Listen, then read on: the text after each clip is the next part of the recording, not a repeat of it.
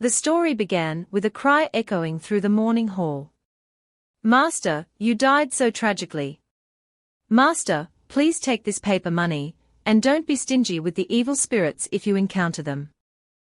The weeping came from a maidservant who continued to sob, "Hoo-hoo, master, please don't come back to find us. Every year when the day comes, we will all pay our respects to you."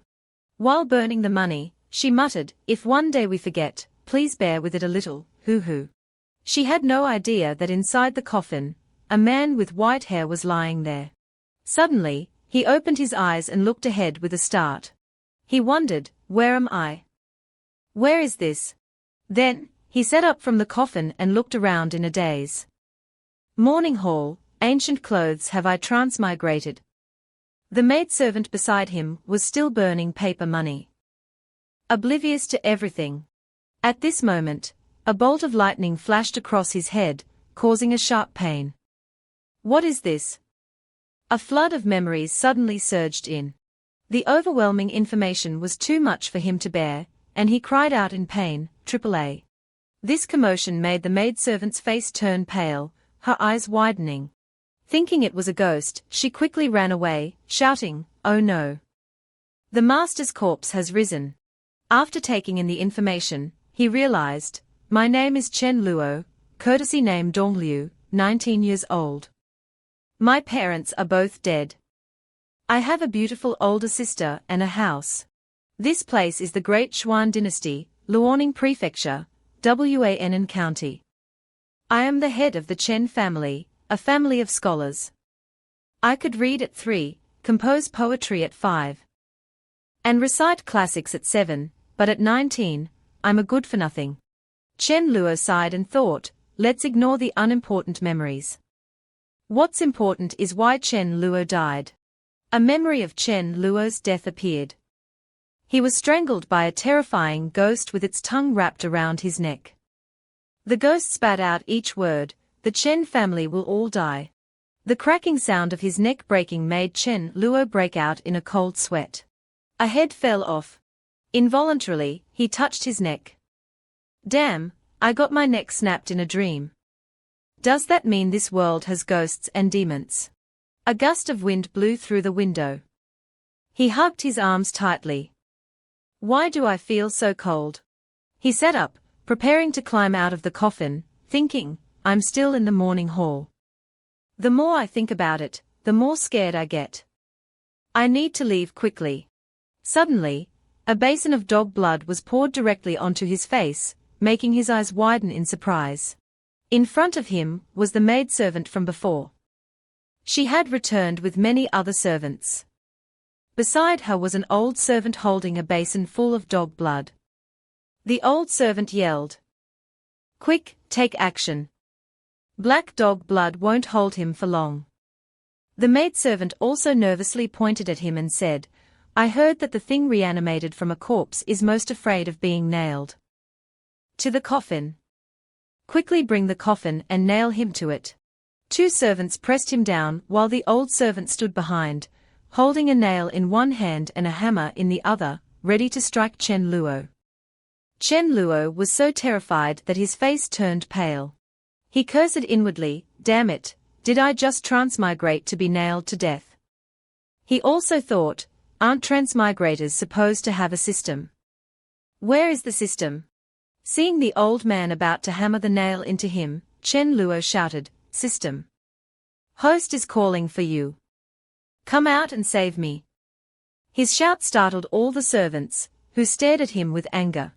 After Chen Luo's shout, the room was silent and nothing happened. Everyone looked at each other, speechless. Suddenly, the maidservant screamed, holding her head, "AAA. It must be words from the underworld. We mustn't listen to it, it will shorten our lifespan. Hurry and nail him down." Realizing he couldn't escape this time, Chen Luo's face grew paler. He sadly sighed, "Am I really going to die like this after transmigrating?" Suddenly, a female figure appeared before Chen Luo, but he couldn't clearly see her features.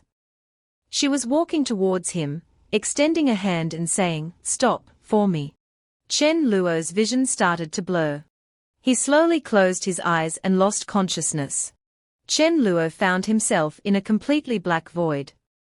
His whole body was falling. He wondered, where is this place now? At the same time, countless pens were falling from the sky, following him down. He was surprised, what is this? Chen Luo and the pens fell to the ground. After landing, black ink splattered from the tips of the pens, covering his body in a strange black color. A golden light from the sky illuminated the black space. 2 lines of golden scripture appeared in the sky, making Chen Luo gape in astonishment. Classics, histories, philosophies, collections, theories are all from the heavens. Explanations, interpretations, and worldly affairs are but mere appearances. Buddhism does not bother with the affairs of the mortal world. But how many comprehend the wonders within the books? He wondered, is this a personal space, auto-hack, or heaven? Suddenly, the surrounding black color disappeared. A scene appeared before Chen Luo, filled with beautiful blooming flowers, a stark contrast to the previous gloom. Chen Luo really didn't know what had happened. Then, he saw a flower drift past him, and he exclaimed in surprise. Chen Luo reached out and caught the flower. But when he opened his hand, the flower was gone. In its place was a wisp of black smoke. The black smoke swirled and then gently touched Chen Luo's brow. Instantly, an image of a ghost with bloodshot eyes appeared. Golden lights emanated from Chen Luo's body, swirling around him. He opened his eyes in shock. This is ghost catching, Zhongkue. In the sky was the image of a large eye. Within the eye was the silhouette of a red dragon, bound by chains. In the sea of flowers, Chen Luo was running, reaching out as if trying to hold onto the petals in the sky, saying, wait, wait. As he ran, his feet stepped on the flowers. Suddenly, each petal lit up and floated into the sky, causing Chen Luo to exclaim in surprise, this is. The scene in the sea of flowers disappeared. Currently, Chen Luo was lying on his bed, holding his head in confusion. He inhaled deeply. Too many things were stuffed into my head, it hurts. Suddenly, Chen Luo smelled a fragrance. He thought, huh? It smells so good. Where is this? Suddenly, he panicked. In front of him was a beautiful woman with pink hair, fast asleep. She was so beautiful that Chen Luo had to exclaim, ah, a beauty with such looks. If uploaded to the internet, would definitely be very popular. Suddenly, memories flooded back. Chen Luo saw himself as a child, being led by the hand by his pink-haired older sister. When Chen Luo was asleep, it was his older sister who carried him on her back. When he was bullied, it was also she who stood up to protect him. Chen Luo frowned slightly. Heiser, so she's my older sister. I thought it was my childhood sweetheart, who was married here to be my concubine. Chen Luo's gaze softly turned towards his older sister. He thought, so from the start, I had an older sister.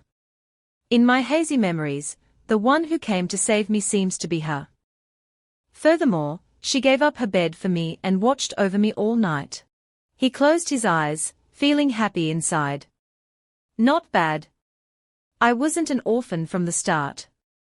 The difficulty immediately decreases. But this transmigrated world isn't like the normal ones.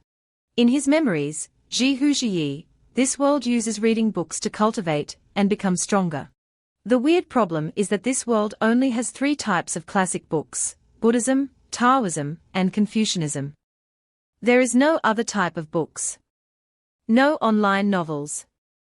No manga, and no, the kind of books that also knows Then, Chen Luo suddenly remembered, wait, just now in the dreamscape, it seems like flower petals were flying around Chen Luo. Those flower petals were all entertainment books. Chen Luo was confused. In a place that only has the classics of the 3 teachings, where you can cultivate by just reading books, isn't that like autohack? I still can't understand what a pile of entertainment books can do. He gradually broke out in a cold sweat. Why do I keep feeling like this system is malfunctioning? I really don't understand this system. Wouldn't it be better to directly give me some invincible super-secret art, or an invincible diamond indestructible body? Or even a copy of Lisa or the Analects? Ah, this system is really a scam. His older sister's voice interrupted the protagonist's thoughts. He looked over and saw that his older sister was still asleep, calling out dreamily, "Father." She rubbed her eyes. "Father, where are you?" A large question mark appeared in Chen Luo's mind. Before he could speak, his older sister had woken up and asked him with concern, "Xiao Luo, you're awake." She hugged Chen Luo tightly. "Xiao Luo, that's so good." But she didn't notice her two mounds pressing against him. Suddenly, she saw Chen Luo's face redden, his soul seemingly flying away.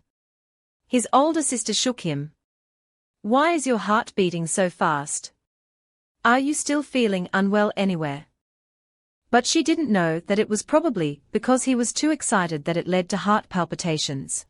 Thinking of the sight of those two majestic mountains, Chen Luo covered his face in shock. What am I talking about?" Unaware of what was happening, his older sister sat next to him. His older sister suddenly said, "I know. It must be because the blanket is too thick. I'll go tell Xiao Huan to change to a thinner one for you. Xiao Luo, you wait here. Don't wander around. I'll be right back." She turned, leaving Chen Luo sitting on the bed. Luckily, she didn't know why Chen Luo was acting like that. As soon as his older sister left, Chen Luo began to ponder, "Why does that sentence feel like I've heard it somewhere before?" He got out of bed, his heart full of determination. "Okay, I have to get up. I have to try it quickly. I have to write Zhong Kuei biography. That autohack must be of some use." No sooner said than done, he went to the study, rolled up his sleeves, and prepared to write Zhong Kuei biography. Just as he picked up his brush, an invisible hand appeared, gripping Chen Luo's head. Ancient blue forces spread throughout the room, as if trying to crush Chen Luo's head. It shocked him. This force, what is it?" He guessed, this is the power of heaven. He finally understood. It turns out that the reason why this world only has the classics of the three teachings is because the words written in the book must be approved by heaven to be used in this world. Chen Luo pouted. "Heaven in this world is really like a parent. I can't even write a simple entertainment book. If it was in the modern world, you'd be the one who's always reporting stuff, 100%. As soon as he finished speaking, an orange light flashed before his eyes. The book was glowing. The words he had just written appeared. "Heaven has approved of Zhong Kuei biography." Chen Luo understood. So that's how it is. The books taken from those flower petals in the dream can all be accepted by heaven. Which means, the four great classics, the four dreams of Lin Chuan, Tales of the Strange, Ghost Stories Notes, will all be new works written by me. These entertainment books will be my system. As soon as he thought of this, Chen Luo wielded his brush. Golden lights flashed brightly. All Chen Luo saw were the lights from before. He was happy. I have a system, so it's much simpler now. Let me see what it's like." He looked at the glowing piece of paper in front of him. Why is it just glowing?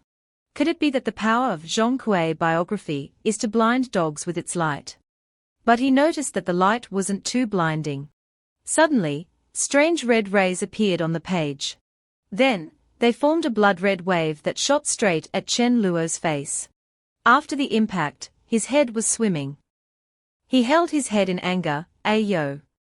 What was that? The red light gradually dissipated. Before Chen Luo was a demon. He bowed, respectful, "Moju, Zhong Kuei. Greets the master." The red light emanating from him overwhelmed the protagonist, causing him to exclaim, "You're too strong. Are you real? Was it the book I wrote that summoned you?"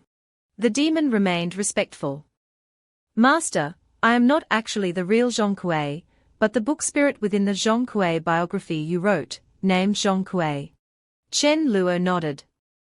"A book spirit. So you know how to catch ghosts. He thought, well, I'm surrounded by a demon now. If I can't catch ghosts, I can only start over.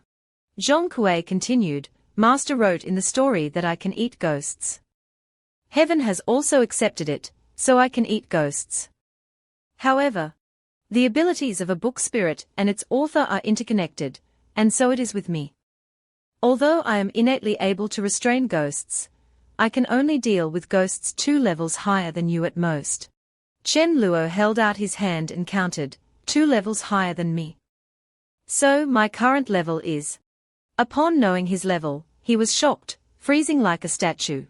He hid in a corner, talking to himself. His voice was filled with resentment. Why am I so weak? No wonder I was killed by a demon. Why is it only 0? Seeing his master so despondent, Zhong Kuei comforted him, Master, you don't need to look down on yourself like that. Under Chen Luo's doubtful gaze, Zhong Kuei continued, I am 2 levels above you, which means that you are the 2 levels in your own words. Level 1 can kill those ghosts who affect the weak-willed. And level 2 can kill evil ghosts that infiltrate people's dreams. Upon hearing that, Chen Luo's eyes lit up, and his whole body seemed to brighten. He thought of the ghost in his dream. The dream demon that killed his predecessor was an evil ghost. This card was perfect. Suddenly, Zhong Kuei yelled, There's Ghost Chi. Then, he flew out. Chen Luo quickly followed behind, yelling, I'm going too. The figure of a ghost appeared, saying, The Chen family will be wiped out. As he ran, he thought, that ghost said it would kill my whole family. It just killed me and now it's here again. Isn't it targeting my beautiful, kind, and generous older sister? If you dare touch my beautiful, kind, generous older sister, I will definitely make you vanish into thin air, you bastard. Then, Chen Luo suddenly stopped. In front of him was a maidservant who had fallen on the ground, painfully crying out, Aya. Chen Luo rushed over and asked anxiously, Xiao Huan, where is the young mistress? The maidservant, clutching her back, said, The young mistress said she saw a ghost and chased after it. I don't know what kind of gust of wind just blew past. But I can't even stand still. Young master, do you think I've been touched by a ghost? Before she finished speaking, the maidservant was stuttering. Her body was stiff, her mouth agape, unable to speak. Chen Luo wondered, What's wrong with you? The maidservant was now extremely terrified. She mustered all her strength and yelled, A ghost. Young master, run! Her yelling made her soul almost fly out. Then, Xiao Huang fainted. It turned out that Zhong Kuei was standing behind him, which was why the maidservant was so terrified. Chen Luo supported the soulless maidservant, directing his helpless gaze towards Zhong Kuei.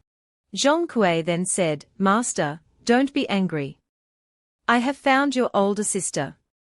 Chen Luo asked, Where is she? Zhong Kuei used 2 fingers to cast a spell, swiping it across his eyes. Look for yourself. Chen Luo covered his eyes. Ah? That's cold. What are you doing? Zhong Kuei explained, It's a spell to open your yin-yang eyes. Please look up. Listening to Zhong Kuei, Chen Luo looked up, his mouth gaping. Older sister. His older sister was in the air, battling with a demon. Although the demon looked ferocious, she stood her ground, pointing her sword at him. Chen Luo ran while saying, Zhong Kuei, help me get a ladder. I need to get on the roof to help. Chen Luo was shocked when he saw his older sister in the courtyard, sitting still with her eyes closed. Zhong Kuei quickly explained, This is the physical body of your sister, master. What's up there is her soul. Chen Luo said with a bit of worry, I'm not surprised by that, but by the 5 silver needles. This is the forbidden secret technique, Heaven's Gate 13 needles of the Confucian sect that your sister cultivates. These are soul-crossing silver needles that seal off all senses of oneself in order for the soul to break free. At the same time, it will cause the loss of the ability to sense.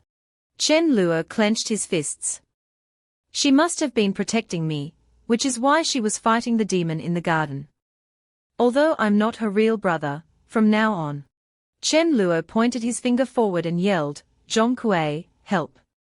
Yes, master, Zhong Kuei responded and stepped forward. Chen Luo thought of his older sister, she is my older sister. Looking at his older sister fighting ahead.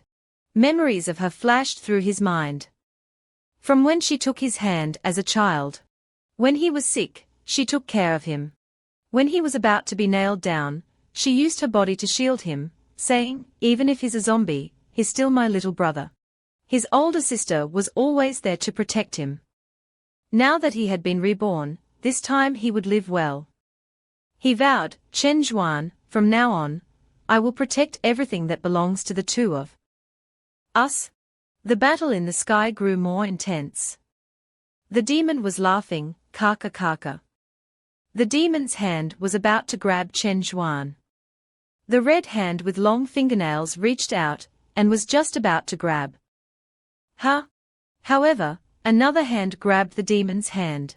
Which surprised both him and Chen Zhuan. It was Zhong Kuei. He tightly gripped the demon's hand and said, Master's older sister, please go down. Leave it to me. Chen Luo was using the ladder to climb up to the roof, cursing as he climbed, damn demon, today I will smash your head. Hearing Chen Luo's voice, Chen Zhuan looked over and said, you can leave it to the gentleman. Little brother doesn't know magic. I am going to protect him. Zhong Kuei smiled and agreed. Zhong Kuei held the demon's hand, licking his lips, looking very eager. Then, he bit the demon. The demon cried out in pain, "Aa."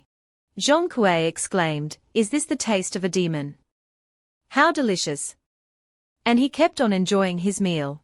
Over here, Chen Luo was moving towards Chen Zhuan and calling, older sister. Chen Zhuan hugged him. Silly, why did you come here? She said, hurry back inside. Oh, right, that gentleman Chen Luo urged, don't talk, quickly go back to your body. I'll explain later. But Chen Zhuan just kept looking at him. He asked, what's wrong? Hurry back. What if your soul dissipates?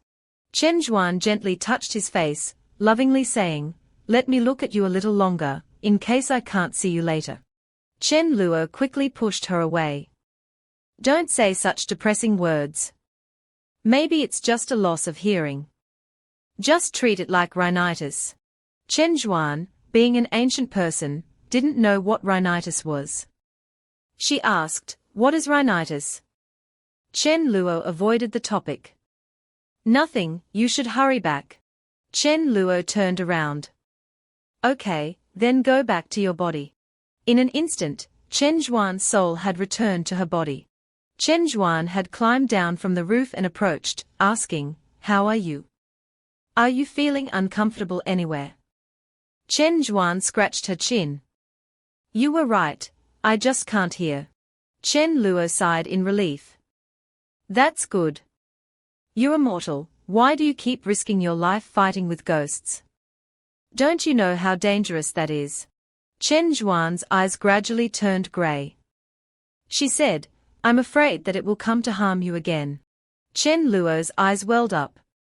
Older sister. Chen Zhuan gently stroked his hair and asked, right, who was that gentleman just now?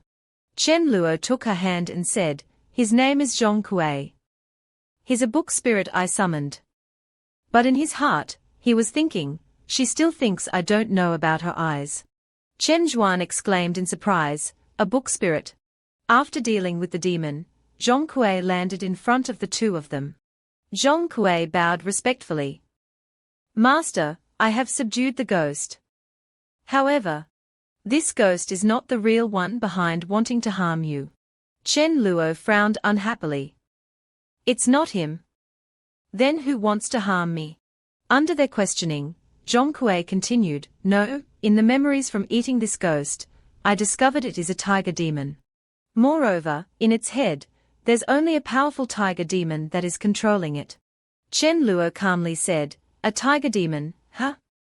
I understand. Chen Zhuan was also shocked. What? Chen Zhuan turned her eyes towards the protagonist. Xiao Luo, you go back to your room first. Help me call Xiao Huan here. We'll go report to the county office. And they won't ignore this demon issue. Chen Luo reassured his older sister. I'll go. I can handle this little matter. Chen Zhuan hesitated. But, in her mind, she saw the image of Chen Luo being impatient. I don't want to manage the family's affairs. Can't you let me read my books in peace? Or the times when he was annoyed and yelled at the servants, get out. You're just a bunch of servants I'm raising. She also remembered the time he held a book and said, I don't believe it. I definitely can see the elegance of words. I definitely can. Chen Zhuan wondered, Xiao Luo, you've never wanted to manage anything in the house before. Why are you so proactive about this today? Suddenly, Xiao Huan, her maidservant, came running, calling out, young mistress. Then, Xiao Huan saw Chen Zhuan's grey eyes. Xiao Huan gasped in shock. What happened to your eyes? Are you blind? At that surprise, Chen Zhuan was saddened. So my eyes are that obvious. Xiao Luo must have noticed it already. The maidservant next to her stood there crying. Hoo-hoo, what happened to the mistress's eyes? Hoo-hoo. Xiao Huan next to her was still sobbing, but she didn't forget to help support Chen Zhuan. Chen Zhuan comforted her. Xiao Huan, go call Ping Uncle. Tell Ping Uncle and Xiao Luo to go to the government office. In her mind, Chen Zhuan still couldn't forget Chen Luo's disgusted face, get out. The childish and arrogant Xiao Luo, who was distant from her. Now that her eyes were blind. What would become of the Chen family? Seeing Chen Zhuan's worried face, Chen Luo grabbed her hand, gently yet firmly saying, older sister. Don't be afraid. I'm here. I will handle everything properly. With that, Chen Luo and Zhong Kuei turned and left. Even though she couldn't see, Chen Zhuan still followed his figure with her gaze and said, Xiao Huan, do you feel that Xiao Luo has changed? But Xiao Huan cried her eyes out. Hoo-hoo, I can't see anything, mistress. But you've changed a lot, hoo-hoo, your eyes are also blind now, hoo-hoo. Over here, as he walked, Chen Luo thought, damn it. After sorting through my memories, I just realized that the original Chen Luo was such a useless person. He didn't care about the important or minor matters in the house. He also sucked at studying. The entire Chen family relied on Chen Zhuan. After thinking that, his face turned ashen. So that's why Chen Zhuan was acting like that just now. Even if she was blind, she didn't want to talk to her little brother because it would be useless. What's the point of talking to a good-for-nothing? Then, Chen Luo turned his eyes towards Zhong Kuei. Old Zhong, I have a question for you. Zhong Kuei replied, please speak. He asked, is there any way to quickly increase one's prestige in a short period of time? Zhong Kuei put his chin up and thought. Well, I actually know a way. Hearing that, Chen Luo was excited, tell me quickly. Zhong Kuei said, take advantage of a dark and windy night to kill and set fires. I guarantee that your prestige can instantly increase from the ground to the underworld. Even the ledger of good and evil in the hands of the judge will record your heinous crimes. Chen Luo's face showed some dark lines. He was speechless at Zhong Kuei's answer. He grabbed Zhong Kuei. You're not learning anything good, just the bad stuff. I am going to fight you. Zhong Kuei pouted, as if to indicate that he didn't know anything and he was innocent. The noise of a man and a ghost reached Chen Zhuan. She asked Xiao Huan, what's in front? Xiao Luo seems very noisy. The poor Xiao Huan had been crying for a long time, and was now crying louder. Hoo-hoo, the young master seems to have gone crazy too. The next morning, the sunlight shone everywhere. At this time, Chen Zhuan was in her room, holding a piece of jade, thinking, this is the soul-stabilizing jade left by father. When Xiao Luo was reborn, the soul-stabilizing jade in his mouth didn't break. This shows that Xiao Luo couldn't have been possessed by a superior being. She held the jade tightly. Although Xiao Luo seems to have grown up, this is probably because after experiencing life and death, he has become mature. Xiao Luo has grown up. She kept muttering, making Xiao Huan behind her confused. What's wrong, mistress? Are you playing a face-changing game? At the same time as Chen Zhuan was convincing herself, Chen Luo was inspecting the identity information in the study. Young master once broke an old servant's tooth when he was a child. Does young master remember how old he was? Chen Luo replied, 6 years old. But it wasn't me who broke it. When he carried me to climb up to the Wanglu pavilion, he fell down to protect me and broke it. Chen Ping, the Chen family's manager, pointed at Chen Luo. The first classic that young master read was given by the old servant. Does young master remember what it was? In Chen Luo's head, there was an image of a dog being beaten until it had a bump on its head. Its head also had a question mark, as it didn't understand why it was being beaten. It was Spring and Autumn written by my father. But I couldn't read it, so in my anger, I tore it up. You lied to my father that it was bitten by a dog. The steward blushed with embarrassment, his hands intertwined. Well, this old servant has a good friend outside. Does young master still remember who I am talking about? Chen Luo crossed his arms. Bullshit, your good friend is Ma Shen, the cook in our house. When I was little, I loved the candy made by Ma Shen the most. You used your position for personal gain to invite Ma Shen to the mansion as a cook. Chen Luo glanced disdainfully at the blushing steward. It's been 15 years since that happened, and you still haven't gotten into Ma Shen's bed. I really look down on you. The steward hugged Chen Luo and cried, it really is young master. If it weren't for the old master's protection, letting young master die and come back to life, young master. This old servant is sorry to you. Tears and snot streamed down his face. Chen Luo helplessly shouted, hey, hey, hey, let go of me. Chen Luo grabbed the old man's face and said, don't think I don't know, you are the one who splashed black dog blood on me. Chen Luo's face was already red from being held tightly. But the old man still didn't let go, crying woo woo woo woo, making Chen Luo break out in a sweat and say, stop it, now. On the roof, 2 cats were stretching and sunbathing. The steward, with a bump on his forehead from Chen Luo's punch, sighed, Mrs. Wright, we should go report to the authorities now. There are still a dozen relatives, we should call them over. Chen Luo rubbed his hands, what are we calling them for? We are just going to report to the authorities, not to kill a demon. The steward turned pale with fright when he thought of the purple eyes. If it's a tiger demon, we have to be careful, right? Chen Luo calmly replied, you are quite cautious, but if we suddenly go report to the authorities, how should we answer when they ask us what happened?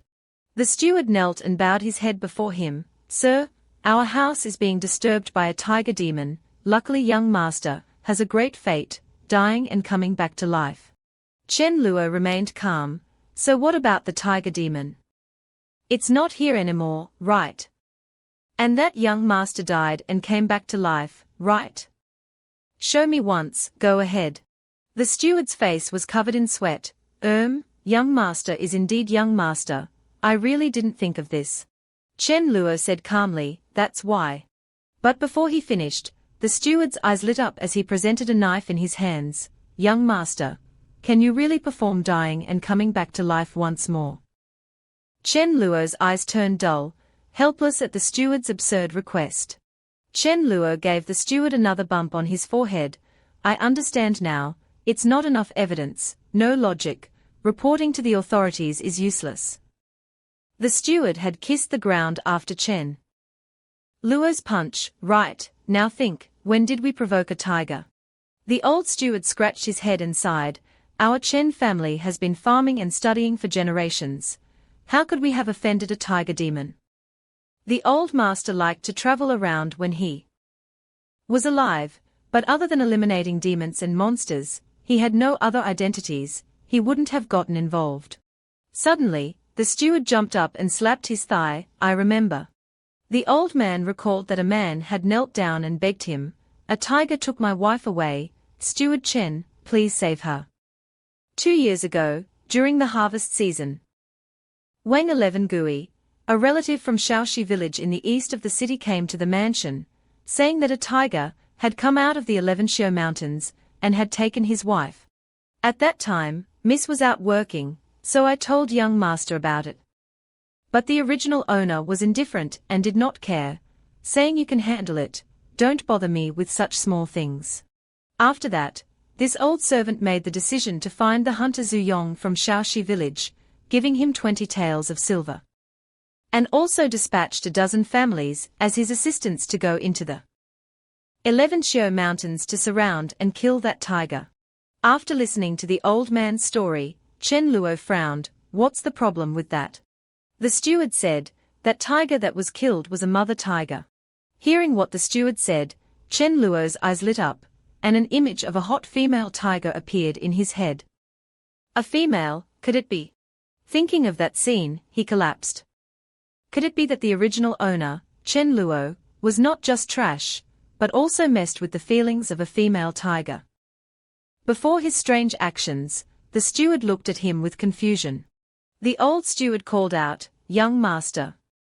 Chen Luo raised his hand to stop him. "I know already. Where is the grave of that female tiger? Take me there to apologize to her." The steward looked at his expression, still not understanding what was going on.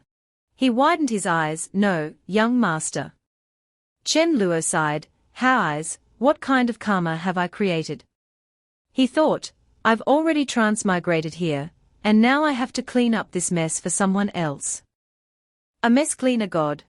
The steward scratched his head with a helpless face. "Apologizing to the female tiger won't help, because the focus isn't on her, but that we haven't found the male tiger. Male and female tigers always stick together. Now that it's coming for revenge, it's probably that male tiger." Chen Luo's eyes became teary. "So that's how it is." On the side, the steward broke into a cold sweat. Chen Luo happily bounced around. "Isn't that just great? That's just great. No wonder I don't have any weird memories in my head." Seeing his young master as if he had a fever, the old steward was stunned, touching his own head. "Young master has gone crazy." Then, Chen Luo cleared his throat. "If we've found the cause of the matter, then the tiger is eating people, and we're taking action to eliminate the harm. It's not our fault." The steward nodded. "MHM, MHM. Chen Luo said, "If it wants revenge, then we'll fight it to the end." The steward, "Huh?" The steward continued to hold his head in fear. "Huh? Young master has really gone crazy." Seeing the steward's frightened expression, Chen Luo thought, "I was just muttering to myself, and he's looking at me like that. Is there something wrong? I'm acting so dignified now. Why is he still looking at me like that?" But he didn't know that the steward was remembering his frightened expression when seeing bugs hiding behind him and saying, "Uncle Ping, it all depends on you. I'll cheer you on. Charge." That was how the young master was before. He thought with a moved face, or perhaps, after experiencing a life-and-death situation, young master has really grown up. Highs, if that's the case, then the old master in the netherworld can rest in peace. He grabbed Chen Luo's hand, his eyes teary. "Young master, if the old master down there knew, he would definitely dance with joy for you." He kick. "So great, he kick." After hearing the steward's words, Chen Luo asked with a pale face, "What's wrong with you? You're not going to disco dance in front of my father's grave, are you? That's not okay." The steward was puzzled. "What is disco?" Chen Luo said, "Forget it, it's not important. If you're determined, then let's go eliminate the demon." After speaking, he turned to leave with a resolute face. "I'll go call the dozens of people in the front yard to go with us. We'll risk our lives with this thing today." Chen Luo quickly grabbed the steward's hand, saying, "You're risking your life, do you know where that tiger is? Don't be impulsive. When faced with a matter, we must be calm. Let's first investigate some clues. The steward nodded. Right. Need to be calm, need to be calm. Chen Luo let go of his hand, then chanted Zhong Kuei. Red glows appeared and swirled around his body. Zhong Kuei appeared, cupping his fist and bowing respectfully. Here I am, sir. Zhong Kuei's appearance startled the steward. His face turned blue, his mouth gaped, and his eyes widened. He thought, need to be calm, need to be calm, need to be calm. But his actions betrayed his thoughts. The steward fainted directly, foam appearing at the corner of his mouth and his hands stiff. Chen Luo and Zhong Kuei stood looking at him, speechless. Chen Luo supported the steward's pale face, asking Zhong Kuei, did you gather anything from eating that Tran ghost? Zhong Kuei replied, that Tran ghost only took form for about a month. Deep in its soul there was no human memory. Vaguely it could recognize that it was hunting for food. And someone called it Zhu Yong. Chen Luo's forehead broke out in sweat. Isn't that the hunter who led the group to capture the female tiger? While pressing the middle of the steward's philtrum, Chen Luo asked, is there any other news? Zhong Kuei touched his forehead. In its memory, there's another scene. When this Tran ghost was hunting in the 11 Xiu mountains, it was ambushed and killed. Hearing that, Chen Luo thought, the old servant made the decision to find the hunter Zhu Yong from Shaoxi village, giving him 20 taels of silver. And also dispatched dozens of strong men to go into the 11 Xiu mountains to surround and kill that tiger. Letting the steward lie down on the ground, he said, 11 Xiu mountains. In Chen Luo's mind, an image of a tiger with blood-red eyes glaring appeared. He said, found it, it's in the 11 Xiu mountains. Night fell, an old steward was driving a carriage. On his shoulder was a large cloth bag, perhaps heading somewhere very far away. He said while driving, young master. Is it really okay for us to do this? We really don't need to ask, miss. It turned out that the steward was Chen Luo's steward, and the person sitting in the carriage was none other than Chen Luo. The steward said, here are 2,000 taels of silver, the whole year's income of our Chen family is only about that much. Chen Luo lifted the curtain, coldly saying, Uncle Ping, I'll ask you, who is the head of the Chen mansion? The steward replied, of course, it's you. After receiving the answer, Chen Luo looked at him with cold eyes and said, then why, when I'm doing something, do I still need to ask, miss? The steward was overwhelmed by his aura and was speechless. After a moment, he replied, this old servant understands. When he thought of the cold look just now, he couldn't help but sigh, young master is really different from before. On the other side, Chen Luo was cursing the original owner in his heart, damn it, the original owner is really trash. Even spending a little money to deal with things is being questioned by a servant. Just how useless are you? But he remembered the image of the original owner laughing while lying on the bed, being served by two beautiful maids, one massaging his body, and the other taking off his clothes. Meanwhile, his older sister held an accounting book, dealing with the affairs of the Chen family. He said to himself, if I can leech off my sister, it's really good. Lying down and doing nothing is not bad. But when he recalled the lightless eyes of his older sister, Chen Luo closed his eyes sadly. It's a pity for Zhuangji now. Chen Luo clenched his fist with determination. If I'm reborn, there must be a will of heaven. From now on, it's my turn to protect you, Ji. The reason for bringing 2,000 taels of silver to the county was actually for one thing. Using the official seal of Da Zhuan, mobilizing the kingdom's chief flow to investigate the 11 Xiu mountains. Pinpointing the location of the tiger demon. Using the kingdom's chief flow to investigate will consume chief flow. If there's consumption, there must be compensation. Compensation of chief flow must benefit the people, which means spending money to repair bridges and roads, support orphans and widows, and subsidize schools. Currently, Chen Luo was standing in front of the county office. The county gate was closed but still revealed its dignity. Chen Luo took a drumstick and struck the drum repeatedly. From the county gate, A soldier, still yawning, came out to open the door. He grumbled, upset by the disruption of his sleep. "Are you crazy, beating the drum in the middle of the night? I'll sue you for attempted murder." This was exactly why he needed to bring money to the county government. Chen Luo took out a silver ingot and held it in front of the soldier. "Brother, don't you remember me? I'm here to see Magistrate Tai, please help me announce it." Seeing the silver ingot, the soldier's face changed quickly, like a pancake turning over. The annoyance from before changed into a joyous expression. He took the silver ingot. Glancing left and right, "Oh, is it you, brother? It's been so long, I'll go now." Having said that, he ran off happily. He was too happy and forgot something. Not having gone far, he returned. "Brother, sorry, what's your name?" Suddenly, a voice of shock made both of them jump, question marks appearing in their heads. What kind of demon is so bold as to occupy my grandson's body? You can deceive my granddaughter, you can deceive the servants, but you can't deceive Tai Tong Chen. Behind them was a man pointing his finger at Chen Luo's face. He was Wan and County Magistrate Tai Tong Chen. Tai Tong Chen's face was gloomy, and he cast a cold look at Chen Luo.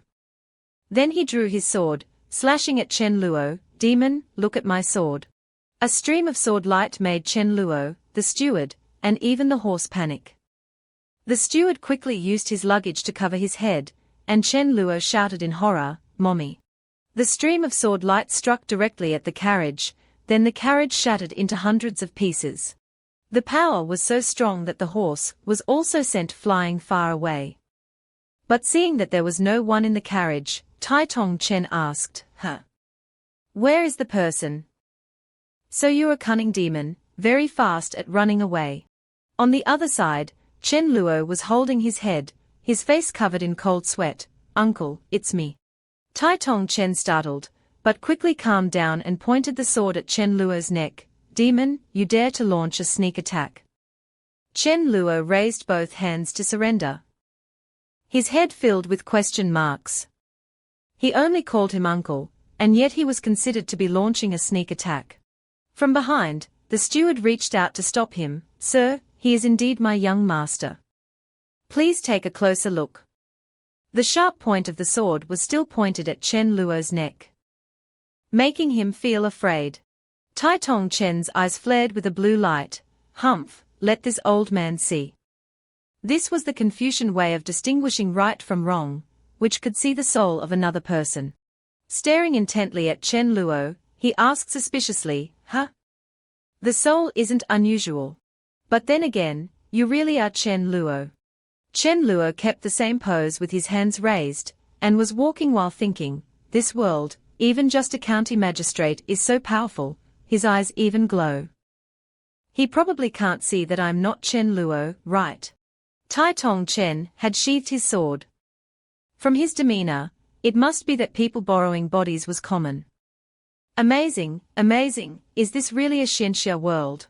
Tai Tong Chen leaned close to Chen Luo, making him jump and turn red in the face. Before that action, Chen Luo went from feeling embarrassed to feeling frightened, sweat poured down his body. Chen Luo had to let out a sound, "The strength is real." Suddenly, Tai Tong Chen hugged Chen Luo tightly. It was this old man who was rude. "My dear nephew, you are really my nephew." He hugged him so tight. After that touching moment, Tai Tong Chen grabbed Chen Luo's hand, pulling him in. "Come, my dear nephew, let's go inside and talk. This time, coming back to life. This old man really has a lot of things to say to you." Chen Luo was pulled along. He thought he could only take things one step at a time. No matter what he said, he would just say MHM, MHM, MHM. Just now he had pointed a sword at Chen Luo, but now the two were inside the house.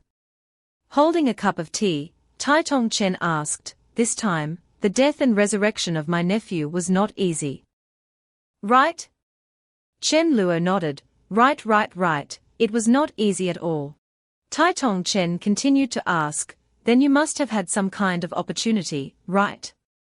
Chen Luo took a sip of tea and replied, yes. there really was some. He asked again, then my dear nephew, can you tell me in detail? The suggestion to speak in detail made Chen Luo immediately spit out the tea. Before Tai Tong Chen's expectant eyes, Chen Luo wiped his mouth with a handkerchief, screaming internally, detail about the process of dying and coming back to life. How is anyone supposed to answer that? There's no one who would ask this question. That's not right. There's also no normal person who can die and come back to life. Seeing Chen Luo's hesitation, Tai Tong Chen seemed to lose patience. My dear nephew, why aren't you answering? Could it be that you basically don't have any memories of that time? Chen Luo quickly cupped his fist. Cough, cough, uncle, there's no need to be impatient. I was just trying to recall it.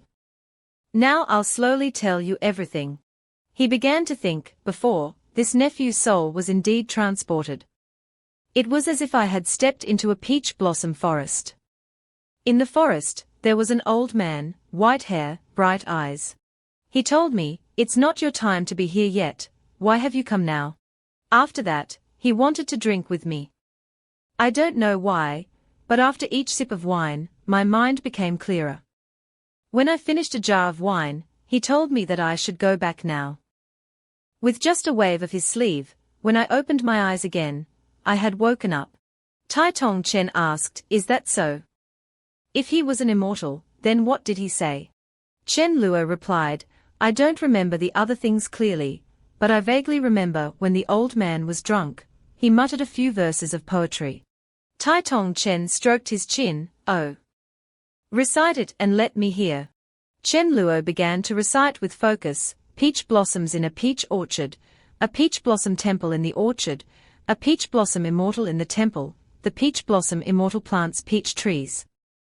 And then picks peach blossoms for wine money. After hearing the poem, Tai Tong Chen was excited, peach blossoms in a peach orchard, a peach blossom temple in the orchard, a peach blossom immortal. What a peach blossom immortal! Just as he finished speaking, he pounced forward, intending to grab Chen Luo's shoulders tightly. It's really you, my dear nephew. Now this old man is completely reassured. Chen Luo replied, Uncle, you only need something this simple to confirm. Magistrate Tai immediately replied, that's right, such a good poem, even if you died 7 or 8 times, you couldn't have written it. Hearing the answer, Chen Luo could only laugh dryly. Ha ha ha. Tai Tong Chen was still muttering the poem, peach blossoms in a peach orchard. Chen Luo wiped his chest and sighed in relief, phew, that was dangerous. Luckily, I took some time to adjust my thinking. In this world, it really isn't easy to show off. In this world, the Buddhist and Taoist schools of his previous life were only superficially similar, many things were completely independent. But the Confucian school was almost exactly the same as in his previous life. The Confucian bigwigs of his previous life were 99% identical in this world and had really existed. The most frightening thing was that Tang and Song poetry was almost 99% identical in this world. Chen Luo knelt on the ground, the area around him sparkled as if there were thousands of stars. Fortunately, there was no poetry after the Song dynasty in this world. Otherwise, the poems of Tang Bohu of the Ming dynasty would have been exposed immediately. He reached out with determination, phew, there aren't many opportunities to show off, but I'll definitely make the most of them.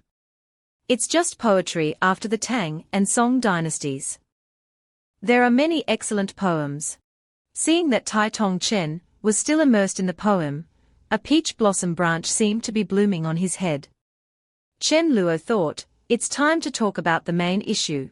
He respectfully said, Uncle, this time I came here is because I have something I want to ask for your help. I have investigated the murderer who killed me. After he said that, he felt like something was not quite right. Tai Tong Chen startled, oh, my dear nephew, you've already investigated the murderer who plotted your death. Tell me quickly, what is it? Then the two of them stared at each other, as if a crow had flown by, and they both felt embarrassed. Wait a minute, the murderer who killed me. But I'm still alive now. So did he eventually kill me? Or did he not kill me? Tai Tong Chen held his head. This is truly an unprecedented case. The person who was killed came to report the crime, accusing the murderer who killed him of killing him. Chen Luo cupped his fist. Uncle, if that demon isn't eliminated, it will come and kill me again, so the problem isn't whether it killed me before. Tai Tong Chen said in shock, a demon?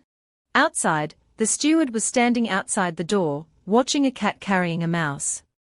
Standing outside, he still heard Chen Luo's voice. We investigated, it's a tiger demon hiding in the 11 Xiao Mountains.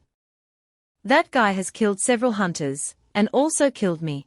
If you don't manage it, it may kill until it goes crazy, and then charge directly into the county seat, damn it, killing indiscriminately.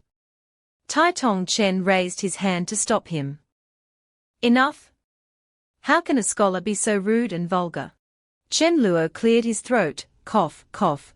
So this humble man urgently requests that Your Excellency activate the official seal, cover the 11 Xiao Mountains, and pinpoint where the tiger demon is hiding. Then send a group of Yamen runners to go to the 11 Xiao Mountains to eliminate the demon with me. Tai Tong Chen frowned. Consuming the kingdom's chief flow for investigation is no small matter.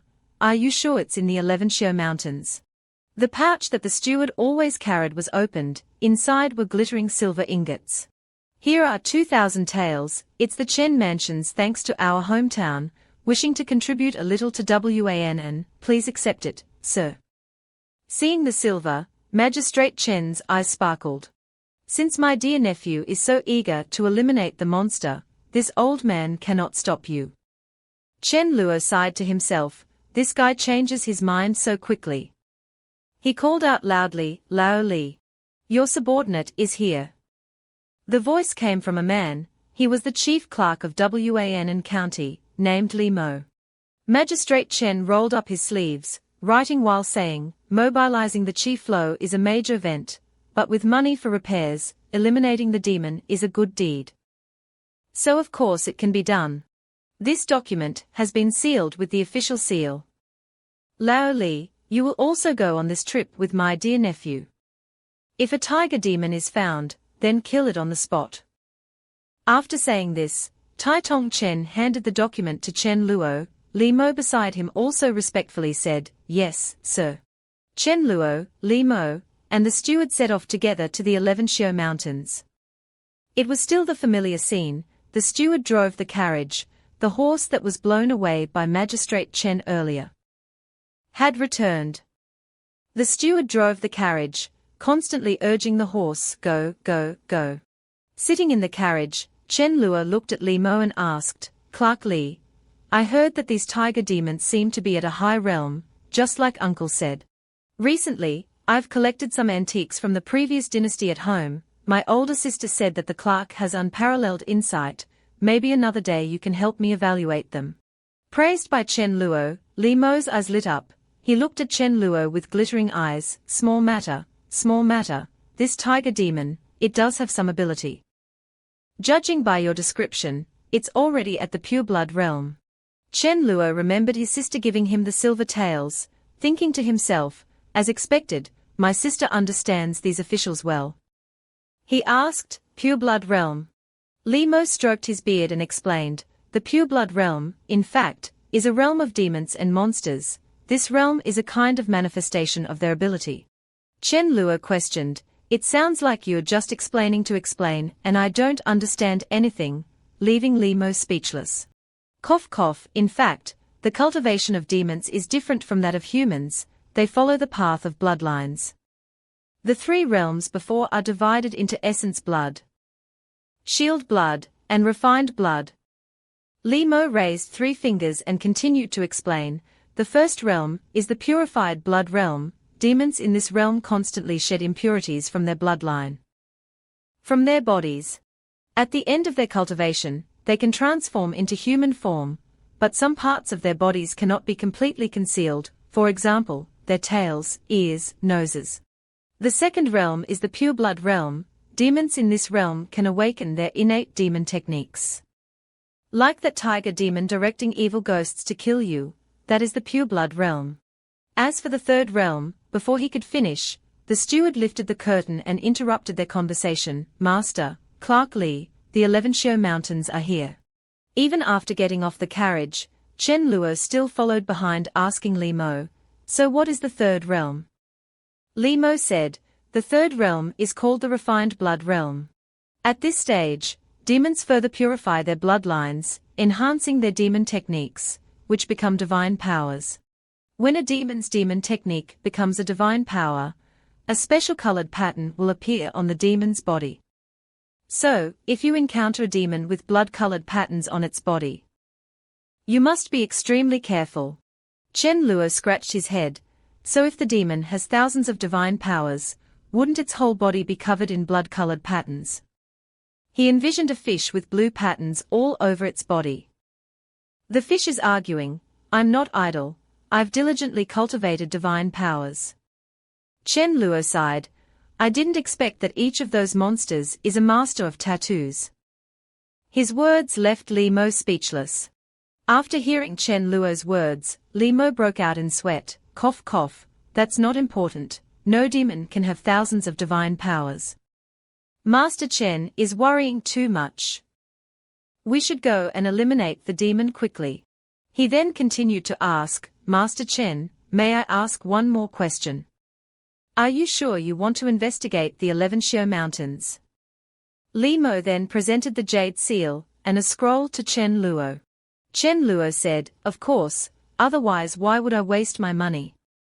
The steward beside him also placed his hand on his chest with determination. 2,000 taels is our entire year's income. Li Mo said, "But you should think it through, using the kingdom's chi flow to investigate. It cannot be used a second time within 3 months. If you don't find it and the tiger demon seeks revenge, we won't be able to help you." The steward, upon hearing this, wiped his face covered in sweat. "Ah, is it that dangerous? Young master, maybe we should reconsider." But Chen Luo did not care about the steward's words. "I'm sure it's here. It's in the memory of the little ghost that Zhong Kuei ate, it can't be fake." Hearing Chen Luo's affirmation, Li Mo performed a technique. "If that's the case, then let's begin." The jade seal then flew into the air. After the jade seal was activated, a map appeared. The steward was surprised. "This is the map of Wan and County." Li Mo touched a point on the map with his hand. He shouted, "Investigate." Chen Luo said, "That's the location of the 11 Mountains." Chen Luo looked up at the sky, which was gradually changing color. "The sky is changing." The gray sky suddenly flashed with countless rays of light. It was so bright that Chen Luo and the steward had to raise their hands to cover their faces. "Wow, is this the kingdom's chi flow?" Li Mo on the other side was still chanting incantations. "Chi flows like clear water. Under the clear water any impurities will become clear. Appear." In front of them appeared 3 faint beasts, a deer, a bird, and a fox. Li Mo explained that these were 3 beasts that cultivated by absorbing the essence of the moon. They didn't carry the killing intent of demons, and were protected by the laws of Da Xuan. It seems like that tiger demon isn't here. Before he could finish, a strong, bright red light suddenly burst out, spreading everywhere. Chen Luo, surprised, pointed towards the direction of the light. "Look. There's another red pillar, and it's very big." But looking at the expressions of the other 2, they seemed unable to see anything. The steward even said, "Young master, can you stop saying strange things?" Li Mo's expression gradually became serious. "This demon, that red color mixed with black, isn't just stained with the blood of our human race, it's even being targeted by the power of heavenly punishment. It has killed quite a few people." Suddenly, a large tiger with fierce, purple eyes appeared, red light surrounding its body. Its aura was truly terrifying. Chen Luo shouted, "It's the tiger, it's him." Li Mo gave him the jade seal from earlier. "Master Chen, take this, to avoid being accidentally injured and killed. I'll go eliminate the demon now." Chen Luo hugged the jade seal, absent-mindedly. "Accidentally injured and killed. Who would have thought that I could transmigrate into the body of a small soldier, who died due to some unknown AoE?" Li Mo turned around and headed forward, saying, it dares to come to us. Out of nowhere, the tiger demon pounced like a gust of wind, its large body intimidating, its purple eyes shining brightly. Around Chen Luo and the steward, it was as if thousands of lightning bolts were striking down, blood-colored patterns. It has awakened divine powers. It's in the refined blood realm. On the other side, Li Mo didn't show any fear. Don't worry, even if it's in the refined blood realm, I have the strength to fight it. As he finished speaking, green lights appeared and surrounded Li Mo. Chen Luo was surprised, he's so different from before. The steward explained, the righteous qi, that's the righteous qi of Confucianism, young master. Li Mo began to recite a poem, Huang Sha with Macron by Zhan Chun Jnjo, Bu Po Jn Zhong Zhng Bu Huan. Lu Hai Chang Yun Zhu by Sha with Macron N. Shi Cheng Yao Wen Kai Shiagun. Behind Li Mo, his book spirit appeared, a general with a sword in his hand. Go. After Li Mo spoke, the general moved forward and slashed his sword at the tiger demon. As the sword struck down, a lot of power was released, sending dust and rocks flying everywhere.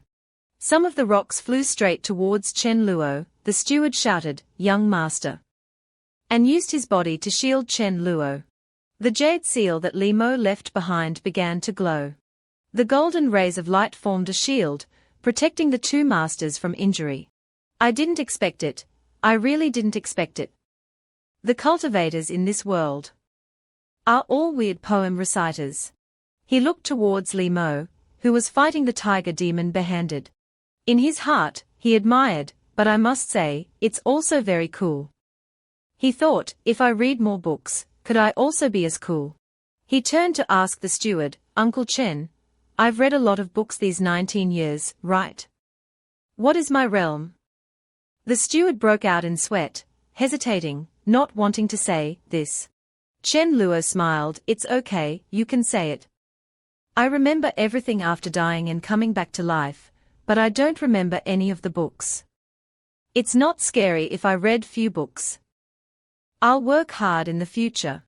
The steward held his head, it's not that you don't remember anything, it's that young master's foundation is bad, your talent is extremely low. You're a waste among 10,000 readers. So there are no books in your head. The old steward's words were like a punch to Chen Luo's face. His face was as black as the bottom of a pot, standing there dumbfounded. What do you mean? On the other side, the fight was still fierce. The general was still slashing his sword with fatal blows at the tiger demon, but it was completely able to dodge them. The tiger demon roared, the power within it erupting. This made Chen Luo unable to help but be surprised, so strong. The wind follows the tiger, the clouds follow the dragon. This tiger demon can actually evolve and control the wind. Faced with that terrifying power, Clark Li still charged at the tiger. Chen Luo was worried for Li Mo. He shouted loudly, Clark Li, be careful. But Li Mo seemed unafraid, it's just a small trick, out. Golden light blazed around, a poem appeared, Liu Ma Shen Kei by Yu Yang. Zan by Sha Chang Yu Sehan. Cheng Chu Tai Jiu Qing Yuzhen. He Zhong Jin Dao Zilai Gan. Chen Luo, on this side. He clearly only heard one word, yet his mind seemed to have heard the entire poem. Is this the divine power of a scholar? Li Mu continued, go. A series of golden lights, like a blade, shot straight towards the tiger demon. The light was like a sharp blade, cutting a long gash on the tiger's body. Blood spurted from the demon's body. Despite being injured, the dangerous glint in its eyes remained fixed on Chen Luo, determined to kill him. He absolutely had to kill him. The tiger demon ignored its wounds, directly bypassing Li Mu. It lunged straight for Chen Luo, growling, I just need to kill you. Before its 10 sharp claws could reach Chen Luo, its entire body was pierced by a golden light. Li Mu had just saved Chen Luo's life, and he shouted, you're so bold. Still want to devour people? Chen Luo approached the injured tiger demon and asked, why are you so fixated on killing me? Blood gushed from the tiger demon's mouth, its purple eyes still full of hatred as it glared at Chen Luo. You harmed my wife, I seek revenge. It is righteous. Chen Luo frowned. If your wife didn't kidnap and eat people, who would have killed her? The tiger roared, ignoring the blood spraying from its mouth. HMPH, but she was pregnant. So what if she ate one or two of you? Big fish eat small fish, it's normal. Chen Luo stomped hard on the tiger's head and yelled, then it's righteous for us to kill your wife. If not for Li Shijia's great strength, you would be gnawing on my bones by now. Now that we are stronger than you, your wife deserved to die. Big fish eat small fish, it's normal. Lying beneath Chen Luo's feet, the tiger demon raged. You. Witnessing everything, Li Mu stroked his beard. Chen Jiazhu, there's no need to argue with it. How can a demon that has gained intellect be married to a wild beast? Besides, this is a demon that has consumed humans with merit. A question mark appeared in Chen Luo's head. A demon that has consumed humans with merit. Li Mu explained, the red blood mixed with black indicates that it has harmed people with merit. It might be a spy sent by the demon race. Li Mu pointed at the tiger demon and questioned it, which faction sent you to Daejuan? The Buddhist sect, the Wan Yao kingdom, or the man people? Daejuan has a decree, demons must be eliminated. The tiger demon looked at Li Mu with cold eyes. Demons must be eliminated. At least 4 out of 10 Chengjun of the Wan Yao kingdom are afflicted with the heavenly retribution of the human race. Does Daejuan dare to defy Wan Yao, to kill a Chengjun? Or will you still engage in peace marriages, sending noble ladies of your imperial clan to marry the heir to the throne of Wan Yao? Li Mu was enraged and raised his hand to strike. You're so bold. How dare mere tiger demon discuss the national policies of Daejuan? Before he could strike, the tiger collapsed. Li Mu's hand froze in mid-air. He was puzzled. Huh? Dead? The tiger was dead, lying motionless in a pool of fresh blood, its purple eyes tightly shut. Chen Ping asked, now what do we do to get more information? Suddenly, Zhong Kuei quietly appeared and said to Chen Luo, Zugong, the soul of this tiger demon is a bit strange. Perhaps this humble one can glean some information. Chen Luo followed Zhong Kuei's advice. He held out his hand and said, perhaps I have a way. Li Mu was doubtful. You have a way? Chen Luo then called out for Zhong Kuei. Zhong Kuei suddenly appeared from behind. This surprised Li Mu. This is a Shuling. Zhong Kuei cupped his hands and said to Li Mu, this humble one is Zhong Kuei. Greetings, Wen Yu. It's not convenient to talk long at the moment. I will demonstrate my abilities first. Otherwise, the soul of this demon tiger will dissipate. Li Mu also cupped his hands. Please, Wen Yu, do demonstrate fully. In his heart, he couldn't help but think, this young man, Chen Jia, doesn't seem as useless as I thought. Zhong Kuei shouted, go. A thick chain was released. The chain shot towards the tiger demon's neck. Zhong Kuei said, Zugong, the soul of this demon is a Yi Han. The spirit light is still considered complete.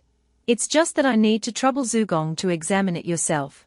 Chen Luo said, okay, but Li Mu held out his hand in worry. Chen Jiazhu, you mustn't have any mishaps, or I won't be able to answer to Tai Daran. Chen Luo smiled, don't worry. I am very confident in my Shuling. Zhong Kuei called out, Zugong, come. Then, he shot the chain towards Chen Luo's brow. The chain touched Chen Luo, and he fell down. Chen Ping reached out to support him, calling out, Xiaoye, Xiaoye. Zhong Kuei reassured him, it's fine. Zugong is reading the demon tiger's memories. He'll wake up soon. The scene gradually changed.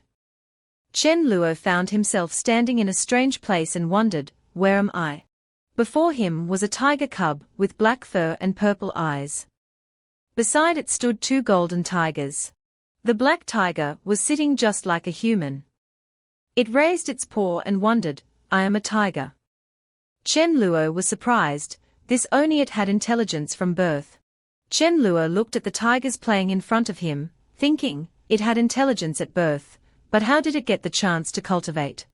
The black tiger was affectionately nuzzling the golden female tiger, thinking, Akiao is so beautiful, I like her very much.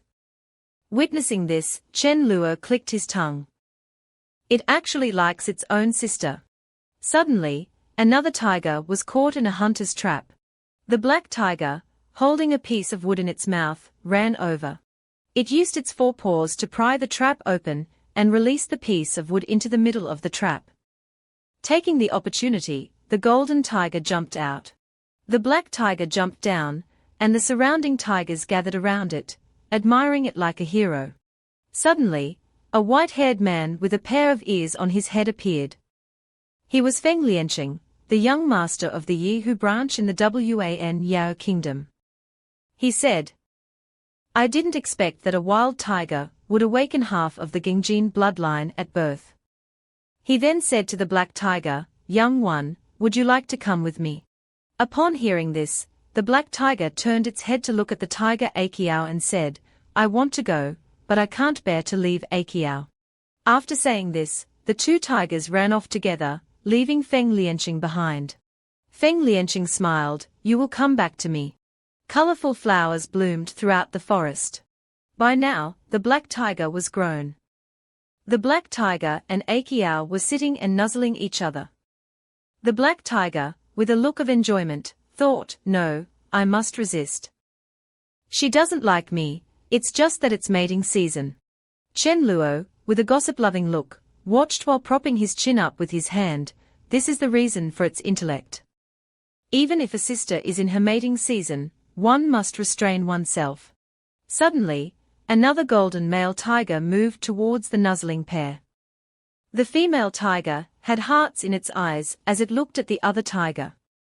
Chen Luo's eyes widened, thinking, it looks like something's about to happen. That night, the male tiger with a scar on his eye pressed down on Akiao. They were having relations, even though Akiao was still nuzzling the black tiger that morning. Leaning against a rock, Chen Luo held his head with one hand and his heart with the other. He couldn't handle this situation. The black tiger, having returned from hunting a rabbit for Akiao, saw the tiger it loved having relations with another tiger. It froze, mouth agape, to the point that the rabbit it had just caught fell to the ground. Its eyes flared with anger, and it pounced on the male tiger. But with one blow, the other male tiger pressed the black tiger's head into the ground.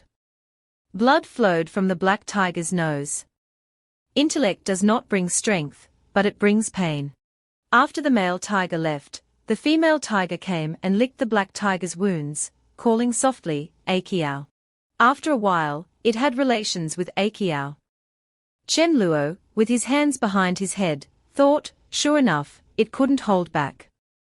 Even with awakened intellect, there is still bestial nature.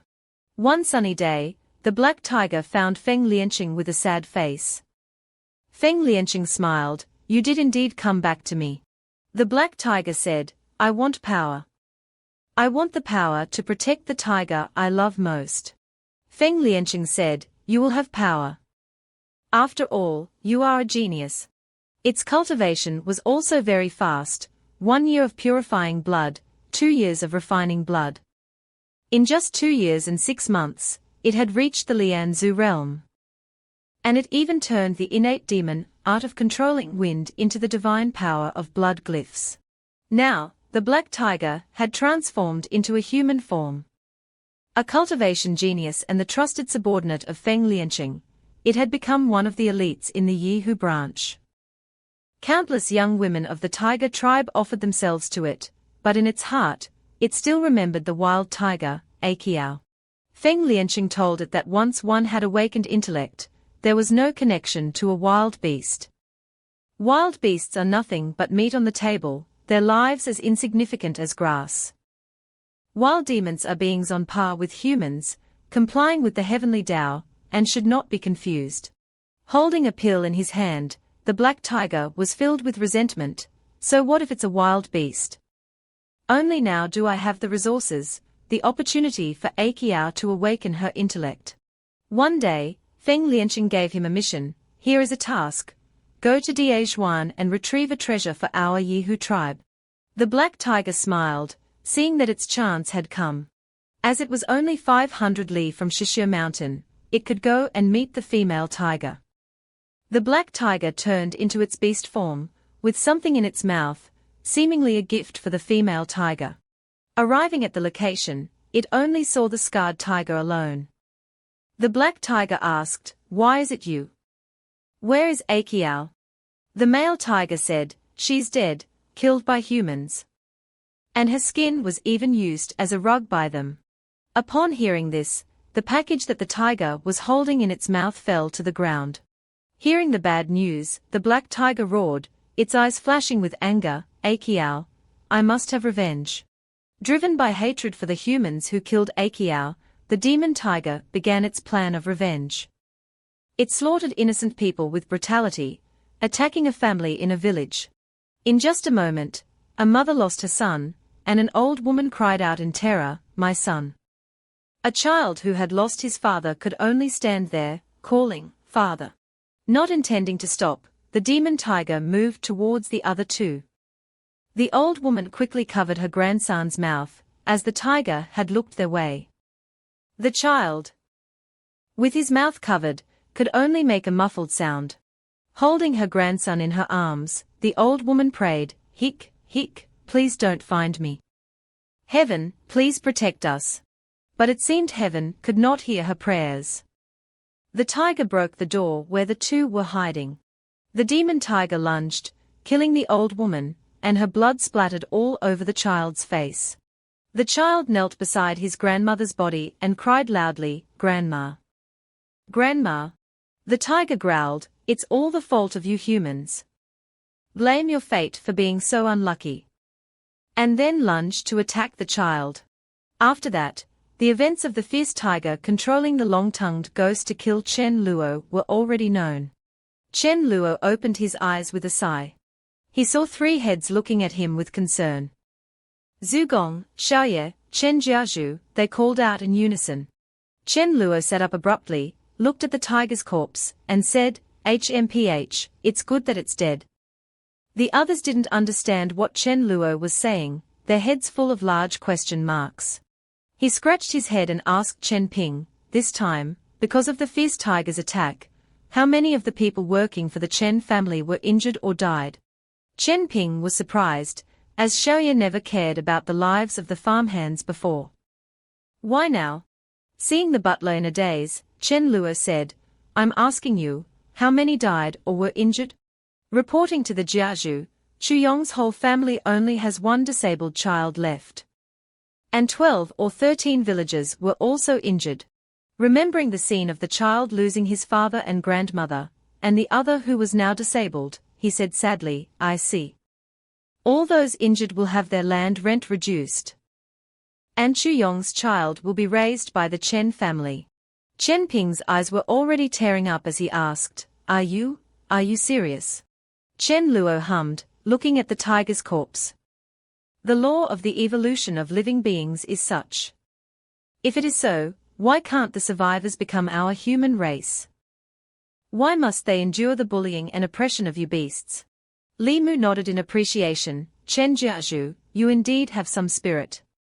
It's a pity that Tai Daran said that he doesn't like elegant prose, and can't give his all for Daejuan." Chen Luo turned to Li Mu and said, "Li Shijia, I know the whole story now. This evil tiger came to steal the treasure of our Daejuan. I now know the location of that treasure." Li Mu used his magic to lift the tiger's corpse. He said, "Very well, then we should go now." While they were moving, Chen Luo asked Li Mu, "Shijia, you mentioned the cultivation methods of demons before. And when you were facing the enemy, you were reciting poetry.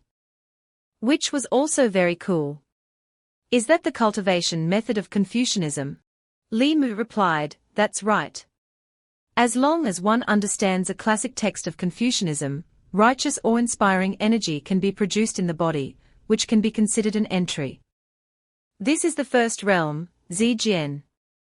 Confucian scholars in the Zijian realm can see in the dark, their bodies are untouched by the mortal world, and evil spirits are easily avoided. Chen Luo asked again, then Li Shijia is definitely not at the first level, right? Reciting poetry and being so cool is just the first level, then the realms behind must be very powerful. Li Mu didn't understand what Chen Luo was saying, so he asked back, reciting poetry and being cool. Chen Luo laughed, that is a descriptive phrase that I created myself. Meaning to say that you are very cool. Li Mu was almost dumbfounded by what Chen Luo had said. What does cool even mean? He held up 3 fingers, forget it. I am indeed not at the first level. 5 years ago, I entered the 3rd level, Chengxi realm. Chen Luo praised, no wonder you only recited 1 word just now, and you could conjure a golden blade. Li Mu was praised but still said, don't be so admiring. After all, only by writing an elegant poem that is accepted by the heavenly Tao can one break through to the Chengxi realm. Upon hearing that, Chen Luo thought, write an elegant poem that is accepted by the heavenly Tao. Chen Luo's eyes lit up. He was delighted as if he had found gold. So all those poems from the Ming and Qing dynasties in my head, I can use them. How can a scholar's work be called plagiarism? Suddenly, Chen Ping shouted, Xiaoye, look over there. There's a cave. Chen Luo was startled and dropped the book he was holding. He pointed in one direction. It's there. Li Mu, while running, said, follow me quickly. They ran to a dark place. Chen Luo said, it's so dark. Uncle Ping, light a fire. Chen Ping replied respectfully, yes. Li Mu raised his hand to stop them. There's no need. He closed his eyes and muttered, Ching Song Ru Gao Mu, Ai Chu Wei Lu Yu. A glowing ball appeared above Li Mu's head. Chen Luo and the butler, standing nearby, had their eyes widened in surprise. So powerful and practical. A human-shaped lantern. Chen Luo looked up in amazement and mumbled, after saying all those incomprehensible words, the ball has now turned into a question mark. Li Mu stroked his beard. Thinking, human-shaped lantern, this brat's strange words are increasing. Suddenly, the butler, Chen Ping, let out a cry. The other 2 looked over in surprise. The question mark above Li Mu's head had now turned into an exclamation mark. In front of them was a white skeleton. Chen Luo reassured everyone, don't panic. These are the remains of Chu Yong. He pointed to a white package on a rock, look, that's the treasure that I saw in the tiger demon's mind. Everyone opened the package together. Inside was a black box. Chen Luo wondered, what is inside? A blue light emanated from Li Mu. He said, Chen Jiazhu, stand back. Let me take a look. I'm afraid it's a trap. Li Mu lifted the box with both hands, curious, what could this be? As soon as the box was opened, a circular object inside, looking like a heart, emitted a golden light everywhere. Li Mu's face turned pale. This is the immortal Wen Xin. Chen Luo was confused. What is the immortal Wen Xin? Li Mu looked very serious. Immortal Wen Xin, this is an immortal Wen Xin treasure. With it, I can become a great scholar. I can achieve eternal fame. Suddenly, black lights appeared all over Li Mu's body. Li Mu smiled, looking very frightening. Chen Luo was scared. What's going on? Li Shijia looks like he's about to go berserk. He yelled, covered in sweat, Li Shijia. Wake up. Li Shijia straightened up with a start, returning to his normal self. Li Mu held his head, thank you, Chen Jiazhu. Just now, I almost made a big mistake. The immortal Wen Xin is very important. I must quickly report this to Daren. I'll send you back first. Chen Luo, standing next to him, wiped his sweat with a towel and rubbed his chest. It seemed he was very scared earlier. He said, send me back first. The carriage is at the foot of the mountain. Li Shijia leaned against Chen Ping, saying, this old man naturally has a way. After saying this, he grabbed both of them and recited, Yi jian hao ren qi, qian li kuai zai feng. The pressure of the wind made Chen Luo and Chen Ping's faces distort. They both opened their mouths and shouted, ah! Ah! Ah! Ah! After landing on the ground, the two masters threw up bile. Recovering, Chen Luo was surprised. It took 2 hours to go up the mountain, and only 5 minutes to come back. And he didn't explain what the immortal Wenshin was and just directly threw me back. Chen Ping wiped his mouth with a towel. Immortal Wenshin, I heard Laoi mention it when I was still alive. That thing is very much related to the top great scholars of Confucianism. Only a great scholar approaching sainthood has the ability to leave behind an immortal Wenshin.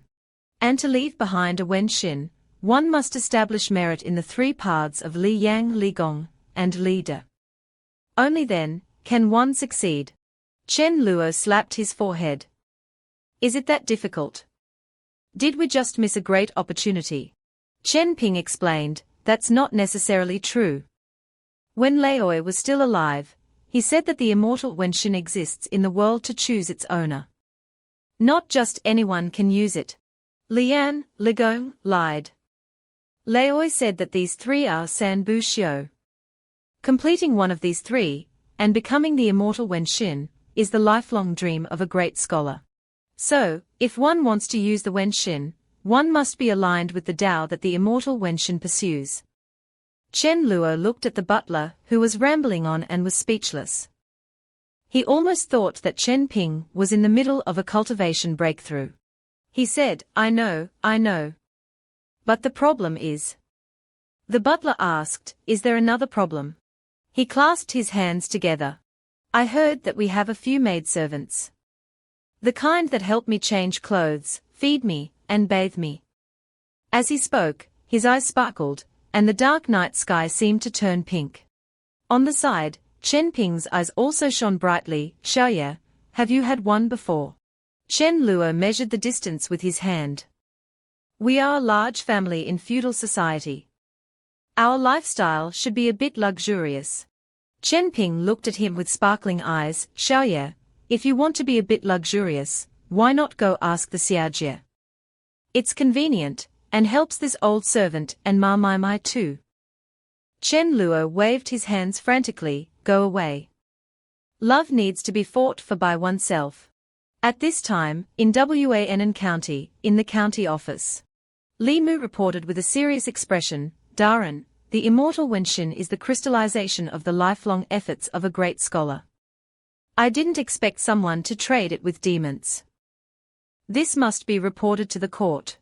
The county magistrate said after listening, this is obvious, but it's also strange.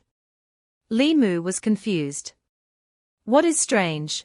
Tai Tongchen pondered, looking at the box, and said, the academies and families that worship the immortal Wenshin have a certain number of them, and even the slightest movement will be noticed. This tiger demon obtained the Wenshin and committed the crime at the Chen family. It's been at least a month. Sai, if it was discovered, it would have been discovered already. Li Jiashijia asked, what do you mean? Tai Tongchen turned away. I'm afraid another great scholar of our Da Zhuan has passed away. The county magistrate's words shocked Li Mu. On Chen Luo's side, he waved his hand, signaling, Uncle Ping, I'll go report to my older sister. You go back first. Go to sleep. A maidservant beside him, holding a lantern to guide him, said, Xiaojie has already finished bathing and dressing. Xiaoye, please follow this servant. Chen Luo crossed his arms. Confused, bathed and dressed. A voice spoke up, Shaola, are you all right? What did Tai Shushu say? Chen Zhuan appeared, wearing a very thin nightgown. The clothes hugged her curves tightly, making Chen Luo blush. Chen Luo continued to blush. He thought, although I know this body is her younger brother, but I'm me. An outsider. Xiao Huan behind her said loudly, HMPH, Xiaoye, why do you keep staring at Xiaojie? Has Xiaojie become blind so you don't recognize her? Chen Zhuan extended her hands toward Chen Luo and said, Xiao Huan, don't talk nonsense. Shaola, how did things go in the end? Suddenly, her leg bumped into the edge of the table, and she cried out, falling forward. Chen Luo's head flashed with lightning. He caught Chen Zhuan with one hand. Be careful. I've finished everything. Older sister, there's nothing else. The tiger demon is dead. Chen Zhuan touched his cheek. You've worked hard. Chen Luo's face turned bright red, and he quickly waved his hands. Not hard, not hard. What am I? I'll go first. Older sister, rest early. After saying that, Chen Luo ran away in a panic, leaving Chen Zhuan standing there, sadly thinking, he still keeps his distance from me. In Chen Luo's room. He was doing push-ups vigorously, 98, 99, 100. His face was covered in sweat, but it was still red. He slumped down, cursing in his heart, damn, this young man's vigorous body is really troublesome. How can older sister be so beautiful? Then he sat up, thinking, push-ups are useless. I must read something to calm down. A young man with so much vitality must have some secret books hidden away. He went to the bookshelf and picked up a book. After reading the title, Xinyang Feng Shen Shi Shen Lu, he cursed, shit. The title sounds very powerful. Suddenly, a book caught his attention, huh? On this bookshelf, it's a book of Buddhist stories. I didn't expect there to be so many types of classics and stories. This world relies on reading to cultivate. Now replacing the original owner, does it mean that I can actually read the cultivated texts of this world? He picked up 2 books. Let's try and see. The memories in my head told me that only those who have awakened the innate talent of Tongdu can see the texts of cultivators. Maybe I really just might have that potential. He opened the books and light emanated from them. The words inside moved, startling him. Oh? They can move. This made his eyes twist and his face turn purple. He was agape. It turns out that my talent is worse than the original owner. He dropped the 2 books, collapsed onto the floor and sighed, worse than AAA. Suddenly, Zhong Kuei appeared and shook Chen Luo vigorously. Zugong, wake up. When Chen Luo opened his eyes, he was in another dimension. Before him was Zhong Kuei. He scratched his head in confusion, huh? So as long as I sleep, I can come here. Why are you here too? Zhong Kuei laughed. This humble one was born from the flower forest, so of course, I'm here. Chen Luo asked, so, you cultivate here? Can you reveal your cultivation method? He thought, I have no way to cultivate now. I must grasp every opportunity. Otherwise, when the master of that tiger demon comes for revenge, I'll be in big trouble. Zhong Kuei replied, this humble one doesn't know how I cultivate, let alone teach it to Zugong. But, I can tell Zugong a bit about matters concerning that flower forest. Chen Luo asked, can that sea of flowers help me cultivate? Zhong Kuei folded his arms and said, this humble one does not know, but if we divide literature into 9 streams, this humble one is only in the lower 3. Perhaps in this flower forest, there are classics that can help Zugong in cultivation. Please, Zugong, move and let me explain it further. As they walked, Zhong Kuei said, this flower forest of books has a connection to Zugong's soul. For example, when Zugong suffered from the long-tongued ghost before he summoned me.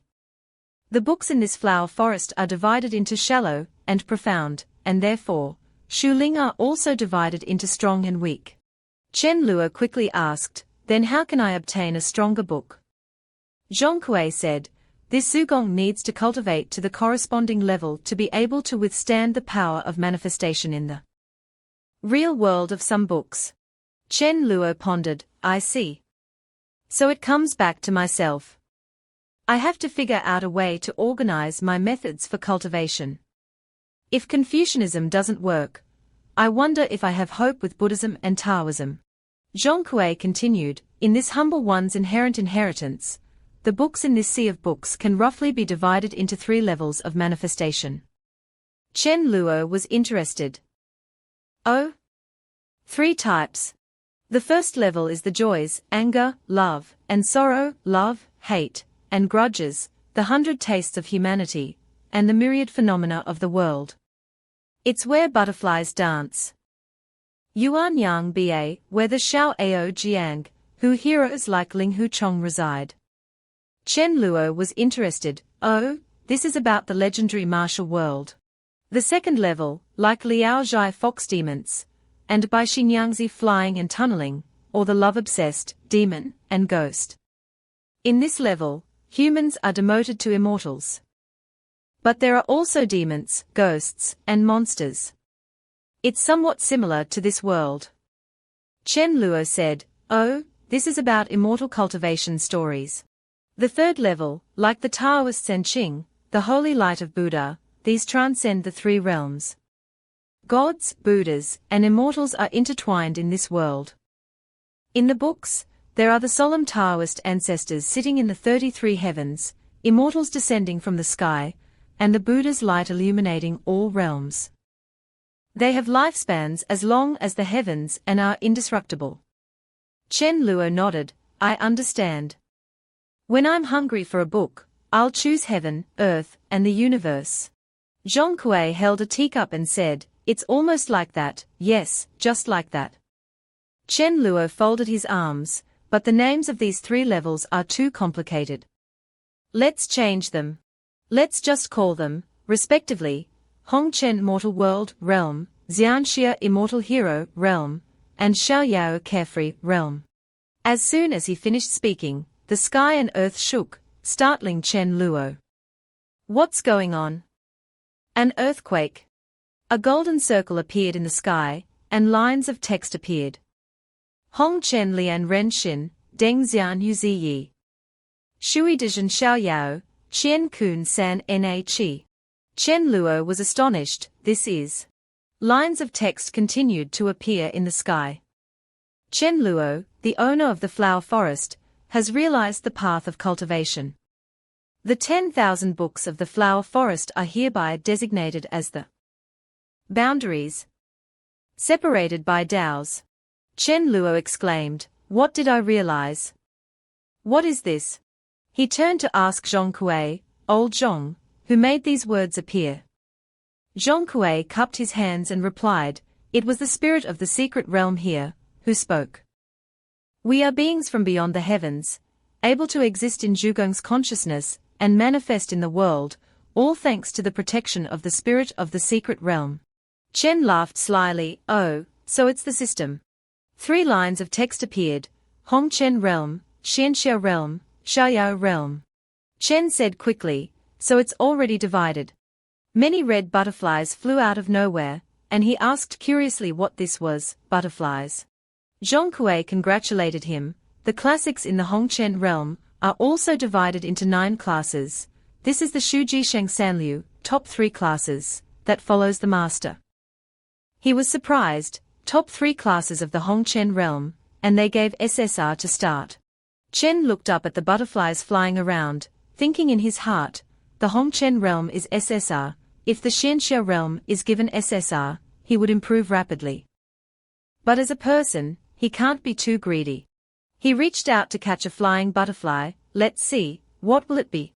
A bright light shone from the butterfly in Chen's hand. He was surprised, this is. Countless characters appeared in the air, it was Xiaoao Jianghu. The spectacular scene made Chen admire, damn, it's so cool. Chen opened his eyes wide and woke up. He was happy in his dream, Xiaoao Jianghu. What kind of spirit will Xiaoao Jianghu be? Chen dreamed that Xiaoao Jianghu would be a stunning beauty, or perhaps the world's #1 Dongfang Bubai. Haxing Dafa. Hey ha. Suddenly Chen was startled, sitting at the table was Xiao Huan, her face still sleepy, her saliva forming a puddle on the table. He looked at her, his face flushed, he coughed, Xiao Huan, why are you in my room? Xiao Huan rubbed her eyes, still sleepy, and replied, Miss was worried about young master, so she asked me to serve you here. Does young master need me to call a doctor to check you out? Chen flexed his arms, what do I need a doctor for? I'm very healthy, I don't need to see a doctor. Xiao Huan looked at him helplessly, then pointed to her head. She meant that young master clearly had a problem in his head. Chen lunged forward and grabbed Xiao Huan's cheeks and pulled them hard. What kind of maid are you? I'll fight you to the death. Xiao Huan also refused to give in and pulled his cheeks hard. Young master, I'm serious. There's definitely something seriously wrong with your head. After pulling each other's cheeks to their heart's content, the two sat down on the ground, panting. He panted, Phew. I didn't expect you to be such a small maid, but you're also quite strong. Xiao Huan rubbed her cheeks and glanced at Chen. Phew. I didn't expect that a young master like you, who eats and wears well, would also have such strength. Getting back to the main point, he asked, That's right, why are you in my place? Shouldn't you be with my sister? Xiao Huan stretched and yawned. Miss went out of the city with Ping Shushu early in the morning. The residents outside the city were frightened by the evil spirits. And Miss had to go and soothe their hearts. Chen was annoyed. Nonsense, hasn't she got a problem with her eyes? Why didn't they call me for that kind of thing? Xiao Huan tried hard to defend her Miss. Her eyes? Miss said that as long as she covers it up, no one will be able to see that there's a problem with her eyes. Besides, Ping Shushu said that it's no use even if young master goes. Hearing this, Chen felt uncomfortable and cursed the original owner in his heart, You useless trash. I will get back all the debts you owe later. Then he turned to Xiao Huan and ordered, Go and get me a basin of water, and put it in front of the door. Also, put lunch in front of the door, and call me when it's ready. Xiao Huan said worriedly, and he reassured her, You don't need to worry. Before he could finish his sentence, she said, I know, and turned to leave, leaving Chen stammering, Hey, you didn't even listen to my explanation. In front of the door, Xiao Huan put her hands on her hips and sighed. Miss said that young master has changed. Isn't he still the same old bookworm? Hearing that disdainful remark, Chen comforted himself, It's okay, Chen, am going to open their eyes soon. In the study, Chen was intently writing. Each line of characters on the paper sparkled. He wrote, The gentle wind sways the willow branches, the fragrance of flowers intoxicates the heart. This is the romantic scenery of spring on Shimen Street, Fuzhou Prefecture, Fujian Province. The bluestone road stretches straight to the west gate. An hour later, Chen was still sitting there diligently writing, even though his face was covered in sweat. 3 hours later, Chen cried out, Oh my God, Mom. 1 million characters written with a brush, it's too difficult. 10 hours passed. Chen's face was purple, his hands were trembling, he couldn't feel them anymore. He sighed, Well, it's good, I'm like a machine operating on its own. Switching to the evening at the county gate. Tai Tongchen and Li Jianxi were standing in front of the courtyard. Li Jianxi was holding a black box and asked, My lord, how much longer? Tai Tongchen raised his hand to calculate and said, It's here. A sedan chair appeared in the air. It was Zuyuan Zhaogai. Li Jianxi's expression was serious. This is not an ordinary object, but an official art that uses the great Xuan Qi luck to activate. Qi luck detection is a 7th grade official art, while Zuyuan Zhaogai is a 3rd grade official art. The sedan chair landed in front of the two men, and both the county magistrate and Li Jianxi bowed respectfully. Student Tongchen pays respects to the Enshi. Junior Li Ruye pays respects to the Wei Da Shuesha. A man stepped out of the sedan chair, his hair and beard were all white. He was a scholar of the Wenxiong Pavilion, a 3rd grade Great Confucian, the Gawu realm. Wei Yanzi, Qiani. He told them both to rise, and give the Wensen to him. Li Jianxi respectfully handed the box with both hands, The Wensen is here. Opening the box, there were countless characters inside. He explained, There is chanting of the scriptures in the righteous Qi. It is a Wensen of establishing one's own theory. Li Jianxi asked, Enshi, do you know which predecessor it belongs to? Wei Yanzi glanced at him and said, Let's go inside and talk. Inside the study, Both Tai Tongchen and Li Jianxi stood with their hands clasped. Tai Tongchen said, "Enshi, everyone else has left. What is the situation now?" Wei Yanzi said, "The Wenxiong Pavilion checked all places with traces of registered Great Confucians, and used Qi luck detection on 1026 immortal Wensen across the Great Qian dynasty, and found no abnormalities." This result made Tai Tongchen exclaim in surprise. Wei Yanzi looked at the box lying quietly on the table, and said clearly, "This Wensen belongs to a recluse Great Confucian." Tai Tongchen wondered, if it is an unclaimed Wensen, then where will it go? Wei Yanzi replied, "The Wenxiong Pavilion has 3 suggestions.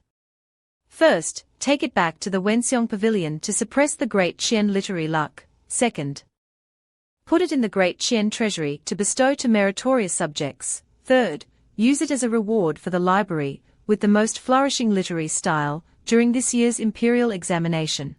Tai Tongchen frowned, appearing a bit surprised. "What does Wen Xiang mean?"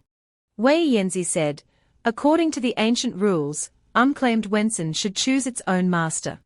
Tai Tongchen broke into a cold sweat. This is an immortal Wensen of a Great Confucian establishing a theory, inheriting the lifelong path of a Great Confucian. Even the imperial court agrees. Wei Yanzi took a sip of tea. "That's how the ancient rules are. 3 days later, you will hold a ceremony for the Wensen to choose its master in Wan County. During this time, Tongchen, I will temporarily take over Wan County." The county magistrate said respectfully, "Yes." But in his heart, he thought, "Master is worried that I can't control the scene of the master selection ceremony." So he didn't hesitate to come here from thousands of miles away. At this time, in the Chen mansion, Chen was tired and collapsed on the table, his head was spinning.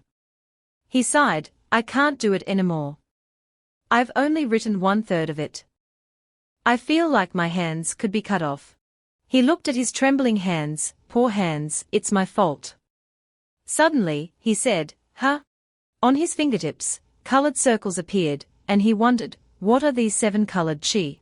In this world, there are only 3 strict meanings of qi: blue qi, which is the righteous and awe-inspiring qi of Confucianism; purple qi, which is the innate primordial qi of Taoism; and golden qi, which is the true meaning of reincarnation of Buddhism. He looked at the circles growing larger and larger. "So, what is this?" Suddenly, Xiao Huan came in from outside, crying and shouting, "Young master, something bad has happened. Something bad has happened. There's someone outside, dead in front of our door." Chen was also flustered. "Explain it clearly, what happened?" Xiao Huan suddenly acted like a ragged beggar, holding a broken bowl, and described, "There's a person, a beggar died in front of our door. He must have come to cheat us out of money. What should we do?" She described it while crying, thinking about how she would be beheaded and buried, crying loudly, "Hick hick hick. Our entire Chen mansion will be beheaded. Hick hick hick." He ignored Xiao Huan, who was still holding her head and crying, and quickly scolded her, "You're making more and more nonsense. I'll go and see for myself." In front of the door, a beggar was lying with his eyes closed. It was unknown whether he was dead or alive. He was holding a sword in his hand. Chen sat down beside the beggar, and sighed, "How eyes, what a miserable person, maybe he hasn't breathed his last breath." Xiao Huan had followed him out since when. She was horrified and clung tightly to Chen. "Young master, let's report it to the authorities. Your body has just awakened. What if his soul clashes with yours? What if you get touched by him? I'll be the only one left in the house. I'm so scared." Chen gave Xiao Huan a bump on her head. He reached out to check the beggar's breath. "He's not breathing. Is this kid dead?" Suddenly, Chen saw a wisp of purple smoke coming out of the man's stomach. Chen's mind went into overdrive, and he began to murmur, "High-end food, it only needs the simplest cooking method. The skin of a steamed bun is very thin, even transparent. Take a bite, the fresh and fragrant meat juice inside the bun bursts in your mouth. Chew the meat soaked in the broth, not greasy, smooth in the mouth." The beggar heard this, and vaguely imagined himself lying in a mountain of white steamed buns, his stomach unconsciously growling. Chen laughed ha ha. He continued to describe, LNGSN roast suckling pig is roasted whole, the pig skin is soft, the essence lies in the thick layer of meat, it is best when roasted until it turns golden. A piece of fragrant roasted meat, added to a mixture of ground chili, crispy soy, and fragrant sesame to make a dip, just talking about it is very fragrant. The beggar imagined himself lying on a golden roasted pig. The beggar's stomach growled louder and louder. Chen snorted coldly and said, "This person seems to be completely dead. Go inside and get some firewood and burn him." Xiao Huan, on the other hand, was constantly daydreaming about steamed buns. Meat buns. Her saliva had already turned into a stream. Suddenly, a hand grabbed Chen's hand. It was the beggar, who had just stopped breathing. He had opened his eyes, clutching his hand and begging, tell me more." Chen turned to the maid who was drooling, and ordered, "Xiao Huan, quickly go and get a bowl of porridge here." Xiao Huan snapped out of her imagination, and said her and hurried to get it. Holding the bowl of porridge in his hand, Chen scooped a spoonful and brought it to the beggar's mouth. "It's a bit cold, don't mind, my maid and I are both very lazy." Xiao Huan put her hands on her hips and protested, "Xiao Huan is not lazy." When the spoonful of porridge was about to be fed into the beggar's mouth, they suddenly heard a her. Chen turned around and saw a monk approaching. "Namo Amitabha, young benefactor, there's no need to worry, he can't eat anything. This monk will put him in a 10-day closed-mouth meditation. He can't eat a grain of rice or drink a drop of water." Hearing this, Chen frowned, and Xiao Huan pointed her finger at the monk and scolded, "Monk, do you want to kill him?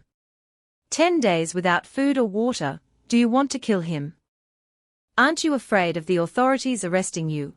The monk took out a piece of paper, and explained, "This benefactor borrowed 300 taels of silver from this monk, and made a bet with this monk. If he can't eat a grain of rice, or drink a drop of water for 10 days, then the debt will be considered void." The beggar beside him said, "If I can't do it, I have to acknowledge him as my teacher, and go to the Western Buddhist realm with him." Chen looked at the beggar's ragged appearance and sighed, "You're wearing rags like this, even your sword is broken, what did you borrow money for?" The beggar replied, "To give it to others." Chen was surprised, "Borrow money to give to others? Is there something wrong with your head?" Seeing this, the monk began to recount, in Qiankong County, there was a pair of brothers. The older brother was a horse groom for a wealthy household, the younger brother was fond of playing with horses. The horse suddenly got startled. The older brother only had time to say, "Oh no." His younger brother had already been thrown off the horse. Not stopping there, the horse neighed loudly and raised its foot to kick the child. The older brother quickly pulled out his bow and arrow. He shouted, "Don't hurt my brother," and shot the arrow. The wounded horse fell to the ground, dust flying everywhere. The older brother coaxed the crying child, "Kick, it's okay, I'm here." Suddenly, the head of the household, along with 2 strong servants, came over. The head shouted, "You killed my good horse, if you can't pay 300 taels, you will be sent to see the authorities." The older brother was horrified, 300 taels. "Sir, we don't have that much money. I only did it to save my younger brother." The wealthy man said indifferently, "That's none of my business, I just want money. If you can't pay 300 taels, then wait to be beaten to death in court." The younger brother cried and thought, "It's all because of me. I'll have to find a way to get this 300 taels." The younger brother came up with the idea of selling himself, but looking at his childish appearance, he was only worth 20 taels. Someone in the gambling house said to the younger brother, "Little brother, people are worth more when sold separately than whole. 1 finger, 10 taels, stab yourself once with a knife, 20 taels, 1 ear, 30 taels, 1 eye, 80 taels." He lured the boy and told him to think about it. The man with the cunning smile led the child away, and the child was a little scared and grabbed his hand. "You're not really tricking me, right?" He laughed, he. "Why would I trick you, little brother?" After speaking, he closed the door with a sinister look. The door slowly closed. The beggar continued, "By the time the older brother came to find me to save the child had already lost 2 ears and 1 pair of eyes. I was so angry at that time, I didn't know any better, and directly beat the owner of the gambling house to death.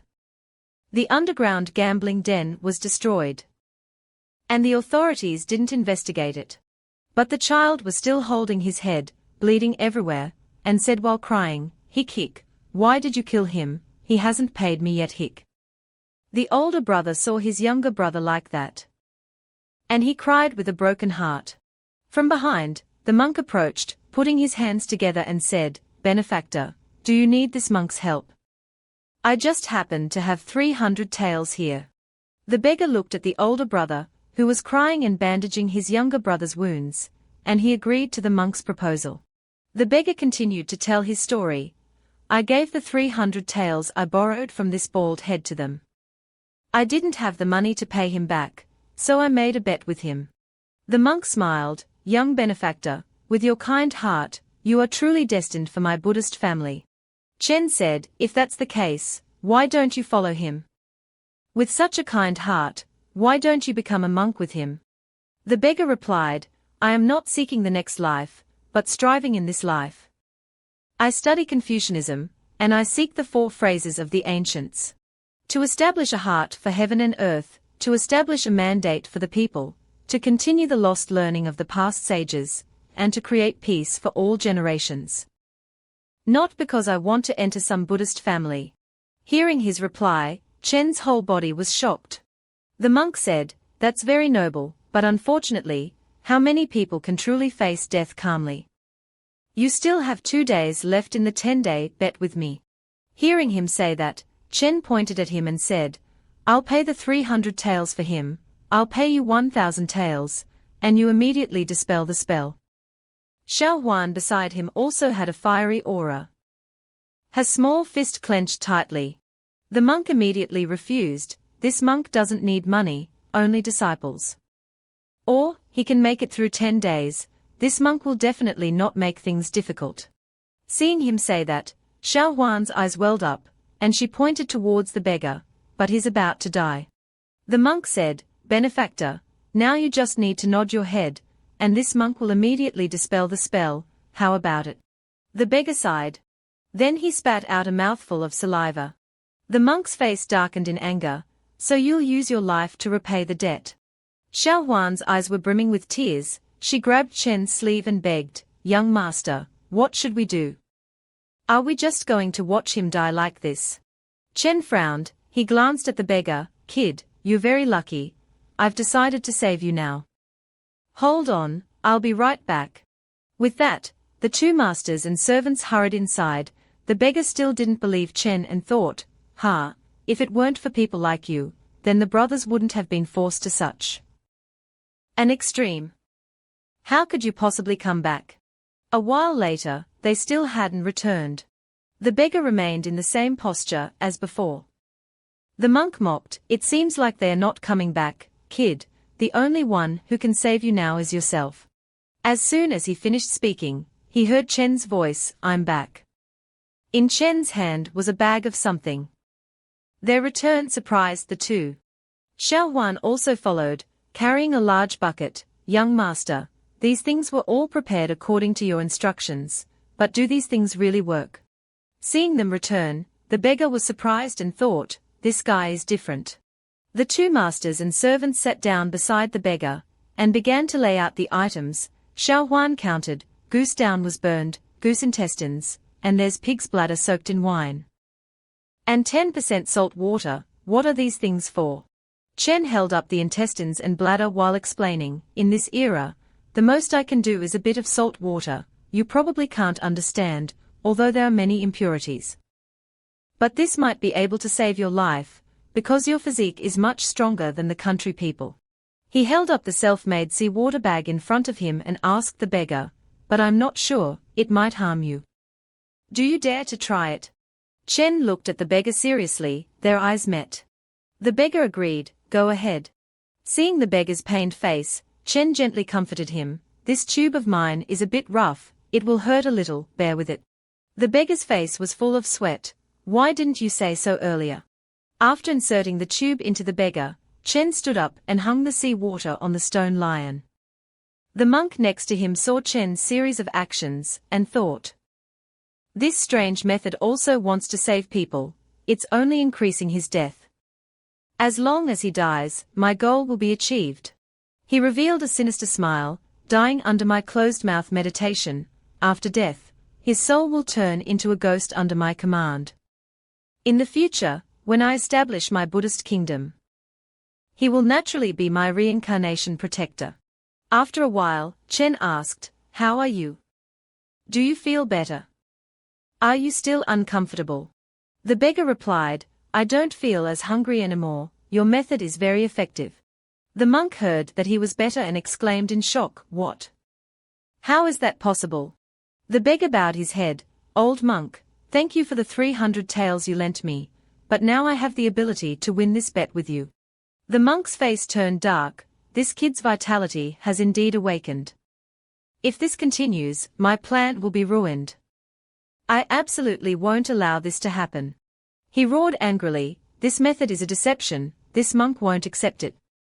After his shout, a book spirit appeared, a demonic face with beads around its neck. And a skull formed what it wore on its head. Xiao Huan was terrified and covered her head, and Chen was also shocked. That's my Buddhist power of soul-shaking thunder, you can forget about moving in a moment." He reached towards the beggar, "Follow me." Chen's face darkened, "Damn, my body is stiff, am I just going to watch with wide eyes?" Suddenly, a blue circle surrounded the monk. Someone had used the Great Xuan official art drawing a prison on the ground. The circle formed a wall that trapped him, it was the Great Xuan official art. The county magistrate Tai Tongchen had arrived. He angrily pointed to the Western Buddhist sect, "You want to act presumptuously in my Great Xuan." Chen and Xiao Huan were able to move again. Chen happily called out, "Is that Magistrate Tai?" Xiao Huan was also equally surprised, "Magistrate, isn't he the county magistrate?" The monk was not afraid even when ambushed. "Magistrate, what do you mean? Is the Great Xuan dynasty treating its agreements like this?" "I and this young man made an agreement," Tai Tongchen said. "The agreements of trust and righteousness are naturally protected by the laws of the Great Xuan, but the laws of the Great Xuan stipulate that any agreement needs to be certified and sealed by the official authorities to be considered valid." Hearing this, the monk's face was full of black lines. "This betting document, which of this official's colleagues certified it for you, and which official sealed it for you? If there isn't, then you are guilty of putting a curse on a citizen of the Great Xuan, and that is a capital crime." Hearing what Tai Tongchen said, the monk's eyes went dark. He knew that he could not argue with Tai Tongchen. He clasped his hands and bowed. "It's because this monk is not familiar with the laws of the Great Xuan, and almost caused a great mistake. This monk will now return to the Western Buddhist kingdom, and I hope the magistrate will agree." Tai Tongchen snorted coldly. He suddenly saw a black lotus flower on the back of the monk's hand. "It's that thing." Tai Tongchen waved his hand, and the invisible wall that had trapped the monk disappeared. He ordered, "Dispel the curse, and leave now." The monk chanted a mantra to dispel the spell on the beggar. After he finished, he turned to leave, his face pale, and said, "The spell on his body has disappeared, this monk will take his leave." After taking a few steps, he called out to Chen, "You two young masters." Chen looked at him in confusion. Then he looked at Chen with a terrifying gaze. "When this monk reaches the Arhat realm, we will meet again." Seeing this, Chen thought, "Okay, this debt is going to be a tough one." On the other side, Xiao Huan was holding a bowl of porridge in one hand, and the self-made sea water in the other, and asked the beggar, "That's right, do you want to continue with this? Or eat porridge?" The beggar demanded, "If possible, I want to eat meat buns, and LNGSN roast suckling pig." Xiao Huan next to him was speechless. Xiao Huan held up the bowl of porridge and helped the beggar eat porridge for me. On this side, Chen respectfully said, "Thank you, uncle, for saving me." Tai Tongchen pointed at the self-made seawater and asked curiously, "My dear nephew, where did you learn this method from?" Chen sweated profusely and made up a story. It was a celestial being in the peach blossom garden. He said that people can go without eating for many days, but they cannot go without drinking water for many days. If they faint due to lack of water, you can use this method to save them. It's just that the water in this world is not clean, and the salt is not pure. So you can only use it as an emergency measure. Tai Tongchen was happy. Peach blossoms were fluttering above his head. Truly a great master. I want to drink wine with the peach blossom immortal. Chen was sweating bullets and changed the subject. Uncle, do you have official duties to attend to? Do you want to come into the mansion for a cup of tea? He thought that he had to change the topic of conversation immediately. If he kept asking, then he would be finished. Tai Tongchen said, "Oh, right. I came to find you." Chen was surprised. "Ah, to find me?" Tai Tongchen said anxiously, Hurry and tidy up your appearance, and come with me to pay respects to your family teacher. Hurry and get ready, don't be too late. The family teacher is a great Confucian. Chen pointed at himself. A great Confucian wants to meet me. In this era, there are no saints in Confucianism, no celestial beings in Taoism, and no Buddhas in Buddhism. Therefore, great Confucians are the highest figures in this world. While walking, Chen thought to himself, a character of this level wants to meet me at this time. Could it be that my rebirth has been exposed? Tai Tongchen told him, come with me inside. Chen said yes. But he worried and thought, whether I live or die, it's the same, I don't care anymore. I don't have a choice now anyway. After going inside, Wei Da Nuzi was standing with his back to the wall. Tai Tongchen reported, Teacher, Chen has been brought here. He slowly turned his face, and said with a smile, You are Chen. Chen clasped his hands, responding to your honor, I am Chen. He thought to himself, from the time I woke up until now, I am Chen, Chen is me. With nothing hidden in my heart, I don't need to be afraid of him. Wei Da Nuzi sighed, How eyes, it's a pity, you are not a disciple of my Confucianism. He quickly apologized, this junior's aptitude is foolish. I do not have the talent for insight, and cannot produce righteous and awe-inspiring qi. In his heart, he cursed, damn, I was scared to death, I thought I was finished. Wei Da Nuzi sat down in a chair, waved his hand, it's okay, righteous and awe-inspiring qi is just a path of cultivation, it's not used for learning. Chen asked curiously, but, I don't know, why are you looking for me? Wei Da Nuzi stroked his beard, this old man heard that you have a book spirit that can eat ghosts and probe souls, I wonder if I can meet him. Chen said yes and then called out to Zhong Kuei. Zhong Kuei appeared, yes, master. His eyes sparkled, as a ghost body, but also belonging to Gui Ling, he also has the power of heaven's path on him. Wonderful. Wei Da Nuzi looked at Zhong Kuei and asked, he can eat ghosts? Chen replied, that's right, why do you ask? Upon hearing the answer, he rushed away like a gust of wind, leaving behind a sentence, wait for me for a moment. Chen and Zhong Kuei looked at his retreating figure, their faces full of confusion, what is going on? Tai Tongchen next to him also said, I don't know either. A moment later, he returned, bringing 2 demons, excitedly saying, Zhong Kuei, come try them, see how they taste. Zhong Kuei was excited, drooling, this one can really eat them. My lord. Chen Luo helplessly said, go ahead and eat. Immediately, Zhong Kuei grabbed the 2 demons with both hands, looking delighted. Wei Dan, watching from the side, was equally joyful. He kept clapping his hands, good, good, good, excellent. Chen Luo thought to himself, excellent. It's just normal ability. Hearing Chen Luo's words, Wei Yanzi looked at him thoughtfully. This young man unexpectedly called this miraculous ability normal. It seemed he didn't realize how precious this ability was. He waved his hand, and green lights surrounded Chen Luo. He said, this is not a place to talk, let's go to my carriage. Over there, Tai Tongchen was dumbfounded, muttering, I have followed my master for so many years, and I have never even stepped into his carriage. Suddenly, Zhong Kuei flew over, blocking his master's path. His mouth still had a leg of a demon. He shielded Chen Luo, asking what do you want? Wei Yanzi did not answer the question. He smiled, and his eyes darkened. Seeing this, Chen Luo couldn't help but think, could this great scholar want to steal Zhong Kuei? But then, Wei Yanzi's actions surprised Chen Luo. He bowed respectfully to Chen Luo. Young friend has great kindness. I implore you to give me the original text to save the people of Daishuan. Chen Luo asked back, save the people of Daishuan? Me? Are you sure? He was just a 19-year-old playboy, who didn't know anything. Seeing this, Wei Yanzi immediately explained, indeed, Daishuan has 3 plagues, the man plague, the ghost plague, and the demon plague. The ghost plague is constantly clinging to Daishuan. And many of the dynasty's fortunes have been depleted by it. Then he placed his hands on Chen Luo's shoulders. Zhong Kuei was also shocked by his words.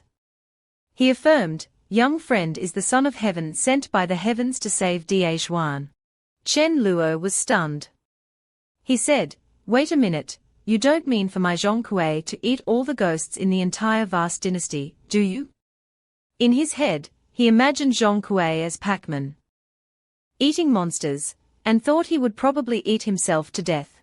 Wei Yanzi laughed, young friend is joking. Your Zhong Kuei is a spirit book. As long as you spread your Zhong Kuei biography throughout the world, and people read it, they will naturally be able to protect themselves from ghosts. It's just, I don't know if young friend is willing to spread that precious Zhong Kuei biography. He said with a serious expression, but his hands were already restless, constantly rubbing his palms.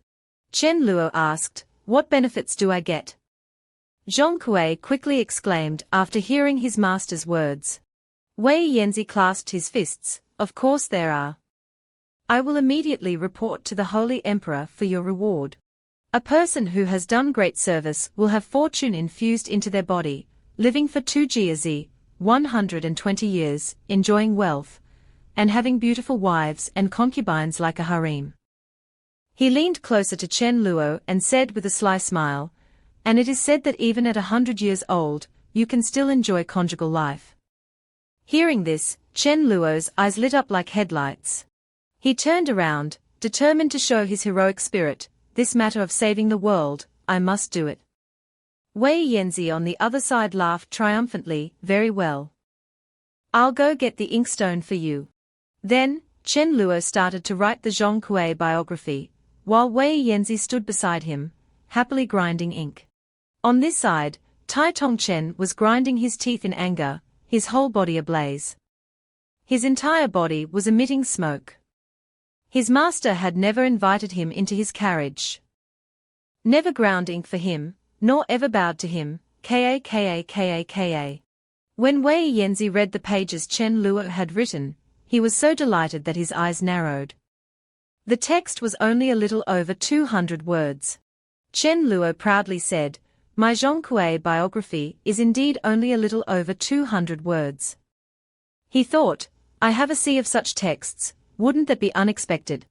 Wei Yanzi kept praising Chen Luo, no grand principles, no petty words, the whole text portrays Zhong Kuei's life, but it is strangely legendary. This old man has never seen such a text. Wonderful! Wonderful! Continuous praise made Chen Luo cock his hips in self-satisfaction. Then he asked, right, this old man has a question. In your text, you mentioned Tang. What era is that? And it also mentions Sage Wudaozi. Who is this person? Just based on this painting, it can ward off ghosts and subdue demons. Thousands of lightning bolts struck him. Chen Luo's face was covered in sweat.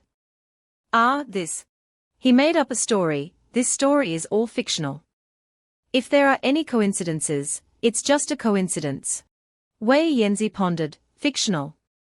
A writer is the inheritor of the will of heaven. That such a fictional work can become a text. The sweat on Chen Luo's face increased. He felt a pair of eyes scrutinizing him. Damn it, this old man is so inquisitive. If I can't convince him, I'm afraid there will be a lot of trouble. Wei Yanzi's face gradually became frightening. He said, I still hope young friend will tell me, is this text really fictional? Chen Luo clutched his head. Think quickly, think of a good way. This old man seemed to be getting difficult. This man is not a good person, he tricked my text and now he wants to give me trouble. Chen Luo coughed a few times, then said, this text is indeed about a fictional story, but a fictional event, but it carries the hopes of people, why would the will of heaven not accept it? Wei Yanzi was shocked for a few seconds when he heard this. Then he stroked his beard and laughed, right. This old man is foolish. I will try to quickly deliver this text to the imperial court. The imperial court will naturally issue rewards. I thank you for the people of Daejuan in advance. After speaking, Wei Yanzi picked up the paper, intending to put it in a box, perhaps he was planning to leave. Seeing this, a light bulb went off in Chen Luo's head. He clasped his fists, calling out, Senior, please don't leave yet. I have something I would like to trouble you with. After saying that, he led Wei Yanzi to meet his older sister. Wei Yanzi looked at Chen Zhuan thoughtfully. On this side, Chen Luo was secretly calculating. This person is a great scholar with a transcendent status. Surely, his sister's eye problem can be easily cured by him. That's why he cooperated and handed over the Zhong Kuei biography. He didn't need the imperial court's reward at all. Wei Yanzi stroked his white beard. He said, if it were ordinary Heavenly Gate 13 needles, she could recover by drinking spiritual objects to nourish her essence. But Miss Chen's Heavenly Gate 13 needles is probably incomplete, right? Chen Zhuan replied to him, I obtained this technique from a beggar. She warned me that this needle technique was incomplete. Hearing his older sister say this, Chen Luo asked, if it's incomplete, what can we do? Is there no way to cure it? Wei Yanzi said, of course it can be cured, but only the man-bone pill can cure it. Both of them were confused. Man-bone pill? What pill is that? Wei Yanzi carefully explained, the man plague is the plague caused by the man people, the greatest disaster of Daejuan. The man-bone pill is a treasure of the man people. Each tribe of 50,000 people will only have one pill. The required ingredient is the new branches of the holy tree of the man tribe. It's very difficult to find. Hearing that it was difficult to find, Chen Zhuan intended to give up. She turned to hold her younger brother's hand and said, Xiao Luo, listen to your sister, let's not seek treatment. Chen Luo turned around and asked, can the merit I donated by giving the Zhong Kuei biography be exchanged for one pill? Wei Yanzi replied, Daejuan has not had a righteous Qi Great War for more than 40 years. There is no man-bone pill in the national treasury. Bhutan, the capital city. There is a Wanbao building, with heaven-reaching means. They auction off one man-bone pill every year. But last time's auction, it was said that the man-bone pill was exchanged by someone for 2 great scholar literary treasures. Chen Luo was puzzled, aren't you a great scholar? Can you sell me 2 great scholar literary treasures? I can pay 10,000 taels. Hearing that price, Wei Yanzi's face darkened. 10,000 taels. One great scholar literary treasure is enough to buy 10 county towns like Wann. Hearing that sky-high price, Chen Luo was shocked. Oh my God. Chen Zhuan still held Chen Luo's hand, gently advising him, listen to your sister, we won't get treated anymore, be a good boy. Wei Yanzi suddenly remembered Chen Zhuan's words. He also used to hold his older sister's hand. His older sister was lying weakly on the sickbed, saying her last words, sister is about to leave. You have to take good care of yourself after I'm gone, be good. At that time, Wei Yanzi could only watch his sister with wide eyes, unable to do anything. The flashback ended, he closed his eyes, then took out a small box, opened it, and said, this fruit was originally grown by the 1,000-year-old apricot tree in the Wenchang Pavilion. There are no more than 100 fruits every year. It is surrounded by vast and righteous energy. After using it, your eyes will be brighter. This old man has a few of these. I'll give you one. Although it can't cure you, it might have some effect. Then he handed it to Chen Luo. Chen Luo accepted it with both hands and bowed. Thank you, senior. He replied, it's just a fruit, how can it compare to family affection? What are you standing there for, take it. Perhaps in his heart, family affection was the most important. He added, don't let my little disciple Tai know about this. He has followed me for 20 years, and I haven't given him even one. Wei Yanzi turned and left. Before leaving, he said, 3 days later, the literary heart will choose its owner. You are the one who discovered the literary heart, remember to come. Chen Luo thanked him and promised, I will definitely come. After Wei Yanzi left, he took out the fruit and said to his older sister, quick, eat it. This was given by a great scholar, it might have some effect. But Chen Zhuan put her hand out to stop him. Seeing this, he asked, sister, what do you mean? Chen Zhuan said, you eat it. This fruit is infused with vast and righteous energy. If you eat it, you might be able to read supernatural classics. On the other hand, I'm already blind. The great scholar also said it can't be cured. No need to waste it on me. After speaking, Chen Zhuan held out the fruit in front of Chen Luo. Seeing his sister's action, he remembered the time his grandmother saved food for him last time. Thinking this, he held her hand gently and said, if sister doesn't eat it, I'll give it to Xiao Huan to eat. Chen Zhuan was surprised. Huh? Chen Luo urged, quick, eat it. Don't just talk about one apricot. I will definitely get the man-bone pill in the future. I don't need this at all. What if that immortal literary heart chooses me? Chen Zhuan accepted the fruit. Her face flushed as she said, okay, then. After speaking, she blushed and opened her mouth, ah. Chen Luo quickly thought, is this for me to feed her? He secretly cursed, TSK. There's good stuff like this. Chen Luo's face turned redder and redder. He was like a frog that had found water. Before the fruit could reach Chen Zhuan's mouth, suddenly Xiao Huan flew in, ruining his good moment. As he ran, Xiao Huan shouted, young master, that little beggar you saved has gone crazy. Xiao Huan's sudden appearance startled Chen Luo. His eyes were as round as an O. Then Xiao Huan squeezed in between them and asked, puzzled, huh? What are you two doing? Both Chen Luo's siblings blushed like ripe pomegranates.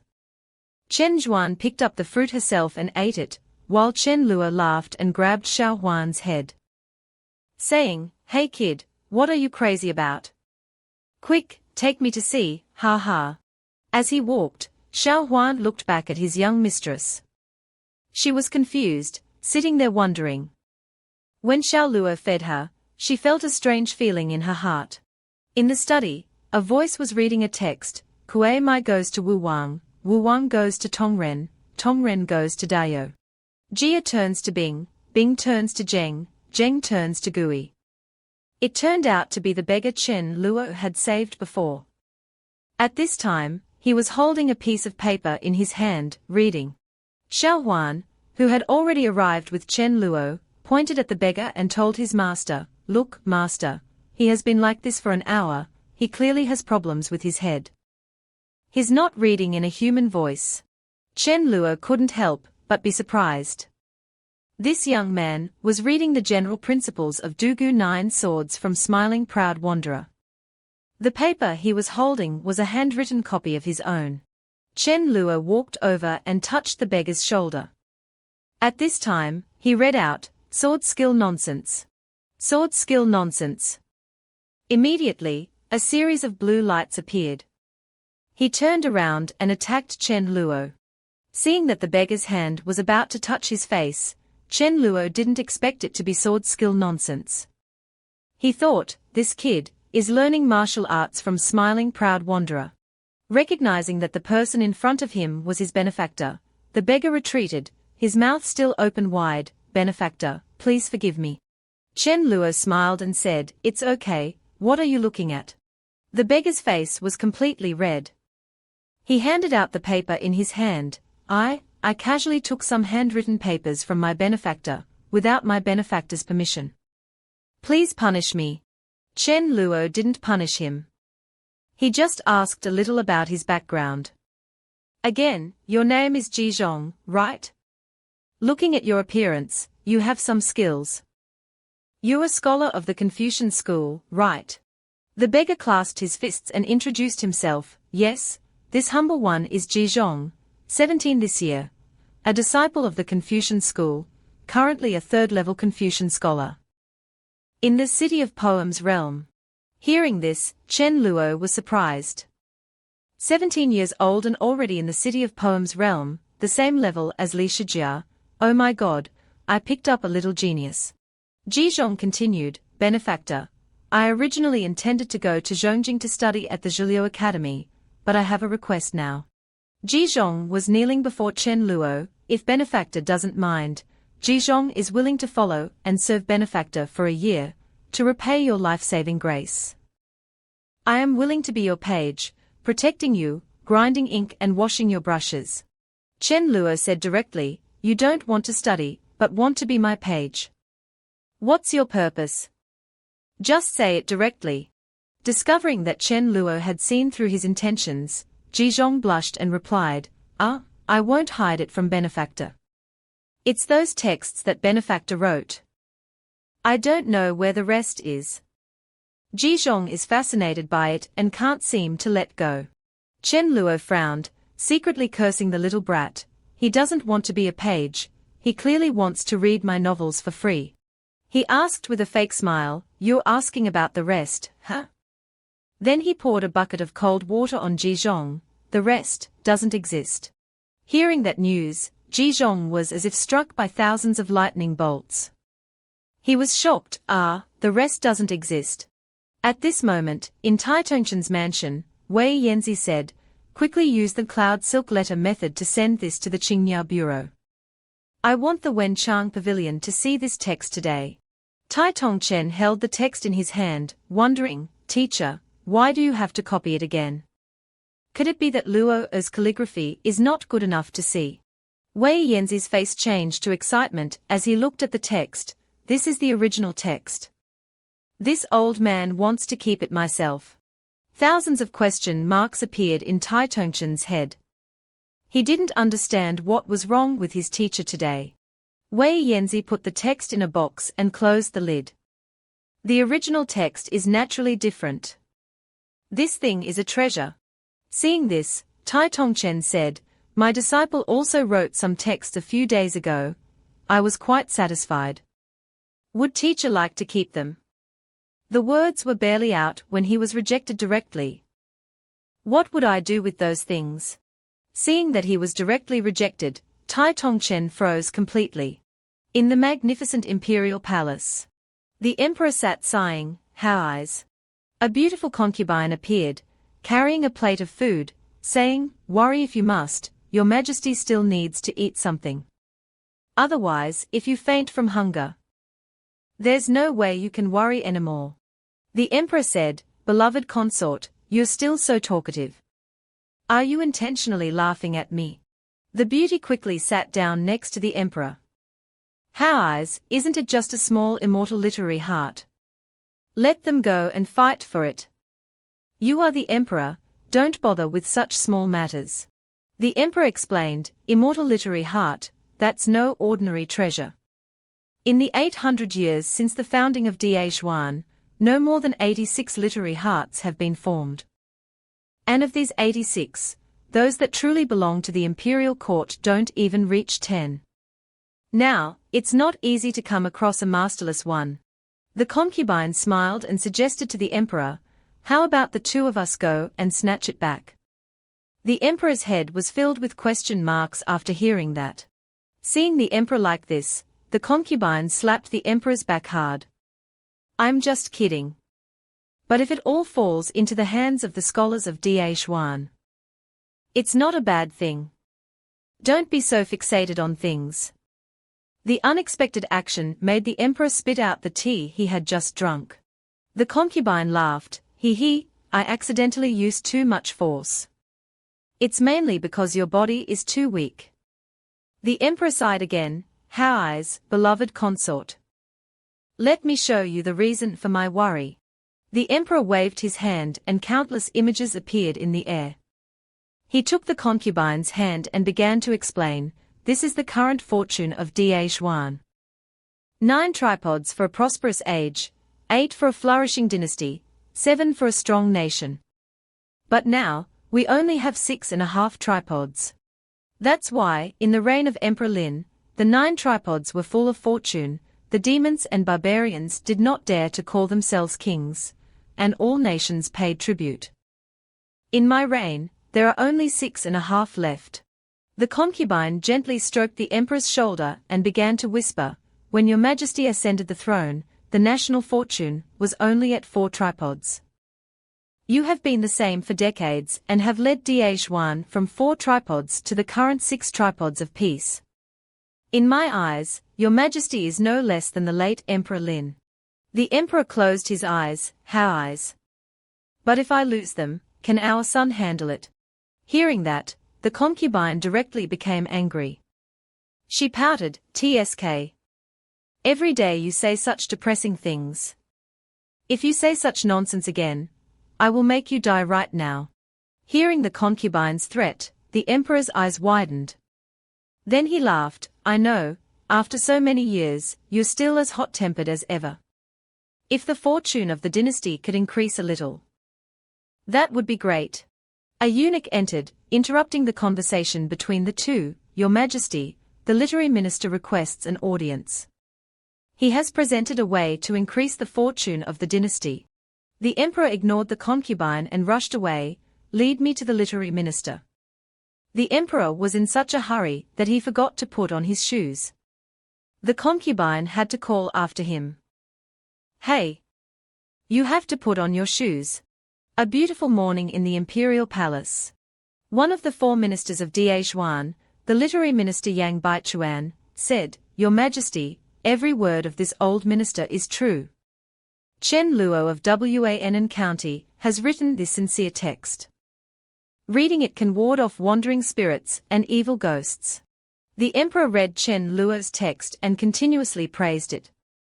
2 portions of our dynasty's fortune are spent on protecting the people from the suffering caused by ghosts. If this text spreads throughout the world and everyone reads it, wouldn't that help our dynasty save 2 portions of its fortune?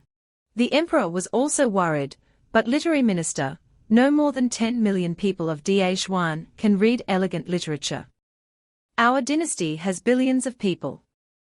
Is there a way for them to also understand this method? Yang Baichuan replied, "Your Majesty, please carefully examine this text. At the end of the text, a method is mentioned. That is, a sacred painter draws the scene of Zhong Kuei eating ghosts into a painting, which can ward off evil spirits. This old minister has a friend. I will invite him to follow what Wudeoza did in the text and draw a Zhong Kuei devouring ghosts picture. If it's really effective, we'll spread it throughout the world." The emperor quickly agreed, "Good, good, good." Yang Baichuan continued to present the family history of Chen Luo, respectfully saying, "As for that Chen Luo, this is his family history.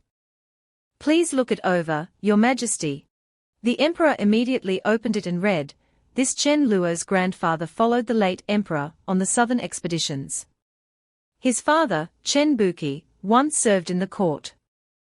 6 years ago, when the small man tribes attacked the border, Chen Buki rescued the city of Zisang and died in battle." After reading, the emperor asked, "Is he a descendant of loyal subjects?" The emperor happily said, "He must be greatly rewarded. Issue an edict." First, Chen Luo found the literary heart, then he wrote a rare text that protects the country. He shall be conferred the title of Wan Count.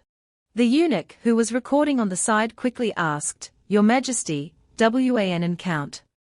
Do you want to make Wan County his fiefdom? The emperor thought about it, not yet. Since he can write such a rare text, he must be a great talent. Continue the edict. Order the Ministry of Works to choose a prosperous area of the capital city, to build the mansion of Wan count according to the regulations of account. The concubine, who had appeared from who knows when, said disapprovingly, "You have too much money. Building a mansion again. I think the abandoned general's mansion is very good." At this time, Chen Luo, the man who was being granted a noble title, was still unaware of such a huge event. He was annoyed by a different matter.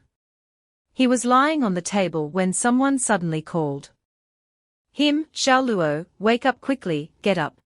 It was Chen Zhuan. She was walking with a man.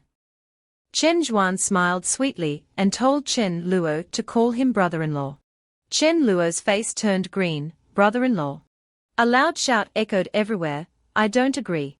Chen Luo, lying on the bed, slowly woke up, sweat covering his face. He was panting heavily, huff, huff, huff. Suddenly, Jizhong appeared from who knows where like a gust of wind. "Young master, you're awake." Jizhong's sudden appearance made Chen Luo jump. He startled and ran up the wall, shouting, "Why are you here? Where is Xiao Huan?" Jizhong said, "From today onward, I will be responsible for serving young master."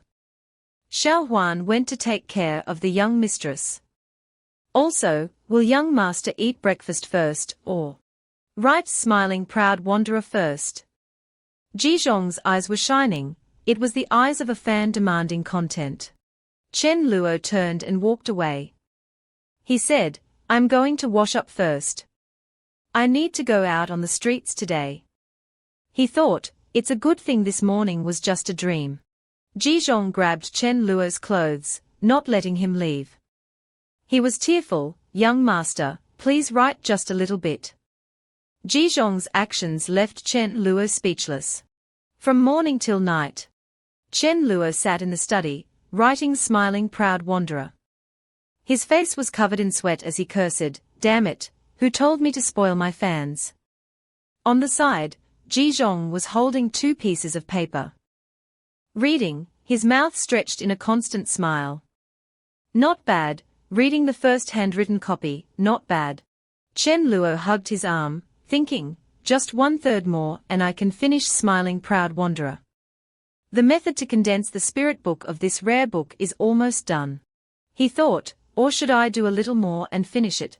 But looking at his hands, which were as limp as boneless, Chen Luo sighed, "Oh, never mind. Remember, when the spirit book is condensed, I will also be spent. Then another rare book will be released, wouldn't I be losing out? I am going to take a walk on the streets." Having been in this world for so long, he still hadn't seriously looked at what it was like. Therefore, Chen Luo turned around and called out to Jizhong, "Come with me. Let's go out to the streets." Jizhong quickly agreed, "Yes, young master." At this time, the 2 of them were walking on the street. The streets of Dajuan at night were still bustling with people buying and selling. The hawkers' cries filled the air. Big steamed buns left from the morning, selling steamed buns here. Candied goods, sour and big candied goods here. Stinky tofu from Wan County, so stinky it's not fragrant. Wan's best here. The strange cries left both of them speechless. Chen Luo asked, sweating, "What kind of things do they sell here?" Jizhong replied, "The people of Wan County are too miserable." They didn't notice that, from a distance, a man was lurking, following them. His face was no different from a horse's face. He said, "The target has appeared." On this side, the master and servant were still unaware of this, and they were still strolling leisurely, chatting happily. Chen Luo asked, "Right, I asked about the cultivation of the Confucian school before.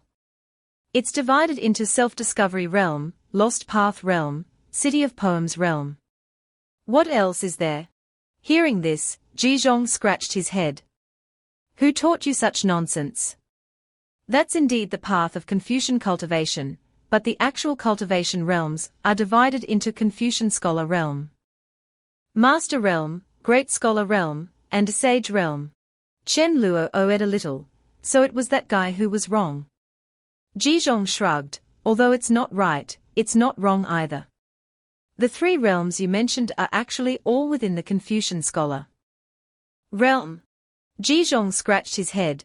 It's roughly divided into upper, middle, and lower stages. Breaking through the city of poems realm is the master realm, and in the master realm there are 3 stages. Chen Luo understood, so that means there are 4 major levels, and each level has 3 minor levels. On this side, question marks kept appearing on Jizhong's head. He wondered, major level, minor level. Young master's way of understanding is truly unconventional. Before he could finish thinking, the horse demon from before had appeared. He launched a purple beam of light at the 2 of them, an attack meant to kill. On this side, Chen Luo still hadn't noticed that he was under attack.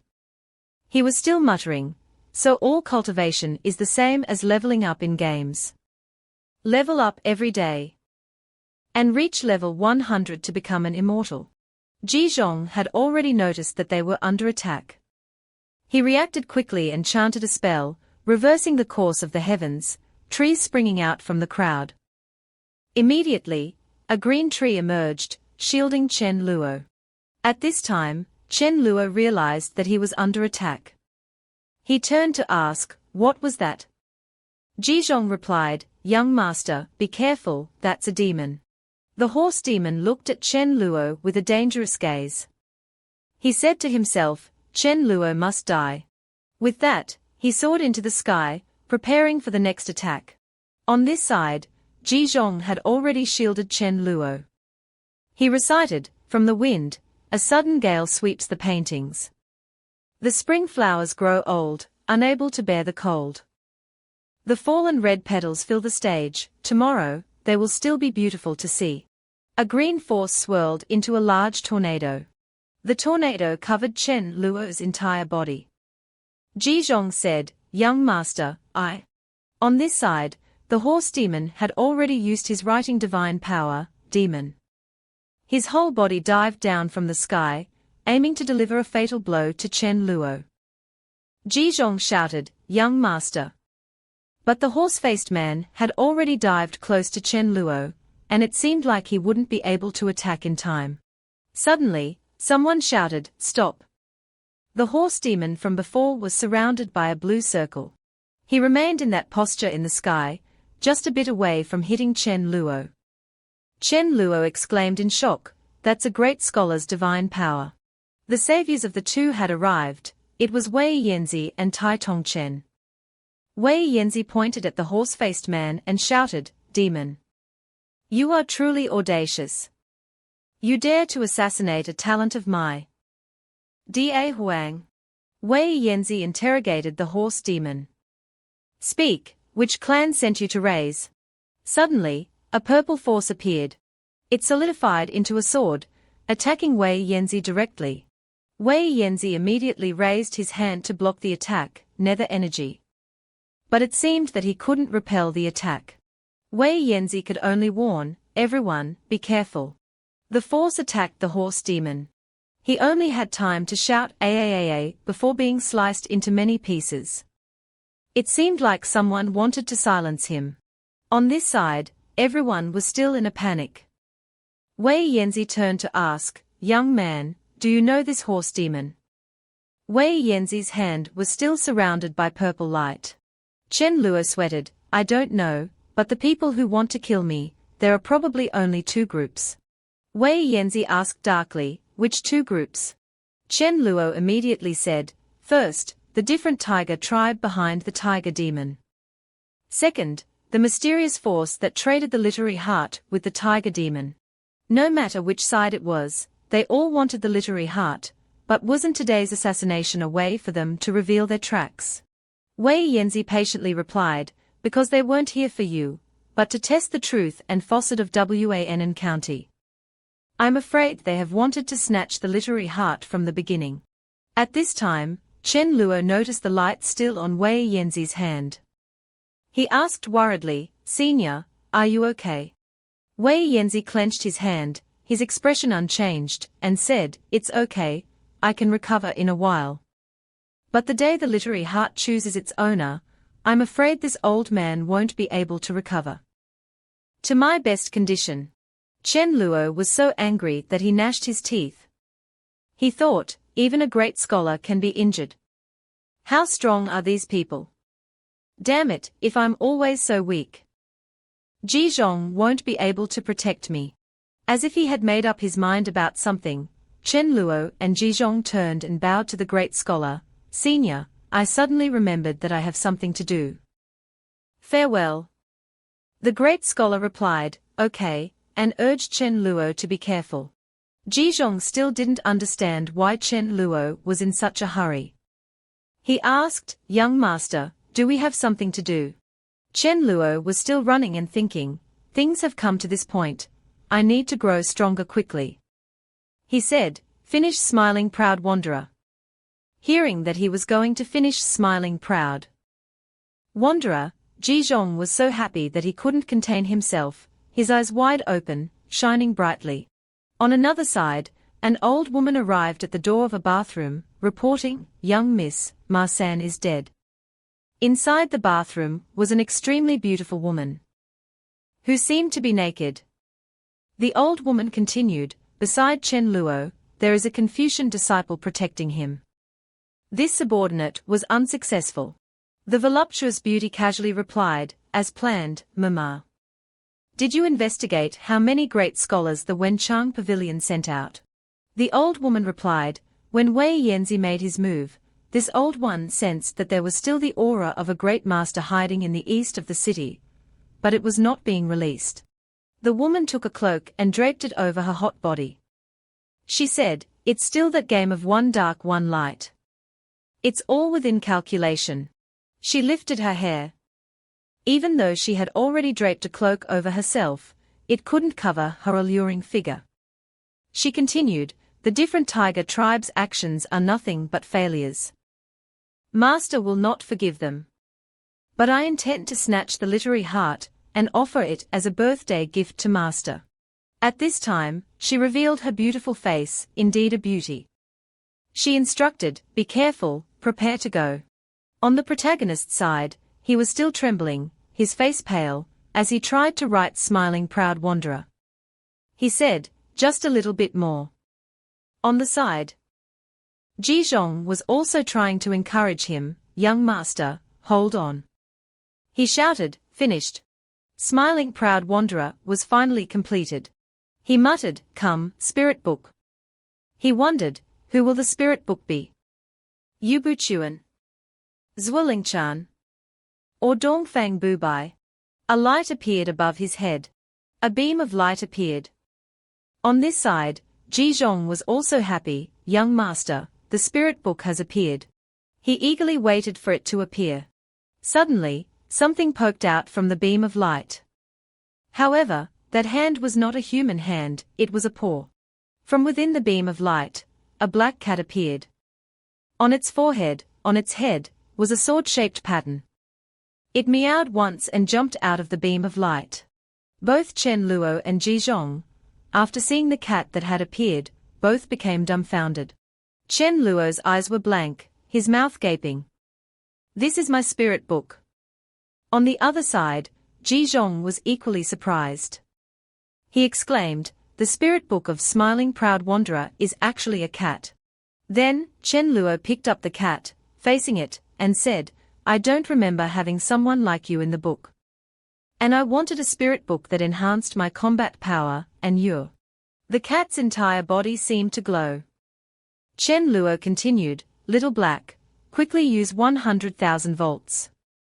On the side, Jizhong scratched his head, confused, 100,000 volts. He doesn't know what that is. It turned out that this black cat could speak. It looked at Chen Luo with watery eyes, "Master, I don't know about the 100,000 volts you're talking about." Both of them jumped when they heard the cat's voice.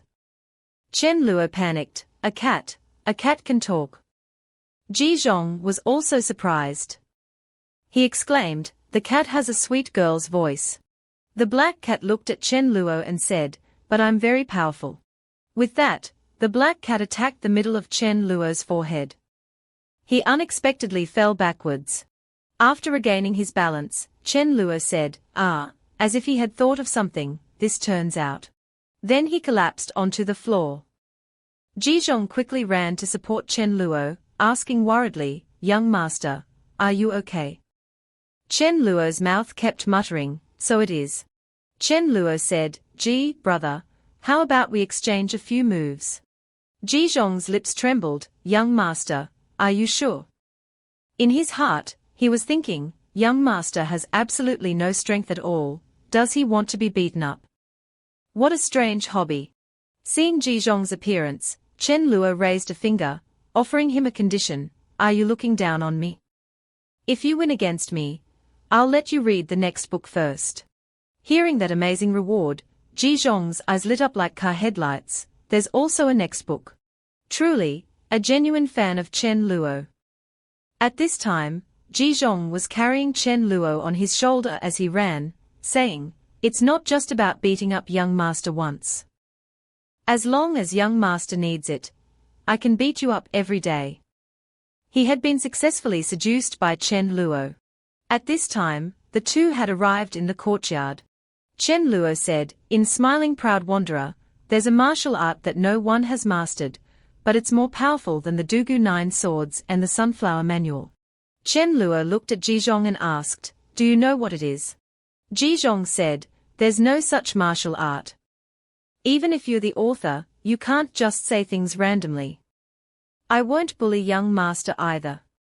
I'll just use 1/10 of my power." At this time, Chen Luo had already pulled out his wooden sword, ready to fight, and said, "I'm ready, 1/10 of your power.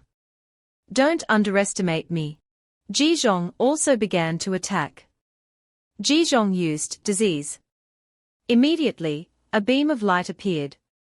The black moon swallow flies high, the king's knight escapes and flees. Desire to fight a light war, in the heavy snow, a sword is drawn. A spirit book wearing a general's outfit, riding a horse, appeared. Ji Zhong's spirit book charged directly towards Chen Luo. Chen Luo didn't seem to be afraid at all. He calmly moved his hand.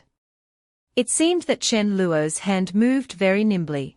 His eyes suddenly flashed, as if he had discovered something. He said, "I see it." Swish, swish. Chen Luo flew past the spirit book. He glided and went to Ji Zhong on the other side.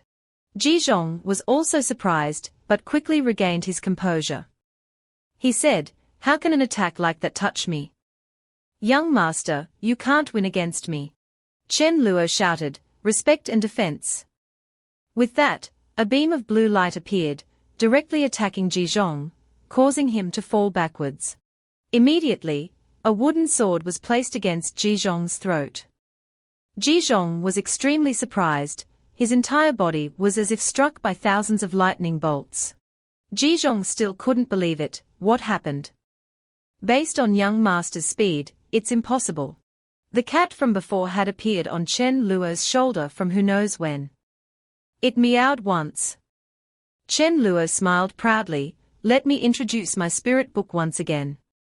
Its name is Da Zong, how is it?" Ji Zhong asked, his mouth agape. Da Zong is like a spirit book, unexpectedly, the first move. At this time, Chen Luo's face had darkened. He felt his body was tired and weak. He felt dizzy. With that, he fell towards Ji Zhong. The black cat on his shoulder also seemed to fade away. Ji Zhong put out both of his hands to support his master, asking worriedly, "Young master, are you okay?" With a thud, the wooden sword that Chen Luo was holding fell to the ground. Sitting in the study, Ji Zhong was holding the text that Chen Luo had written, reading, "Da Zong is like the highest sword skill of the Tai Mountain sect. The left hand calculates, the right hand knows. Calculating and discovering all possibilities, once calculated accurately, the sword will attack, never missing." Ji Zhong exclaimed, "No wonder young master was so tired, he directly fainted.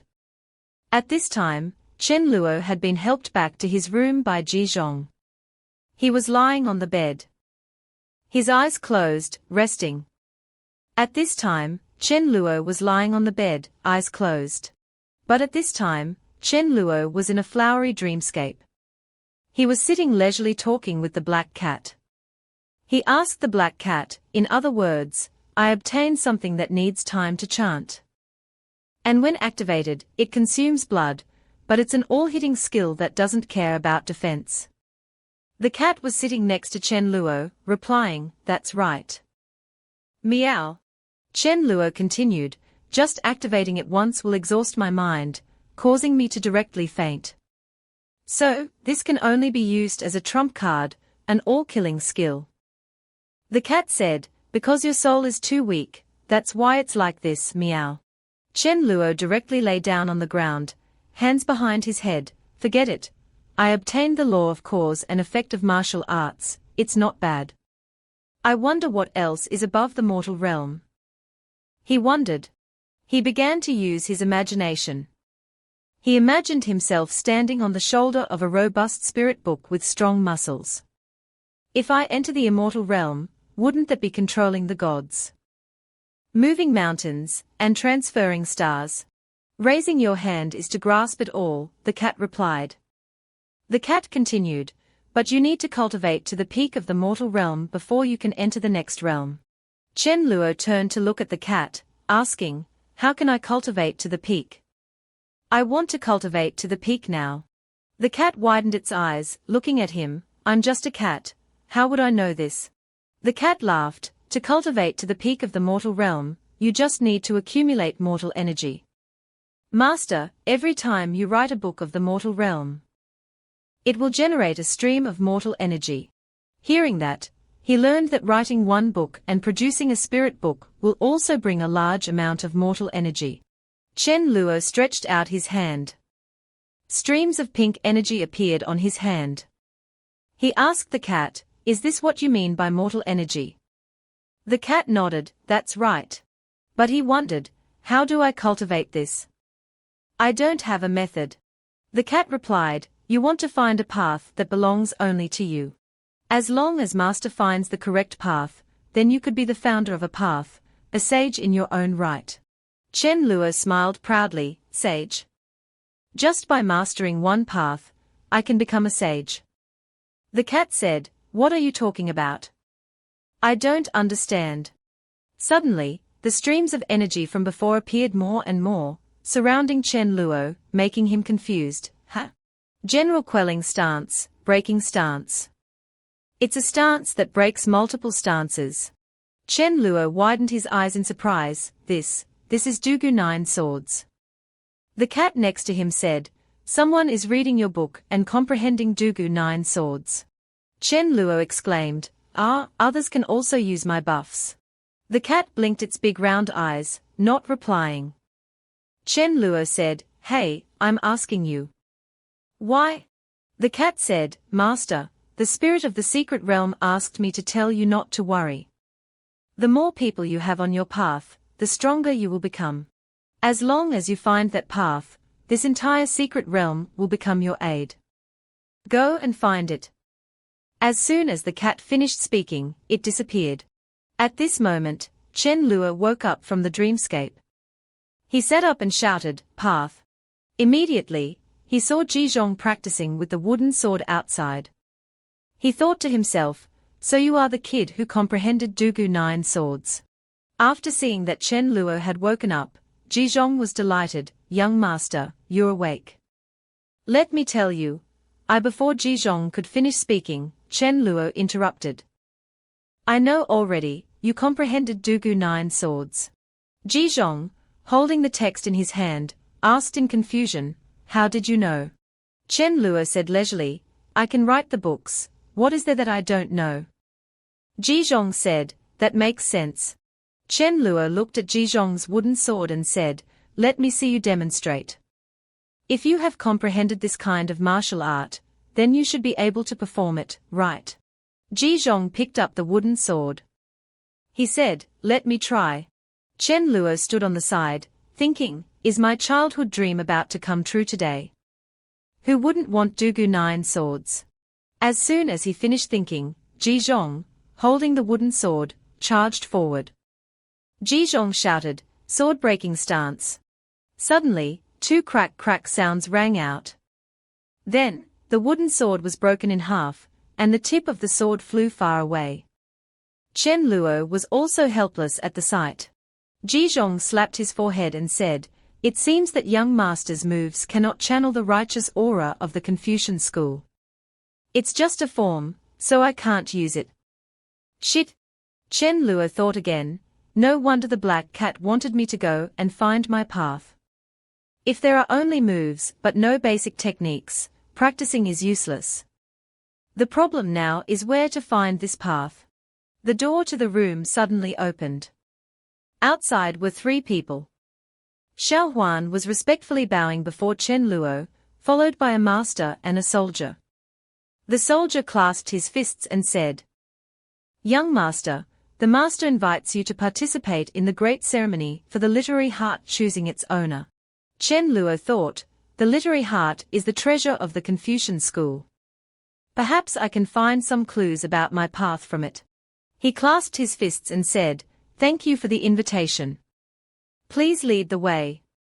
The person next to him said, "You're welcome, please come with me." While walking, Chen Luo thought, the problem now is whether it will choose me as its owner. Xiao Huan on this side was happily saying, "Young master finally has some prospects. Young mistress can rest later. I hope young master won't lose face in front of everyone."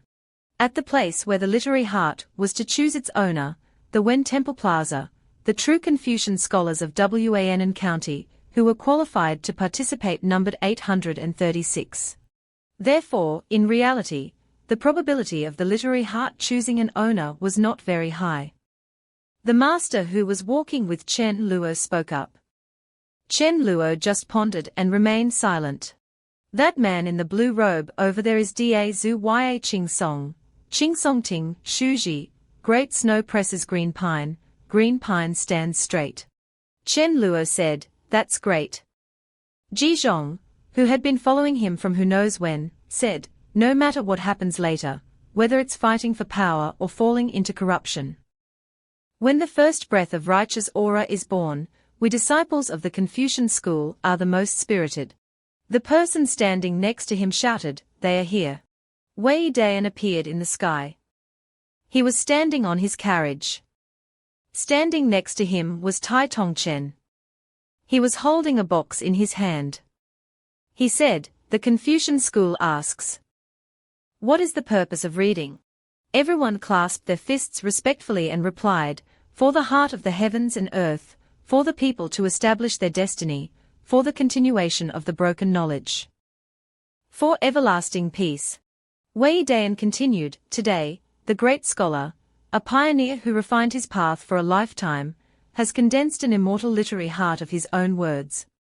If someone can continue his path, they will be close to becoming a great scholar.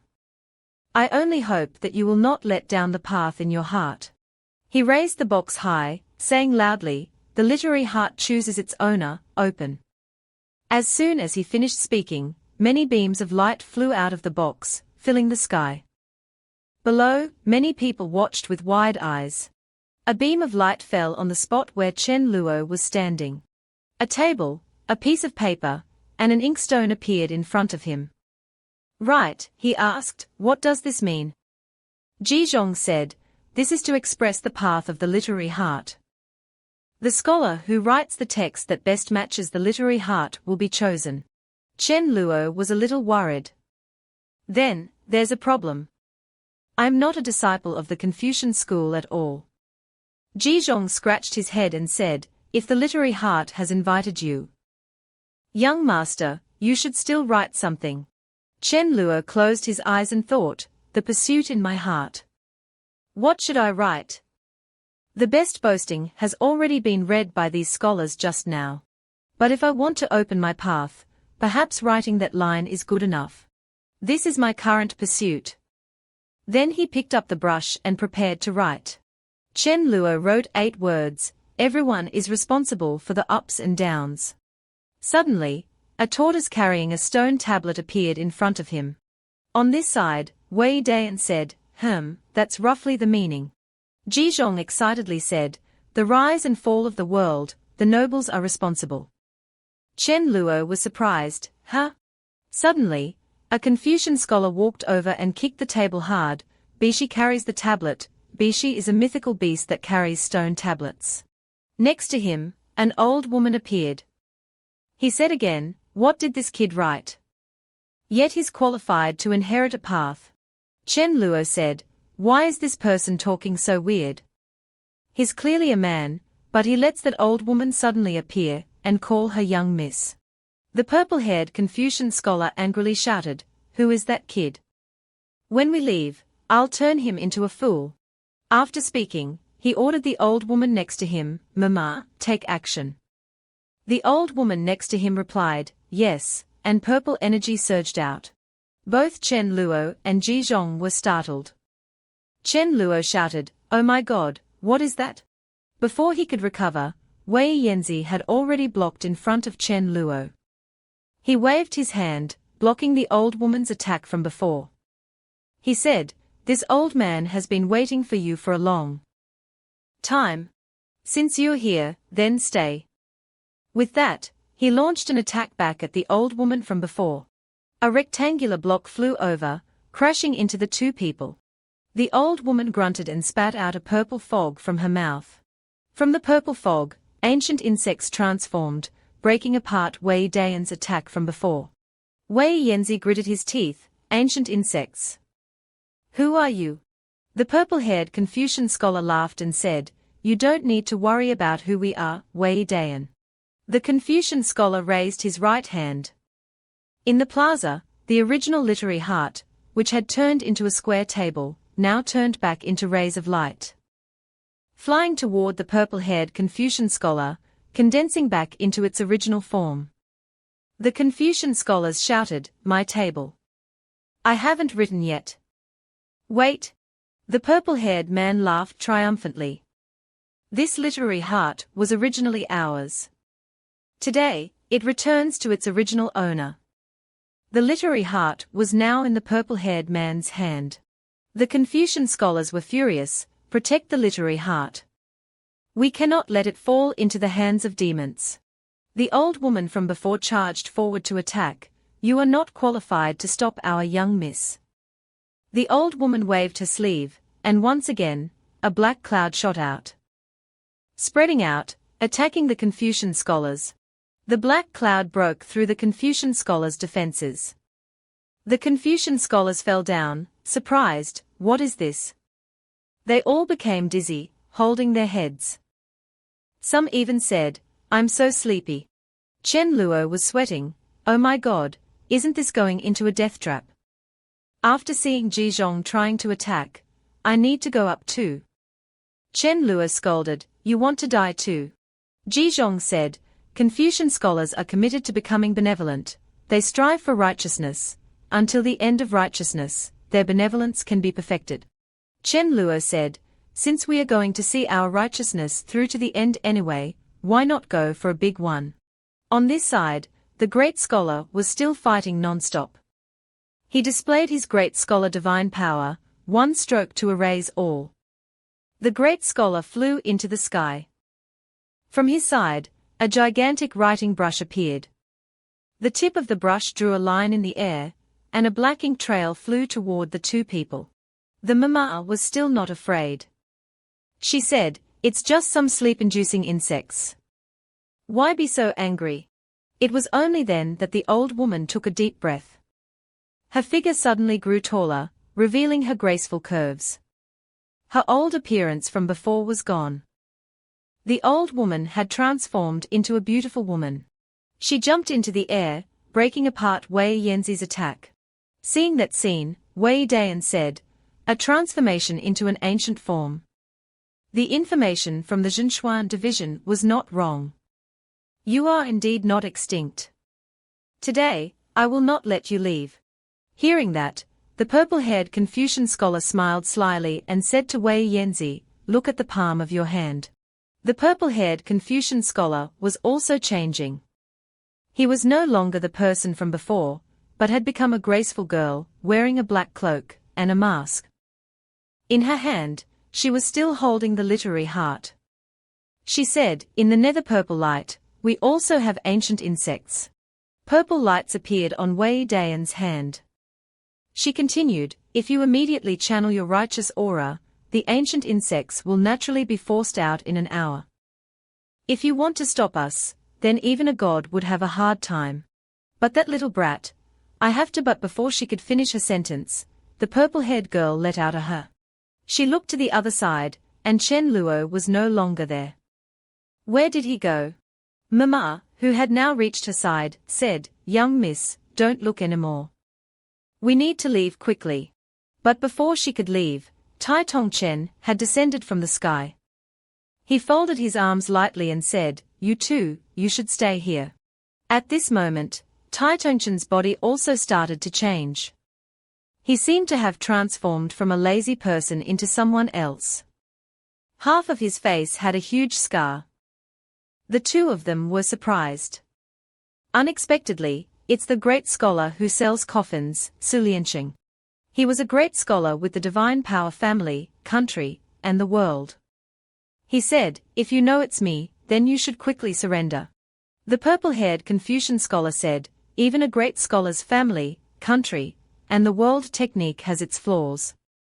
Mama, prepare to use thousand-li burrow so that I can stop him."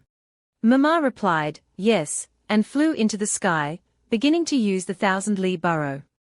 She thought, "The thousand-li burrow is our tribe's secret technique. It can pass through any barrier. But it takes a long time to cast. Young miss, do you need to capture that man? After all, he's a great scholar of the human race, a strong man among the top 10. She said, "Sudayan, our tribe is only here to take back the literary heart. We will not harm anyone. Why do you have to force us?" Su Lianqing said, "The literary heart is a treasure that can only be condensed by our Confucian sage race. How can there be any talk of taking it back? And who is the Confucian sage that you have harmed? You are all required to answer us." The purple-haired Confucian scholar continued to use her techniques very well. "Then we'll see if you, a strong man among the top 10 of the human race, have the ability to stop us." Su Lianqing used his techniques on the purple-haired girl. He said, "I have seen through your thoughts. All of you, stay here." On the other side, Mama was still flying in the sky, using her techniques. Lianai shouted, "The Lin Emperor Martial Tome is here. Who dares to cause trouble?" She unleashed a stream of purple light that turned into a shield, protecting herself from Su Lianqing's attack. Hearing that, both Wei Yanzi and Su Lianqing were surprised and cried out, "The Lin Emperor Martial Tome. The secret treasure of the Emperor's family, how does she have it?" The purple-haired woman began to attack Su Lianqing again. She said, "The Lin Emperor has ordered to bind great scholar Su Lianqing." With that, chains shot out. Those chains surrounded Su Lianqing. On this side, Wei Yanzi also began to use his techniques. He said, "Su brother, I'm coming to help you break this technique." Suddenly, his right hand flashed with a purple light. He only managed to say "Ua." On this side, Su Lianqing was doing his best to resist the formation. Su Lianqing said, "Wei brother, don't rush. I can break this seal in a few breaths. That martial tome is not real. It's just a simulation." On this side, the purple-haired girl started saying, as expected of Su Lianqing, "I didn't expect that even when using the Lin Emperor martial tome to suppress him, it would still take this much effort.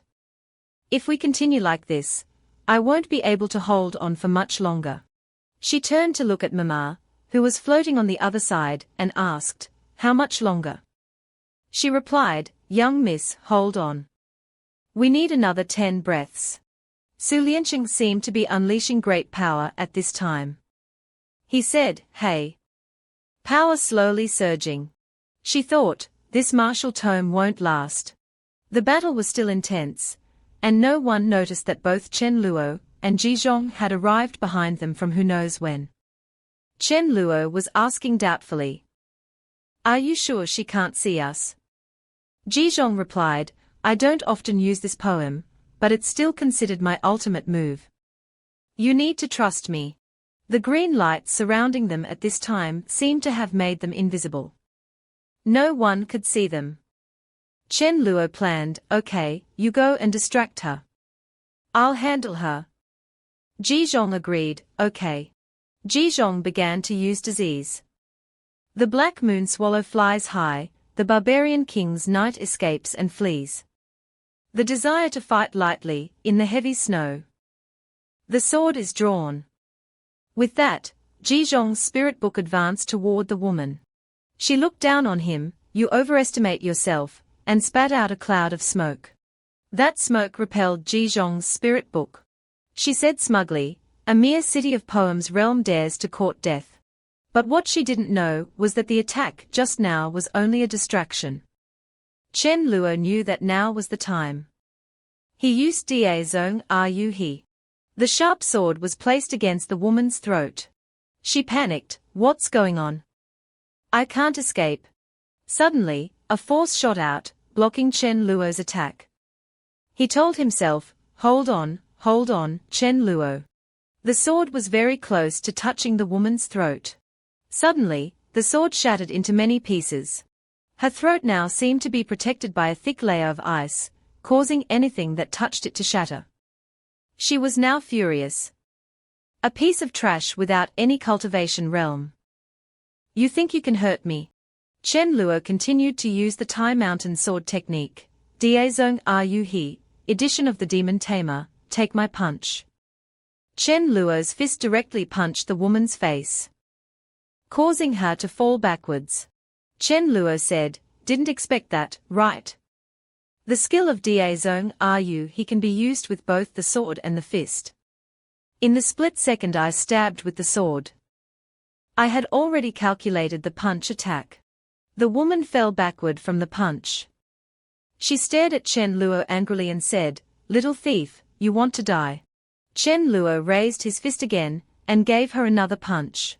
However, the literary heart in her hand suddenly glowed. It flew from her hand, and shot directly into Chen Luo.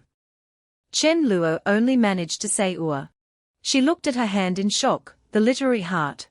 Before she could recover, Chen Luo had already fallen to the ground. He was holding his chest, looking to be in great pain.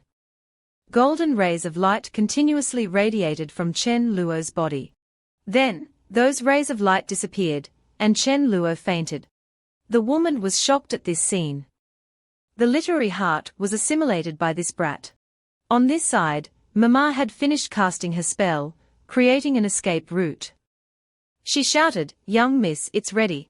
The purple-haired woman grabbed Chen Luo by the collar, and dragged him along as she ran. She said, "Since you have assimilated the literary heart, then I'll extract it from you even if I have to squeeze you dry." Seeing that she was about to carry Chen Luo away, Su Lianqing began to redirect his attack toward her. He shouted, "Release the people of my Da Zhuan." He began to recite a poem, "Today, I will see the king's army. After 10 years of sharpening, this one sword. If there is any injustice in the world, the blade will not spare any." He infused his life essence into it. The woman quickly said, "A sword with a great scholar's life essence infused into it. This young lady can't block it, but what if we use the people of Da Zhuan, who have signed a contract with the literary heart, as a shield?" With that, she pulled Chen Luo out to shield herself, as if she truly wanted to use Chen Luo as a shield. Su Lianqing gritted his teeth. He let out a hey. Immediately, he retracted his attack. The strange woman laughed, "He, farewell, you two great scholars. We will meet again." With that, she picked up Chen Luo and walked away. Su Lianqing on this side was still not giving up. He said, "Don't even think about running." Another beam of light attacked her. The attack was so powerful that it created aftershocks, causing dust and rocks to fly everywhere. However, There was nothing left, not a single soul. Chen Luo and the literary heart had been taken away by her. Seeing that she had taken Chen Luo away, Su Lianqing furiously cursed repeatedly. Damn it! Damn it! Damn it! At Wan County's government office. An eunuch was holding an imperial decree in his hand, walking away with a smile. The guard behind him asked, "Eunuch, shouldn't we be going to the Marquis's residence?" The eunuch smiled and said, "Even if he's a Marquis, we still need to inform the local magistrate." You wouldn't know this, would you? In front of the eunuch, he saw Wei Dayan and Su Dayan. However, their faces were smudged with dirt and full of wounds. The eunuch was puzzled and asked, "Aren't those great scholar Wei and great scholar Su? Why are their faces so dirty?" Wei Yanzi clasped his fists respectfully and said, "Eunuch, why are you here? Shouldn't you be by the Holy Emperor's side?" The eunuch smiled and said, "I am here with the imperial decree to congratulate Chen Luo. The Holy Emperor has conferred upon him the title of Wan Count, and has ordered him to come to the palace to receive his reward." "That's right, where is Chen Luo?" When asked about Chen Luo, the atmosphere seemed to sink. Everyone wore a sad expression. Wei Dayan clutched his head and said, Chen Luo is gone." The eunuch was surprised. On this side, Chen Luo was wondering, where is this? He was walking up some blurry steps.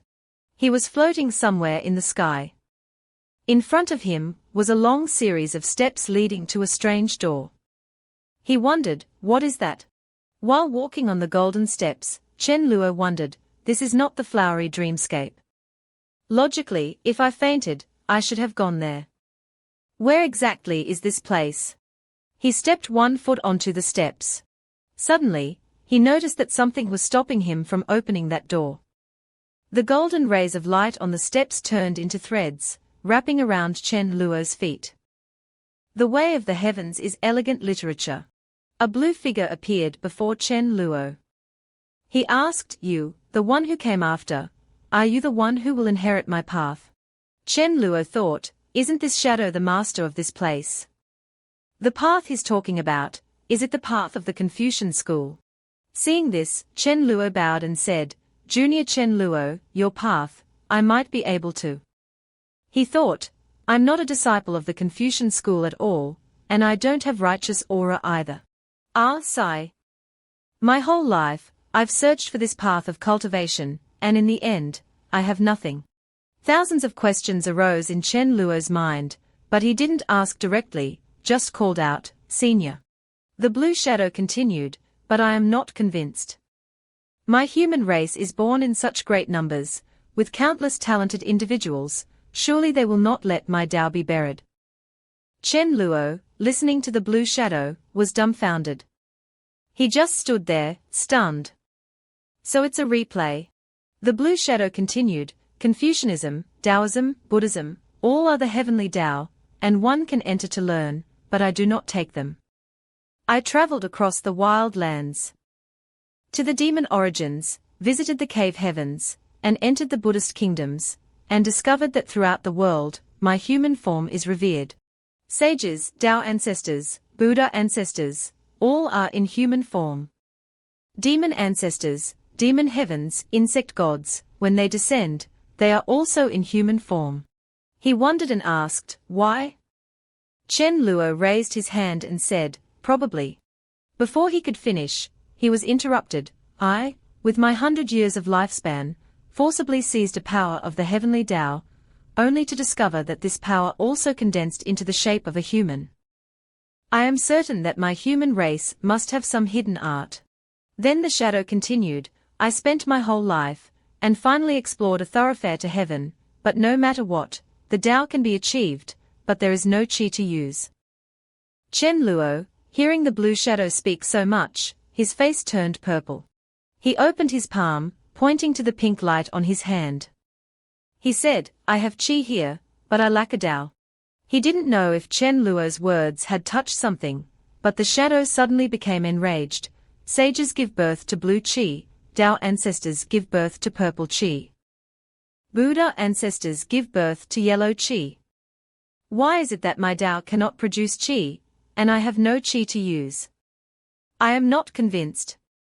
I am not convinced. I am not convinced. Chen Luo, seeing the indifferent look of the blue shadow, slowly said, dispirited, I have it here. He thought to himself that it was just a remnant image, and couldn't possibly have the ability to talk. The blue shadow continued, the one who comes after, find the fourth type of chi. The blue shadow moved closer to Chen Luo's face, and said, so that our people, everyone will be a dragon. Suddenly, the blue shadow dissipated and formed a powerful force that enveloped Chen Luo. He groaned as the blue light seeped into every part of his body. Chen Luo held his head and wondered, this is martial Dao. Martial Dao, use martial arts to temper the physical body, and use martial arts to enter the Dao, dividing it into the meridian opening realm, chi nourishing realm, and blood joy realm. In the meridian opening realm, those who reach this realm can change their tendons and bones, have keen ears and eyes, and their physique is strengthened. Walking on water is not difficult at all. In the chi nourishing realm, those who reach this realm can release the chi from their acupoints to kill enemies. The blood joy realm can change blood 9 times. And those in this realm have a physical defense that is no less than the Vajra of Buddhism. Chen Luo wondered, martial Dao, 3 realms. But why do these 3 realms look like the basic training for children? Right now, the chi had flowed through all his meridians. He looked at the door in front of him and wondered, could it be that the rest are behind that door? Then he hesitated slightly as he looked at the steps, but just now when he wanted to step forward, he remembered the light threads that prevented him from moving, something was stopping him. But he ignored it, saying, I don't care anymore. I have to go and see. If I miss this opportunity, it won't come again. Suddenly, he laughed happily when he realized he could move forward. He was excited, I didn't expect to be able to reach this place. It seems that this Dao is mine. He continued excitedly, then I'll take a few more steps and directly open the door. But it seemed like something was preventing him from going further, the golden chi was like threads tightly binding him and stopping him. Chen Luo was surprised, what's going on? Chen Luo saw that he was being tied by invisible threads, and he exclaimed in shock, what's going on? Could it be that I can only go to the place where the human figure is standing? Then he looked at the long staircase ahead, and muttered to himself, could it be that the rest of the path must be found by myself? Next, Chen Luo was very surprised as the invisible threads slowly released him. Then, the steps and the door in front of him gradually disappeared before his eyes. With a groan, Chen Luo slowly opened his eyes, wondering where this place was. In front of him was a purple-haired woman lying unconscious on the ground. Struggling to stand up, Chen Luo cursed, shit. His whole body felt like he had been stabbed by hundreds of needles. Every inch of his flesh throbbed with pain. The black cat suddenly appeared on Chen Luo's shoulder, its face cheerful, and said, Master, you're awake. The black cat slowly explained to Chen Luo what had happened, saying that their teleportation path was destroyed, and he and this woman were pulled here. This woman was injured by the chaotic space and couldn't wake up for a while. The cunning black cat said, just now, the secret realm spirit saved you, Master. Should we take advantage of the fact that she's not awake and quickly run away? Chen Luo gritted his teeth and said, then why didn't the secret realm spirit just kill her directly? The black cat turned its eyes to the woman, sighing, a woman as beautiful as this, are you sure you want to? Chen Luo didn't know when he had sat up, holding a stone in his hand. He seemed to be preparing to act, what's the use of beauty? When she wakes up, I'm still the one who dies. The black cat asked suspiciously, you want to smash her to death? Chen Luo held the stone and approached the woman, saying with a head full of sweat, let me think. But for some unknown reason, he threw the stone away, forget it, what if this woman has a protective magical treasure? I'll still be the one who dies. The black cat directly exposed the reason why he didn't kill her, is it really because of this? Isn't it because her chest is big? Chen Luo began to limp away, the black cat still sitting on his shoulder. He scolded the black cat, "Shut up. That woman can't be dealt with using normal logic. Who knows, her appearance might be a demonic illusion. Her true form is old and ugly, a monster." The black cat on his shoulder, after hearing its master say that, turned its head in doubt, old and ugly, and a monster. As he walked, Chen Luo held his stomach, thinking that he was quite far from the woman now, so he should be a little safer. His face was terrible, it seemed he was both thirsty and hungry now. He could only hold out for at most one day. Chen Luo found a rock to sit down and rest, knowing that in his current state he definitely couldn't find food, so now there was only one solution. After thinking, he began to assume a cultivation posture. His intention was to try cultivating martial Tao. The cultivation method was to temper the physical body. If it was effective, it could help him last a few more days, which would be good. In just a moment, qi surrounded Chen Luo's body. He felt as if his acupoints had been opened up, and he praised, "The Hong Chen qi can indeed operate this cultivation method. My acupoints are being opened." Sweat poured down Chen Luo's face. He opened his eyes, taking a breath, and the qi from before had disappeared. Chen Luo took off his outer garment, the inner clothing was stained with black stuff, which he thought was marrow cleansing fluid, which was forcing out impurities accumulated in his meridians. His whole body was sticky with filth, so he thought he needed to find a place to bathe. He then ran off to find a place to bathe. After using Hong Chen qi to open his acupoints, the feeling of weakness and hunger had indeed lessened a lot, but the feeling of his whole body being sticky was really not pleasant. The sun had risen high, and the woman slowly opened her eyes. She used her beautiful purple eyes to look around. She slowly sat up and said, "That little brat. I didn't expect him to wake up before me, and even be able to move. Is it Wenshin's help?" She began to plot against Chen Luo. "If that's the case, then I can't let him escape even more. I'll place a GU worm on him. If I follow the scent of the GU worm, I can find him." It turned out she had placed a GU worm on Chen Luo at some point. She threw out something green, and it opened its wings, revealing itself to be a GU worm. The GU worm could speak, and it knelt before her, saying, "Yes, miss." Chen Luo was standing under the scorching sun, sweat dripping from his forehead. He wiped his sweat and sighed, "Why can't I find even a drop of water here?" Suddenly, his body flashed with light. He said in surprise, "Huh. My meridians are automatically operating, and I've broken through 2 more acupoints." Suddenly, Chen Luo's body released a powerful burst of qi, startling him. At this moment, Chen Luo was lying down, his body still continuously emitting that qi. It turned out he was farting, and Chen Luo's face began to turn red, or rather, as he put it, it was turbid qi. He sighed, "Damn, after breaking through the acupoints, I still have to expel turbid qi. I must cultivate in seclusion from now on." Zhong Kuei and the black cat suddenly appeared in front of them and congratulated their master. Zhong Kuei said, "My lord, you've leveled up. You've awakened a new talent." The black cat was also happy, "Master, me too." Suddenly, Chen Luo raised his hand and patted his chest, "You two seem to be a bit different than before." Zhong Kuei happily showed off, "Now, I can command 5 little devils." As he finished speaking, Zhong Kuei released a chain with 5 small devils on it, who made adorable sounds. Cheap, O-Y-A-W-A, ha.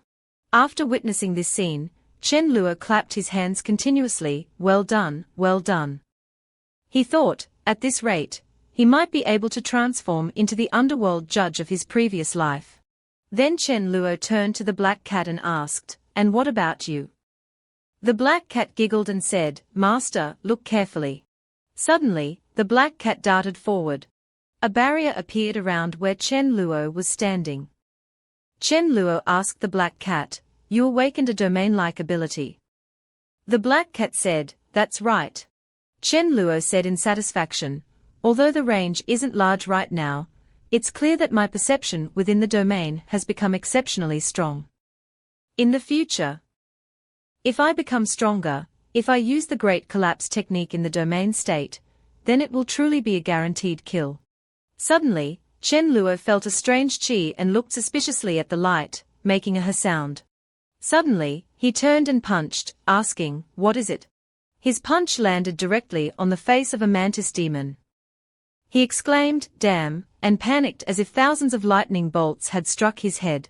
The mantis demon was immediately sent flying. He exclaimed in panic, "Damn. It actually worked." The mantis demon quickly regained its balance and landed on the ground, saying, "You have some skills, no wonder my master values you so much." Chen Luo asked curiously, "Master, did that woman send you?" The mantis demon suddenly became angry, adopting a fighting stance. "You who are about to die don't need to know these things. I will take your head with my next blade."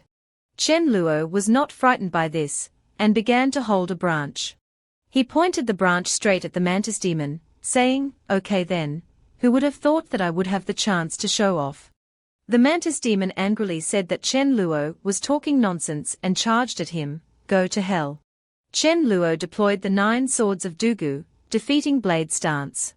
In front of Chen Luo was the charging mantis, but there were 2 circles on its body. Those were the mantis demon's fatal points. The black cat's domain perception combined with the 9 swords of Dugu, he could see the trajectory of the fatal points of the attacks. The mantis demon only managed to say, "How is this possible?" Immediately, it was struck in its fatal points by the branch in Chen Luo's hand, and the mantis demon grunted as the branch pierced right through its face. At this moment, the mantis demon's head had been pierced by the branch. Chen Luo said, "As long as you follow the trajectory of the fatal points and strike randomly, no one can use normal attacks." "What is impossible about that?" "Simply put, in front of me, you can't even use your skills." After the attack, Chen Luo called Zhong Kuei to appear, ordering him to devour the mantis demon's soul. Zhong Kuei obeyed, saying, "Yes, master," and charged at the mantis demon. After obtaining the soul of the mantis demon, Zhong Kuei laughed, "He, thank you, master." After saying that, Zhong Kuei ate the mantis demon's soul. After eating, Zhong Kuei was deep in thought, so Chen Luo asked if there was any useful information in its soul. Zhong Kuei said, "This one is not a complete demon, and its soul has already been refined, but there is still some useful information. That Lian Ai, she will be here very soon." Having just defeated the mantis demon, Chen Luo threw away the branch and started running, saying, "That woman is indeed not ordinary. Luckily, I didn't play around and stab once. But in this situation, being caught up is only a matter of time." He hurriedly picked up his clothes and prepared to flee. Zhong Kuei next to him asked, "Then what do we do now?" Chen Luo ran while saying, "What else can we do? Now, we have to find a place to bathe first and then hide. I don't believe she can follow me to the ends of the earth." Elsewhere, inside a purple cocoon, the woman was cursing, "Useless thing." Then she stretched her hand out of the cocoon. She said, "It seems I still have to go myself. Run away. Run to the ends of the earth. You still won't escape from my palm." On this side, Chen Zhuan was being supported by Xiao Huan as she entered. She walked while worrying and asked, "Wei Daren, is there any news about my younger brother yet?" Wei Yang said, "We have calculated 3 possible destinations of that spatial passage, but we haven't determined the final location yet. We've already sent people to those places." Chen Zhuan was sad, and she closed her eyes. Then she and Xiao Huan both knelt before Wei Daren. "Wei Daren, please save my younger brother no matter what. He's the only family I have left.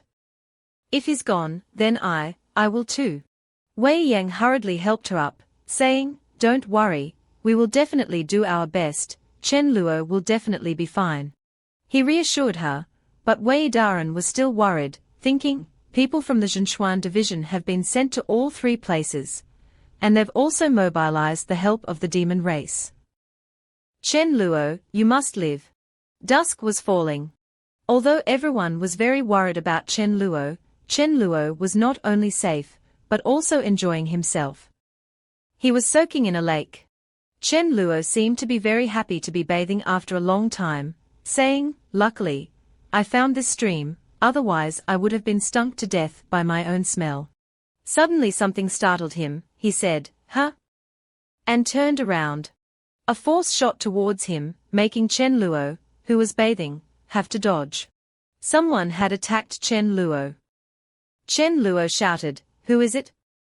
He asked in surprise. It seemed he didn't expect to be attacked while naked. From the darkness, a pair of eyes lit up. Something was appearing here. Something was appearing here. Then, a plop sound rang out. It turned out to be a green frog. This frog was very different from normal frogs, and it was wearing something on its back that looked like a bag. At this moment, Chen Luo's head was full of question marks. He scratched his head and said, "A frog."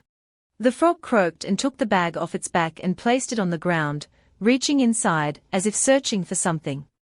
Its actions made Chen Luo not understand at all. Then, from the bag, it took out something white and fluffy that looked like a cloud. The frog sat on the cloud and then flew slowly towards Chen Luo. It croaked. What was it trying to say to him? Suddenly, light began to penetrate Chen Luo's body.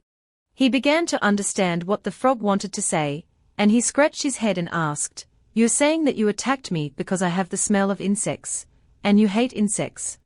The frog croaked. Chen Luo said, "It's okay, no need to apologize, I just killed an insect, it must be because of that." As soon as he said it was okay, the frog, along with the cloud, turned and left. Chen Luo, standing next to him, sighed, "Tsk, it's also very cold." In a tower, a shout echoed throughout the place, "What? The only grandson of Jin Chen Granny has also disappeared." At the Great Demon Assembly, there were demons sitting all around. Some had cow horns on their heads, some had rabbit ears. A bull demon said, "Isn't that a common occurrence?" A rabbit demon next to him said, "It seems like there have been many times in the past few months." Another demon said, "The young master is really a worrisome demon. I wonder who will be lucky enough to encounter him this time." A clattering sound rang out. The surrounding demons all broke out in cold sweat, and became quiet. A foot stepped in. It was a demon granny leaning on a cane. Behind her were two beautiful demons with fox ears on their heads. She said, "Have you all received the reward from the Zhenchuan division?" The surrounding demons bowed, reporting to Granny, "We've all received it." "Yes, Granny. Everyone has received it." The Granny sat down on the main seat, looking dignified, and said, "Good. The reward from the Zhenchuan division is 5 moonflower pearls, and I, old lady, will add to that." After that, someone brought 3 sunstar pearls. The remaining demons were all surprised and gasped. The moonflower pearl contains the essence of 100 days of moonlight, while the sunstar pearl contains twice the essence of sunlight. If you get these treasures, it's like suddenly gaining several years of cultivation. Worthy of Jin Chen Granny. With such generosity, she is indeed worthy of the name of Great Demon. The Demon Granny continued, "The person we are looking for this time, that Uncle BA is definitely important, but I, old lady, am also acting generously for my own reasons. I hope everyone will conveniently find my only grandson. That beast stole a skyleaping talisman, and now we don't know where he went." Upon hearing about the skyleaping talisman, all the demons were shocked. That is a godly treasure, only earned after 2 or 3 years of luck. A life-saving godly treasure. Such a treasure was stolen to be used for running away from home. On this side, Chen Luo was still naked, looking at the frog in confusion. The frog was still carrying a bag on its back. Chen Luo watched the frog's back, thinking, "Didn't this guy say goodbye already? Why has he come back several times?" Then the frog, who had just left, came back and sat down again where Chen Luo was bathing. After that, the frog continued to run away. Chen Luo looked at the frog's confusing actions and said, "Okay, I think I understand now." It turned out that the frog was lost. Chen Luo stood behind and watched the frog hiding under a rock. Hearing Chen Luo expose him, it only croaked, meaning it was asking Chen Luo how he knew. Chen Luo explained, "You've come back and forth several times already. It would be a problem if I didn't notice." Even though it was lost, the frog was still very arrogant, standing up and saying, "Croak. I, the Great One, am not lost." After saying that, the frog ran away again. Chen Luo watched him and thought, "This frog is also very stubborn." But then his stomach suddenly growled, and he said, "I don't care about him anymore. I have to find something to eat and fill my stomach first." Chen Luo had now found some kind of fruit to eat. But he didn't eat it immediately, but picked it up and complained, "Why does this fruit look so bad?" Suddenly, a sound attracted his attention. An object flew straight into his face, making him yell, "Wa!" It turned out to be the same frog from before. He didn't know where it came from, but it had landed directly on Chen Luo's face. Chen Luo was in pain and fell backward. His face red from the pain. "Why is it you again?" The frog, despite hitting someone, was still very loud, "Croak. You dare to follow me, the Great One." Chen Luo's face now had the imprint of the frog from the impact. He said irritably, "Not only did you not apologize for hitting me, but you dare to blame me." The frog not only didn't apologize, but was also very arrogant, jumping into the bag on its back and saying, "Croak. I'll let you follow me, the Great One. Croak. I, the Great One, will make a deal with you using a pearl from the East Sea." After saying that, the frog took out a pearl from its bag, a pearl that was even bigger than the frog's head. Chen Luo looked at the giant pearl before him and was sweating. "This pearl seems very precious, and the space behind you is a magical treasure. Are you the young master of some great demon family?" The frog crossed its arms and said, "Croak. That's not important. As long as you take me out of this floating cloud mountain, this thing is yours." Hearing such an attractive condition, Chen Luo began to think, "He can casually take out this pearl, he must have a great background. If I can have a good relationship with him, then when the demoness catches me, I will have an extra guarantee, right?" After thinking, Chen Luo crossed his arms and smiled, saying, "Okay, I'll do this deal." Chen Luo was carrying the frog on his shoulder. He was eating some kind of fruit, and as he ate, his face was terrible, his eyes rolled back, showing only the whites. And he cursed, "Shit. This is too sour. If I wasn't so hungry, I really wouldn't want to eat this." But the green frog didn't seem to share his unpleasant expression. It was also eating something and then spitting out a round black object. After spitting, the green frog took out a round yellow object, ready to eat it. Chen Luo asked in surprise, "What are you eating?" The frog said while chewing, "Croak, blood refining pill. A pill that can help me refine my bloodline." Chen Luo continued to ask, "Then what did you spit out? Can't you eat those?" The frog held a pill, ready to eat it, saying, "Croak, that is also the blood refining pill. It has a sugar-coated shell on the outside. I only eat that shell." Hearing this, Chen Luo's expression darkened. He glanced at it and thought, "Is this how the rich are?" Sure enough, the rich in any world cannot be understood by normal logic. In an open space, a purple teleportation gate appeared. Two demons fell out of the teleportation gate. Both cried out in pain, "Reya, Reya." The squirrel demon rubbed its butt and said, "Huang third brother, this teleportation talisman is too powerful." The weasel demon also rubbed one cheek and said, "Song old brother, if I had money, I wouldn't use this kind of teleportation talisman." Then the two demons began to stand up. The weasel demon said, "It wasn't easy for us to work as guards for someone for 10 years to earn this little money, we should still save a bit. After all, it's very expensive to exchange for blood refining pills on the black market." He thought, "If I had a blood refining pill, and cleansed my bloodline, I could also become a demon king of one side." The squirrel demon scratched his head and said, I don't have such grand ambitions as Huang third brother, I just hope to exchange for a few blood-refining immortal pills. So I can step into the blood-refining realm. That way, when my children are born, the chance of them opening their minds is very high, and I'll be considered to have honored my ancestors. The weasel demon patted the squirrel demon's shoulder and said, You are really a practical person, ha ha ha ha ha ha. The other demon only smiled shyly, he. Suddenly, his foot kicked something. The weasel demon only managed to yell, yo, what's this? And fell directly to the ground. With a stern face, he asked, What dares to block my path? Then the weasel demon directly picked up the pill and said, Little song, we don't need to buy blood-refining pills anymore. The other demon was confused, huh? The weasel demon held up the pill, shouting happily, This is it. We are rich today. Quickly keep looking, there might be more nearby. After saying that, the two demons began to look for pills. Huang third brother, there's one here too. Little song, I also picked one up.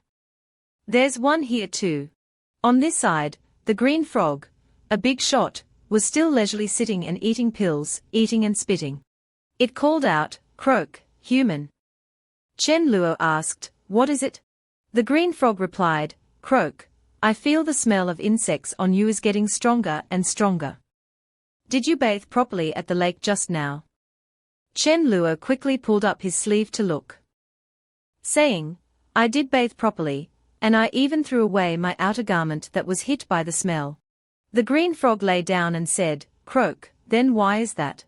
A graceful figure with purple hair appeared. It was Lian Ai. She walked while saying, Little brother, I'm almost there to find you. On this side, the green frog was still lying on Chen Luo's shoulder, spitting out blood-refining pills. The two demons behind them were trembling when they saw this. The weasel demon said, It seems we weren't picking up discarded items from a merchant, but from the young master of a demon clan. The other one said, Then isn't that a good thing? We can follow behind and pick up more. We should stay a bit away, so they don't notice us. Once we've picked up enough, we can. The weasel demon began to raise his claws, saying, Look carefully, it's just the strength of one person and one frog. They are not the opponents of us brothers at all. If that's the case, why not just directly grab their bag of stuff? Seeing that the weasel demon was acting so rash, the squirrel demon was shocked. The weasel demon continued, Inside, there might be treasures that we brothers won't be able to buy in our whole lives. The squirrel demon quickly knelt down and grabbed the weasel demon's hand, saying, Third brother, no, I, Song Shu Hang, although I have a low status, I have always been honest and diligent. I have never done anything bad. And if we do something that involves bloodshed, then the great Xuan won't have a place for us. The weasel demon laughed cunningly, Song old brother, this is wealth being offered to us, why do you keep stopping me? Don't tell me you think I can deal with them alone. The squirrel demon continued to beg, Third brother, don't be reckless, calm down. The weasel demon kicked the squirrel demon away angrily, saying, Useless, someone like you should be controlled and killed by others for your entire life. Once I kill them, I will go to the southern demon land and live a carefree life. After saying that, it rushed out, This matter, I will definitely do it. On this side, Chen Luo suddenly sensed a murderous intent. He quickly dodged a sword that stabbed directly at him. He yelled, Who is it? The frog was also startled and croaked. The weasel demon deployed a blood rune divine power, poisonous fog burst. After saying that, he continued to attack Chen Luo. He said, No one can withstand my blood rune divine power. Chen Luo was now trapped in that poisonous fog. The weasel demon just said, Go to hell, and prepared to end Chen Luo with one sword. But suddenly, Chen Luo held out his hand. And then grabbed the weasel demon's neck, broke through the fog, and shouted, You are too bold. The sword in the demon's hand fell to the ground. It was being choked, and it was terrified, Great One, spare me. It thought, I've messed with someone too tough. Chen Luo gripped its neck tighter. He was furious and said, "Give me a reason to spare you."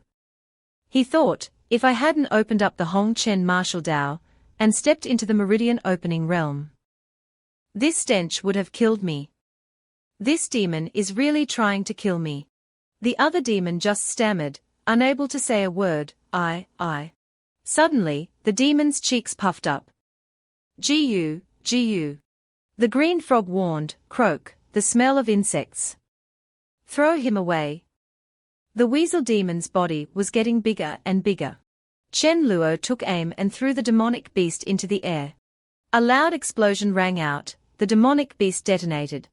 The blast created a force so strong that it pushed Chen Luo several meters away. A round of applause suddenly sounded.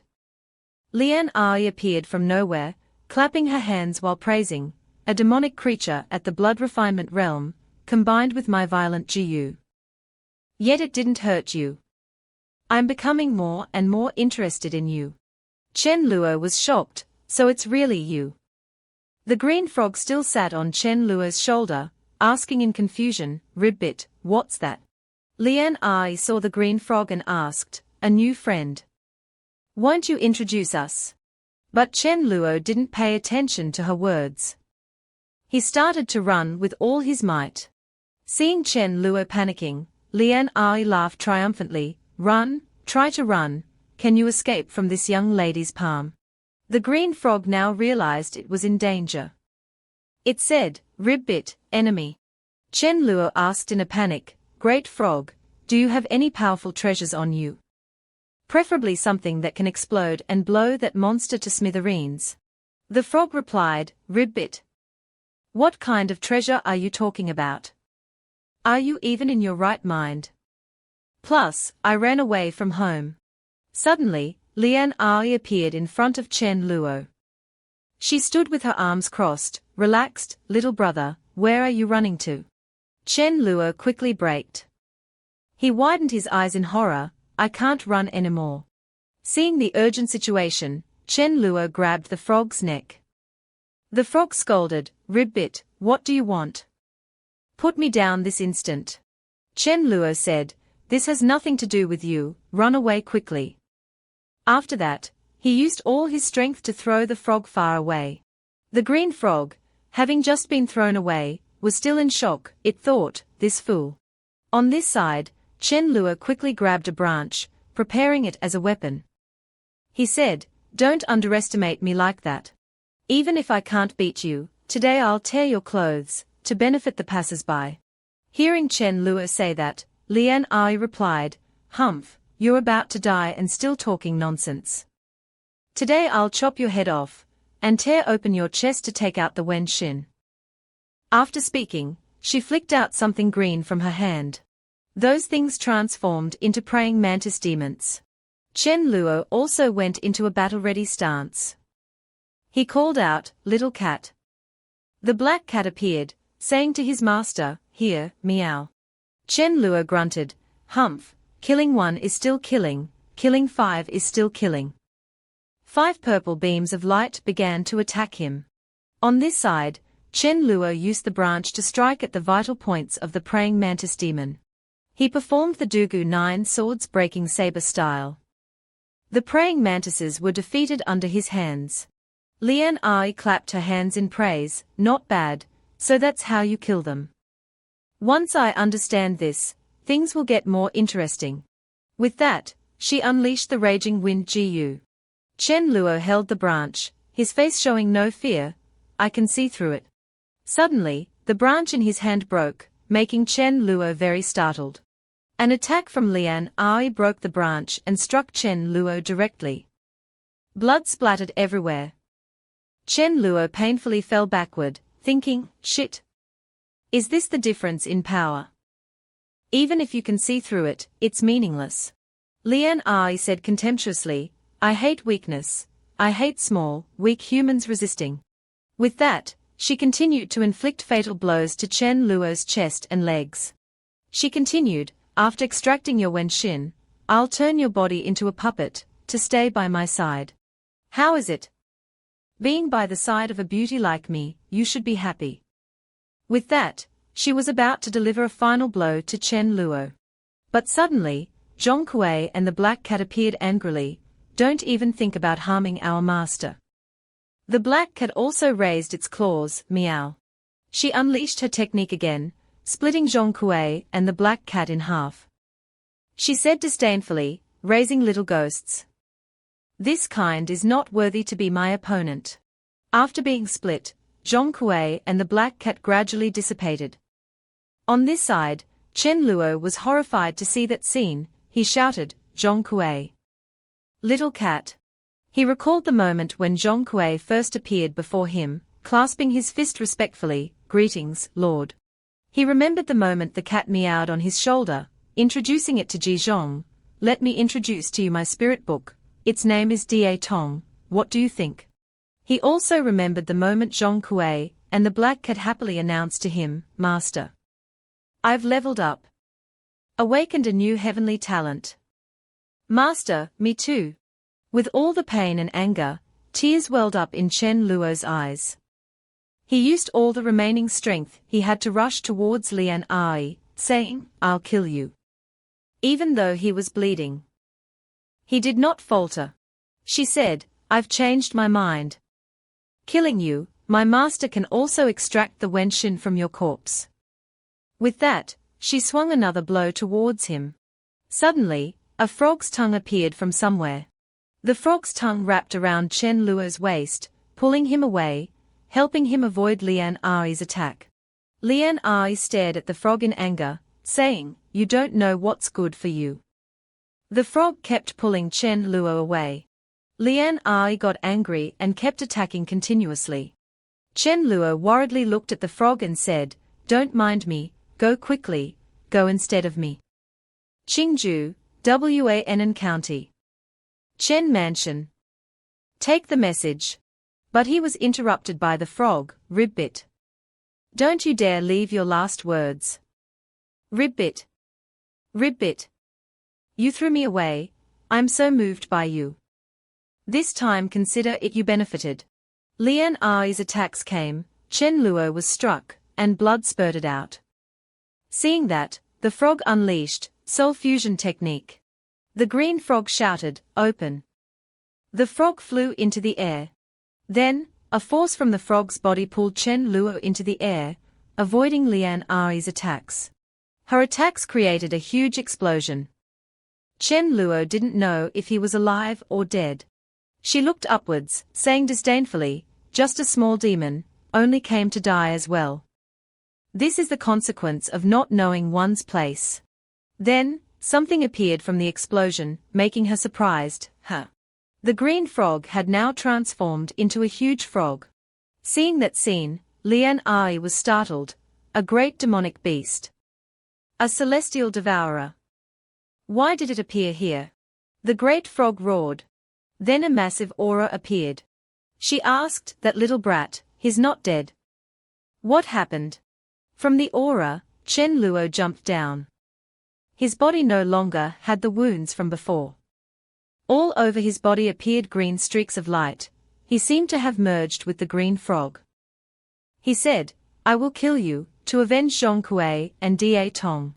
Lian Ai started attacking again. You think creating this spectacle can help you win against me? The power gap between us is like heaven and earth. Die. Faced with that attack, Chen Luo reached out and summoned his sword, come here. From the bag behind the frog, something shot out. It was a purple sword.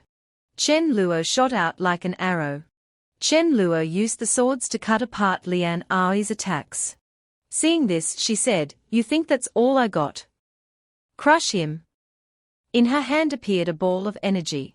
She used all her strength to attack Chen Luo. Chen Luo started performing Dugu 9 swords, breaking Qi style. His whole body was like an arrow piercing through her previous attack. He put the sword to Lian Ai's throat. Before this event, she was shocked. Just like last time, when the sword touched Lian Ai's throat, it was also the moment when her throat turned into ice. And the sword could not cut through. Lian Ai was angry. Her eyes widened as she said to Chen Luo, don't underestimate a 6th grade GU master. There is only a thin line between me and your great scholars. After saying that, she unleashed the green GU, iron cage.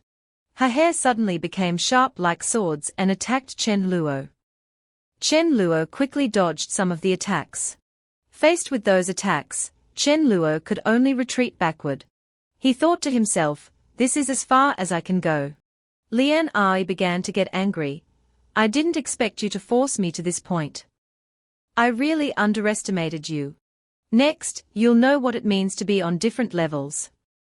With that, she started cutting a line on her hand. What flowed out was not blood, but a green fluid. From the green fluid, a white leg appeared, then slowly a beast was revealed. It was the 6th grade blood beast GU, Ba Feng. Chen Luo began to perform one sword breaks all.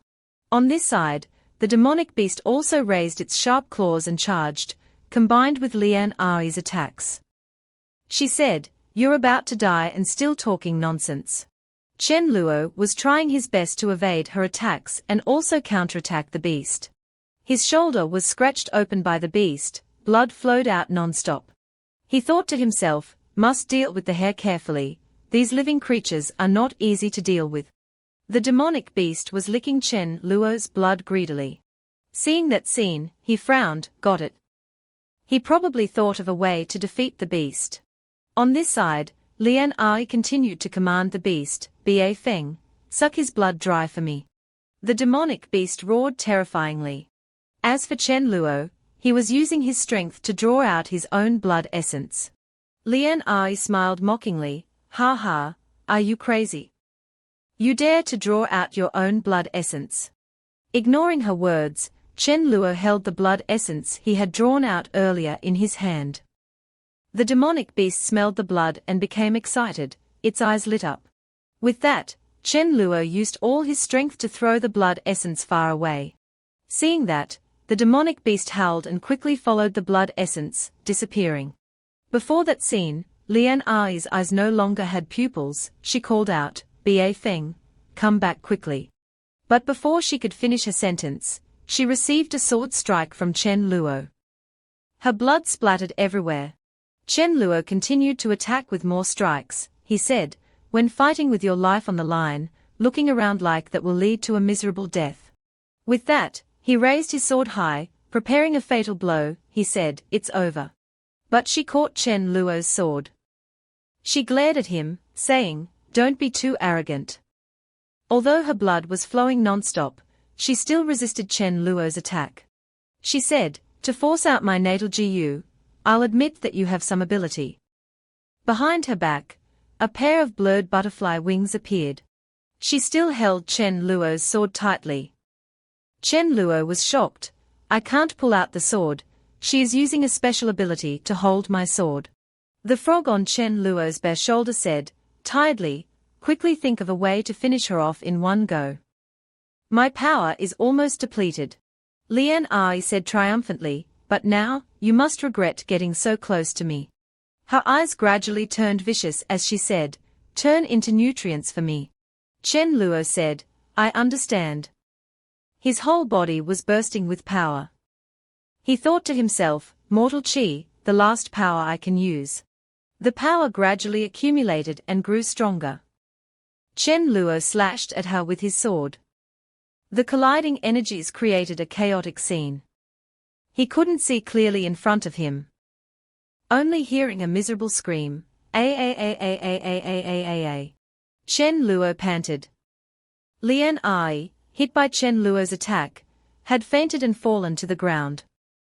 Her clothes were also torn to shreds. Chen Luo said, it's over.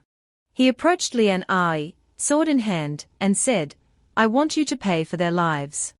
He raised his sword, preparing to stab down, Zhongkui, little cat, I've avenged you too. But before the sword could reach Lian Ai's chest, her eyes snapped open, staring at him. His sword froze. A hand appeared, using magic to block his sword. An array of light enveloped her. Chen Luo exclaimed in panic, what is this? The moment that finger touched Chen Luo's sword, the sword instantly disintegrated. Chen Luo was astonished as his sword turned into dust and slowly disappeared. His expression couldn't have been more horrified. In front of Chen Luo was another woman. She emerged from a portal. It was her finger that had touched Chen Luo's sword, causing it to vanish. Lian Ai's eyes widened as she said, Master, why are you here? Lian Ai's master said, I didn't expect the natal Jiyu to be so severely injured. No wonder the shadow Jiyu activated automatically, luring my mind here. If I hadn't planted the shadow Jiyu on your chest, you would have surely died today. Lian Ai said, I'm ashamed in front of master. But this kid is really troublesome. He obtained the Wen Xin, and his strength has become unfathomable.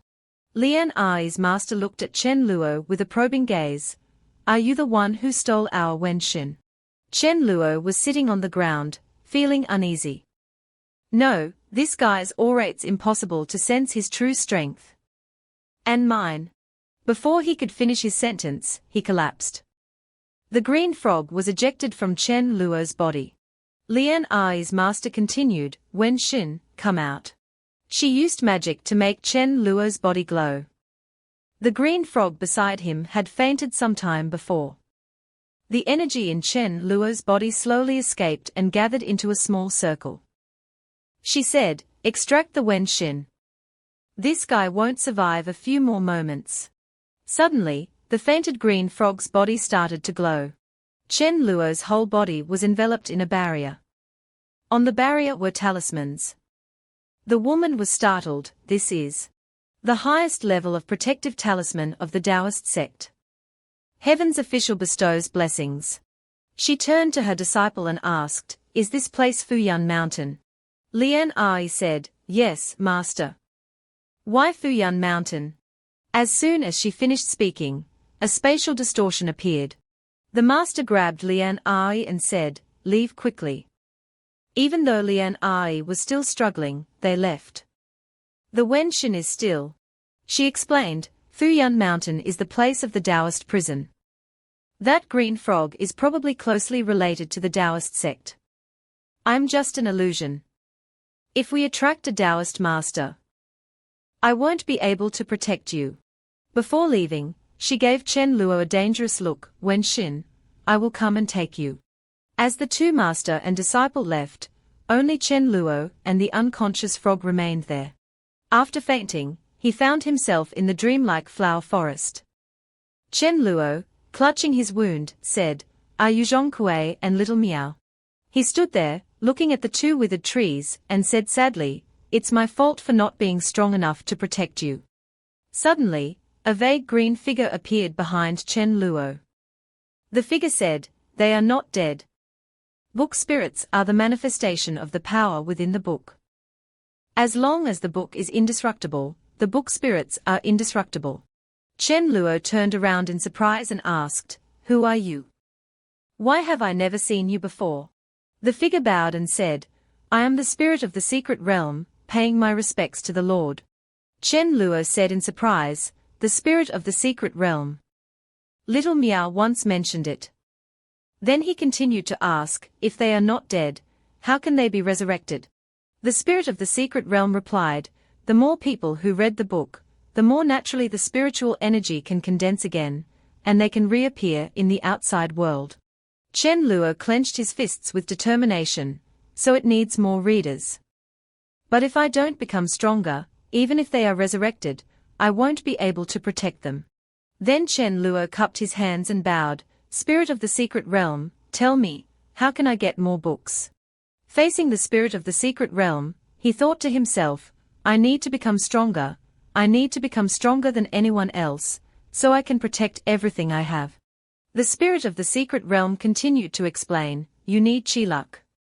In the eyes of the heavenly Tao, our books are non-existent. The Lord needs to accumulate enough chi luck, and use chi luck to trade with the heavenly Tao so that we can manifest in this world. Chen Luo asked, Trade with the heavenly Tao. In his mind, he imagined a balanced scale. The spirit of the secret realm said, Someone has noticed me. Lord, you will understand later. Even when facing the heavenly Tao, you don't need to lower yourself. After finishing, the figure slowly disappeared. Chen Luo stood there, thinking, heavenly Tao. So, reading human books goes against the heavenly Tao. He looked at the two withered trees in front of him, then, I must be going against heaven. The scene shifted to another place. A squirrel demon was pulling a cart. But the man who wanted to defy heaven, Chen Luo, was now lying with the green frog on the cart. Chen Luo and the green frog were unconscious. The squirrel demon said to himself, Huang Sanji is unrighteous, but I can't be ungrateful. I'll pull them to the nearest medical hall, and then I'll leave.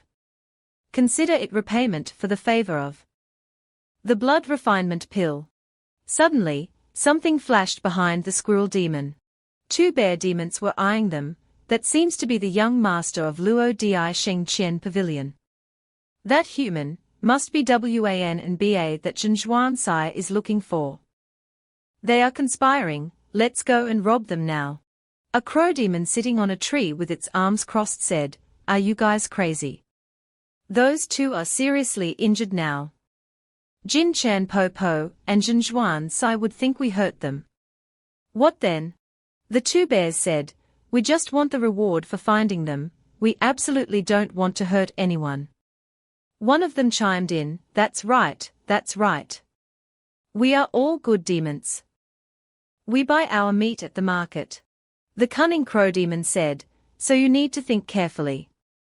How should we act in the end, to be foolproof? The two bears started to ponder. To let that squirrel take them there. It's so unfair, we clearly saw them, but the reward will slip from our hands. The crow said, That squirrel, at a glance, is not a local demon. What gives him the right to claim the reward? And, the announcement said to bring them back. We just need to participate in bringing them back, wouldn't we get a reward too? Hearing that, the eyes of the two bears lit up. They immediately ran out, Right, as long as we help bring them back, we will be credited. The two bear demons suddenly running out startled the squirrel demon, Bears. Are they local demons? But the two bears were very amiable, Squirrel brother, are you going to Fuyun Ward? We are going the same way, we'll help you push the cart. Hearing this, the squirrel demon kept turning around in confusion. Then the bears started to urge, Let's go. The squirrel just sat there thinking, What's going on? I've met good demons. In the distance, many pairs of red eyes were staring in this direction. They whispered, Oh no. Zhong Da, Zhong has taken the lead. What should we do now? Just watch them get the reward. The crow immediately became anxious, Don't worry about it anymore. Go and help push the cart. Even if we don't get the reward, we can still get acquainted with the master of Luo Di Sheng Qian Pavilion. The other demons also started to rush, Right, getting acquainted would be good. That's a favor from Luo Di Sheng Qian Pavilion. Quickly. Go and push the cart, get a good position. I'll push the cart too. I want to push the cart too. The actions of the demons surprised the squirrel demon. Are the demons in Fuyun Mountain so enthusiastic and hospitable? Now, the demons escorting Chen Luo and the green frog had formed a long line. They pushed and shoved each other as they went, Move aside. Move aside. Two crow demons wearing guard uniforms panicked. Why are so many demons coming at once? Has something big happened? Go and report to shopkeeper he. Shopkeeper he swaggered in and said, What's there to panic about? So what if there are so many fools? Fuyun Ward is not a place where anyone can just enter. We've arrived at Fuyun Ward, said a bear.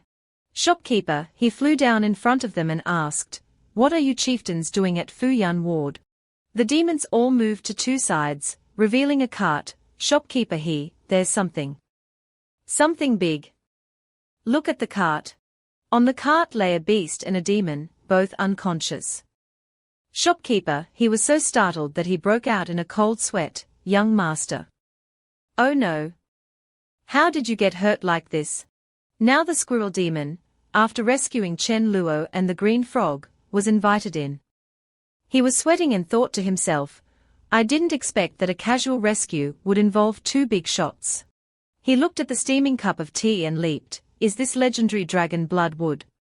And this tea, just the smell makes my blood boil. It's definitely good for cultivation. He glanced to the left, thinking, the most amazing thing is still this. He was staring at a maid with a pair of fox ears. This young lady is the most beautiful female demon I've ever seen in my entire life. Who could have known that these two ordinary-looking individuals were the only grandson of Jin Chan Po Po, the local landlord, and a newly conferred Earl of Da Xuan dynasty? He sighed, Huang San Ji, you really are blind. Shopkeeper, he cupped his hands and said, Song Yi Shi, feel free to make any request. What reward do you want now? Luo Di Sheng Qian Pavilion will definitely not let you down. Hearing the word reward, the squirrel's face gradually turned red. He glanced at the beautiful fox demon standing beside him. He thought, reward. The scene shifted to another place.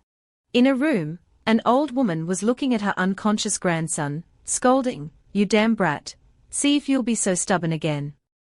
You had to suffer such a great hardship. A silver-haired female demon appeared and asked, Po Po, what happened to the young master? The old woman replied, there's nothing wrong with his body, it's just that the demon spirit fragment in his body is completely depleted. But this beast's soul has merged with someone else. Ning Bing was immediately furious upon hearing this. She unleashed her power and said, who is so bold? This servant will tear his soul to pieces right now. The old woman turned to look at the female demon and reminded her, calm down. She grunted and retracted her power. Suddenly, a fox maid came in, Po Po, Aunt Ning, that Wan and Ba has woken up. The old woman looked at the female demon and explained, the one he merged souls with is the newly conferred Wan and Ba of Da Xuan. On Chen Luo's side, he was slowly sitting up. He clutched his aching head and said, it hurts so much. I don't know how long I've been unconscious. Chen Zhuan must be going crazy with worry at home. He looked around and asked himself, where is this? Suddenly, the door in front of him opened. Stepping in was the old woman and a maid. The old woman bowed, I, Taoist Jin San Shun, pay my respects to the Earl. Chen Luo scratched his head, thinking, Jin San Shun, the name sounds familiar. Isn't it a drama that Mango TV bought the rights to? Chen Luo quickly stood up and cupped his hands, you two saved me, thank you. By the way, did you see a green frog? A very small one. He raised his hand to make a small circle and said, about this small, he's my brother. The old woman said, the green frog you mentioned, we didn't see it. Hearing that they hadn't seen the green frog, Chen Luo panicked. He hurriedly tried to run off to find the frog, you didn't see it. It must have fallen somewhere. I have to find him. He must be injured too, I can't leave him alone, something might happen to him. The female demon immediately grabbed his arm. She said, he's fine. We were just testing you. Chen Luo turned to ask, what do you mean? The old woman said, Earl, please don't rush. I was just teasing you. That frog is my only grandson. He's resting in his room now. Hearing this, Chen Luo cupped his hands and said, so that's how it is. Your grandson has saved my life, Chen Luo is extremely grateful. The old woman smiled kindly and replied, if you consider my grandson as your brother, then I'm older, so I'll call you grandson and stop calling you Earl. Chen Luo said, of course. Then, Grandmother Jin, can I go and see him? Ning Bing immediately interrupted, not now. We need to know what you went through. Chen Luo started to tell the story, this story is very long. He began to recount the events that had happened. The old woman said, I didn't expect so much to happen. The Jiu tribe, which was just a legend, has actually appeared. The white-haired woman continued, so, to defeat the Jiu woman, you had to merge souls. Chen Luo replied, yes, that's right. But, from your tone, that woman is very strong. The old woman began to explain. Legend has it that when heaven and earth were first created, the first life form was the Jiu insect. It absorbed the primordial chaos energy and became extremely powerful, and wanted to devour the heavenly Tao to become the master. The spirit of the heavenly Tao defeated it, and it fell apart into 3,600 parts, called Jiu. The Jiu poison is terrible, ordinary people can't withstand it. And the organization that seeks out the Jiu gods, wanting to recreate the Jiu god, is called Jiu sect. They seek great power to slaughter innocent people. The righteous path couldn't bear it. So the 5 great paths Confucianism, Buddhism, demon, and barbarian joined forces to kill them. But unexpectedly, some remnants survived. Ningbing asked, the Jiu sect is hateful, but the important thing now isn't this. Hearing that, Chen Luo was puzzled. The important thing? What do you mean? Ningbing respectfully said, my young master is young and ignorant, full of passion. He used the soul-merging technique, and gave all his power to the Earl to help you defeat the enemy. Now that the Earl is safe, can you dissolve the soul-merging technique, and return my young master's independent soul? Hearing this, Chen Luo asked, independent soul. So what do I need to do? Then he received the answer, it's simple, you just need to separate your soul and my young master's soul. Then my young master can have an independent soul again. Chen Luo asked in confusion, it's that simple? The old woman immediately said, of course not. After separation, you might become an idiot. But our Luo Di Sheng Qian Pavilion will take care of the Earl for the rest of your life. You will never lack wealth or glory. Hearing this, Chen Luo was alarmed and thought, my frog brother really saved my life, but to spend the rest of my life as an idiot, wouldn't this journey through time be pointless? But if I don't agree, then I'd be an ungrateful villain. He was sweating as he said, let me think about it first. Seeing that he didn't want to agree, the two of them immediately turned dark. No longer with their respectful attitude, the female demon said contemptuously, my young master is a 1,000-year-old toad spirit bloodline. He was born with pure blood, as bright as the ancient demons. And what about you? Are you a seed of a great Confucian, or a Taoist from the Taoist sect? You are not worthy of merging souls with my young master. You're just a mortal. Hearing those rude words, the old woman scolded her, shut up. She just laughed. The old woman's attitude was completely different. She said, young people are ignorant and have offended the Earl. Please consider it slowly. We'll take our leave first. After the two of them left, Chen Luo gritted his teeth in anger. Then he mocked himself, so, I'm not worthy. Ha ha. Then he frowned, are you bullying poor youths? On the other side, the two of them were still plotting against Chen Luo. The female demon said, Po Po, are we really going to just?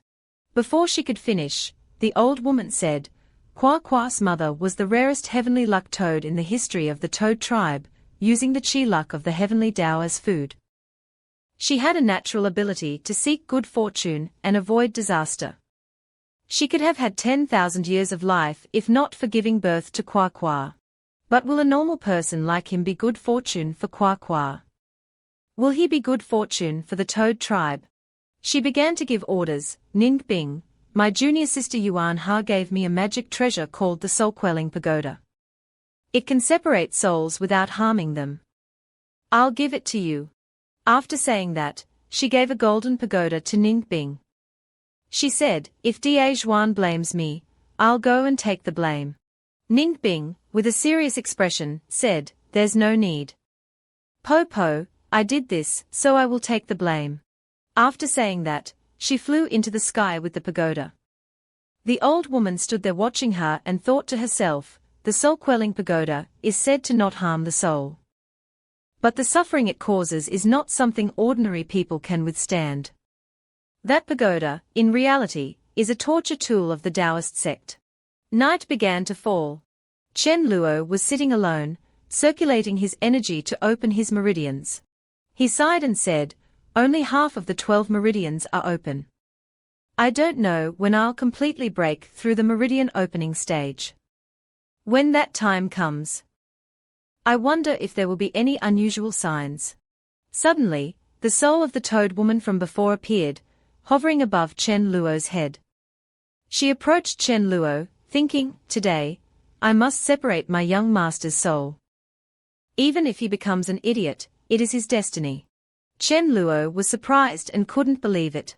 Ning Bing's soul rushed over, grabbing Chen Luo's neck and saying, come with me. The old woman stood watching Ning Bing fly into the sky, and said, Ning Bing, I'm leaving everything to you. Suddenly, shopkeeper he rushed down to report, Master, Taoist Qian Lang Dao Jun is here. The old woman was surprised and asked, why would Qian Lang Shi Ba come to me at this time? Could it be because of the soul-quelling pagoda Yuan Ha lent me? The man in white was Qian Lang Dao Jun. He smiled and cupped his hands, San Shun. Congratulations on your happy occasion. I heard that Fuyun Mountain rescued the Da Xuan Wan and Ba. The old woman looked at him in surprise, oh, yes. What's wrong? Qian Lang Dao Jun replied, quick, invite him out to meet us. Qing Wei Zhenren, the sect leader, and the 6 elders of our Taoist sect have jointly decided to appoint this Da Xuan Wan and Ba Chen Luo as a virtuous teacher of our Taoist sect. Hearing that news, the old woman was shocked, oh, why? Qian Lang Dao Jun answered, Teacher Chen has a book spirit named Zhong Kuei, who can devour ghosts. That is very beneficial for our Taoist sect. The ghost-dispelling spirit must not fall into the hands of the Confucian or Buddhist sects. The old woman's eyes widened in surprise, oh, this. Suddenly, a beam of blue light appeared in the sky. Somewhere a voice said, Da Xuan Wei Yang. Here to greet Wan and Ba. Hearing that Wei Yang had arrived, thousands of lightning bolts shot through the old woman's body. The old woman started sweating profusely. Wei Yang slowly appeared, surrounded by light. He said, Taoist Qian Lang, we already know of your appointment of the Da Xuan Wan and Ba, what about him? He turned to ask the old woman. Is Wan and Ba resting? Qian Lang Dao Jun also turned to ask, yes, is the virtuous teacher of our Taoist sect resting? Hearing the questions of the two people, the old woman's mouth dropped open and she couldn't speak. Her face was filled with fear as she began to stammer, Master, Wei Da are you so Wan and Ba virtuous teacher? On the other side, Chen Luo was floating in mid-air. He looked at the surroundings in surprise, wondering, where is this? Suddenly, Chen Luo clutched his head and let out a cry. Thousands of rays of light seemed to pierce through his body. Ning Bing had just activated the soul-quelling pagoda. Chen Luo's soul was in constant pain. Chen Luo clutched his head, his soul seemingly trying to separate from his body. As the soul and body struggled, Chen Luo suddenly screamed, and his soul stopped separating from his body. It seemed to be returning to Chen Luo's body. At this moment, Chen Luo opened his eyes in shock. His whole body seemed to be glowing. People born are not perfect, except for child prodigies, the soul and body are still slightly misaligned.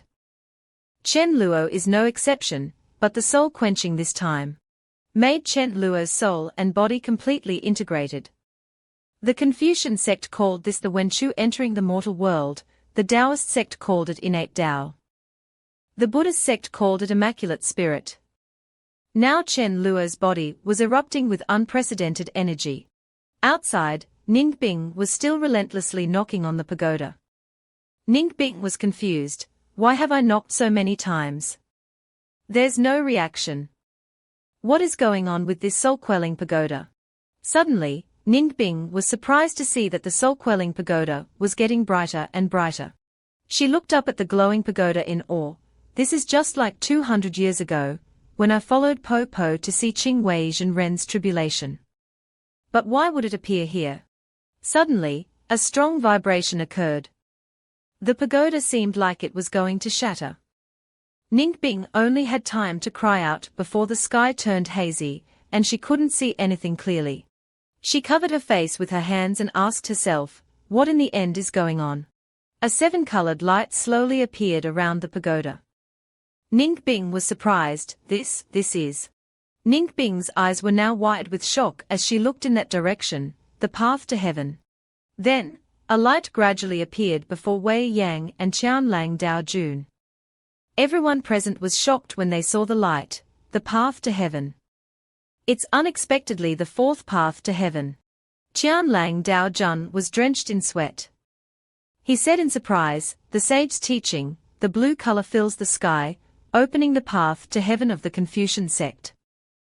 The Taoist sect says, the purple color comes from the east, opening the path to heaven of the Taoist sect.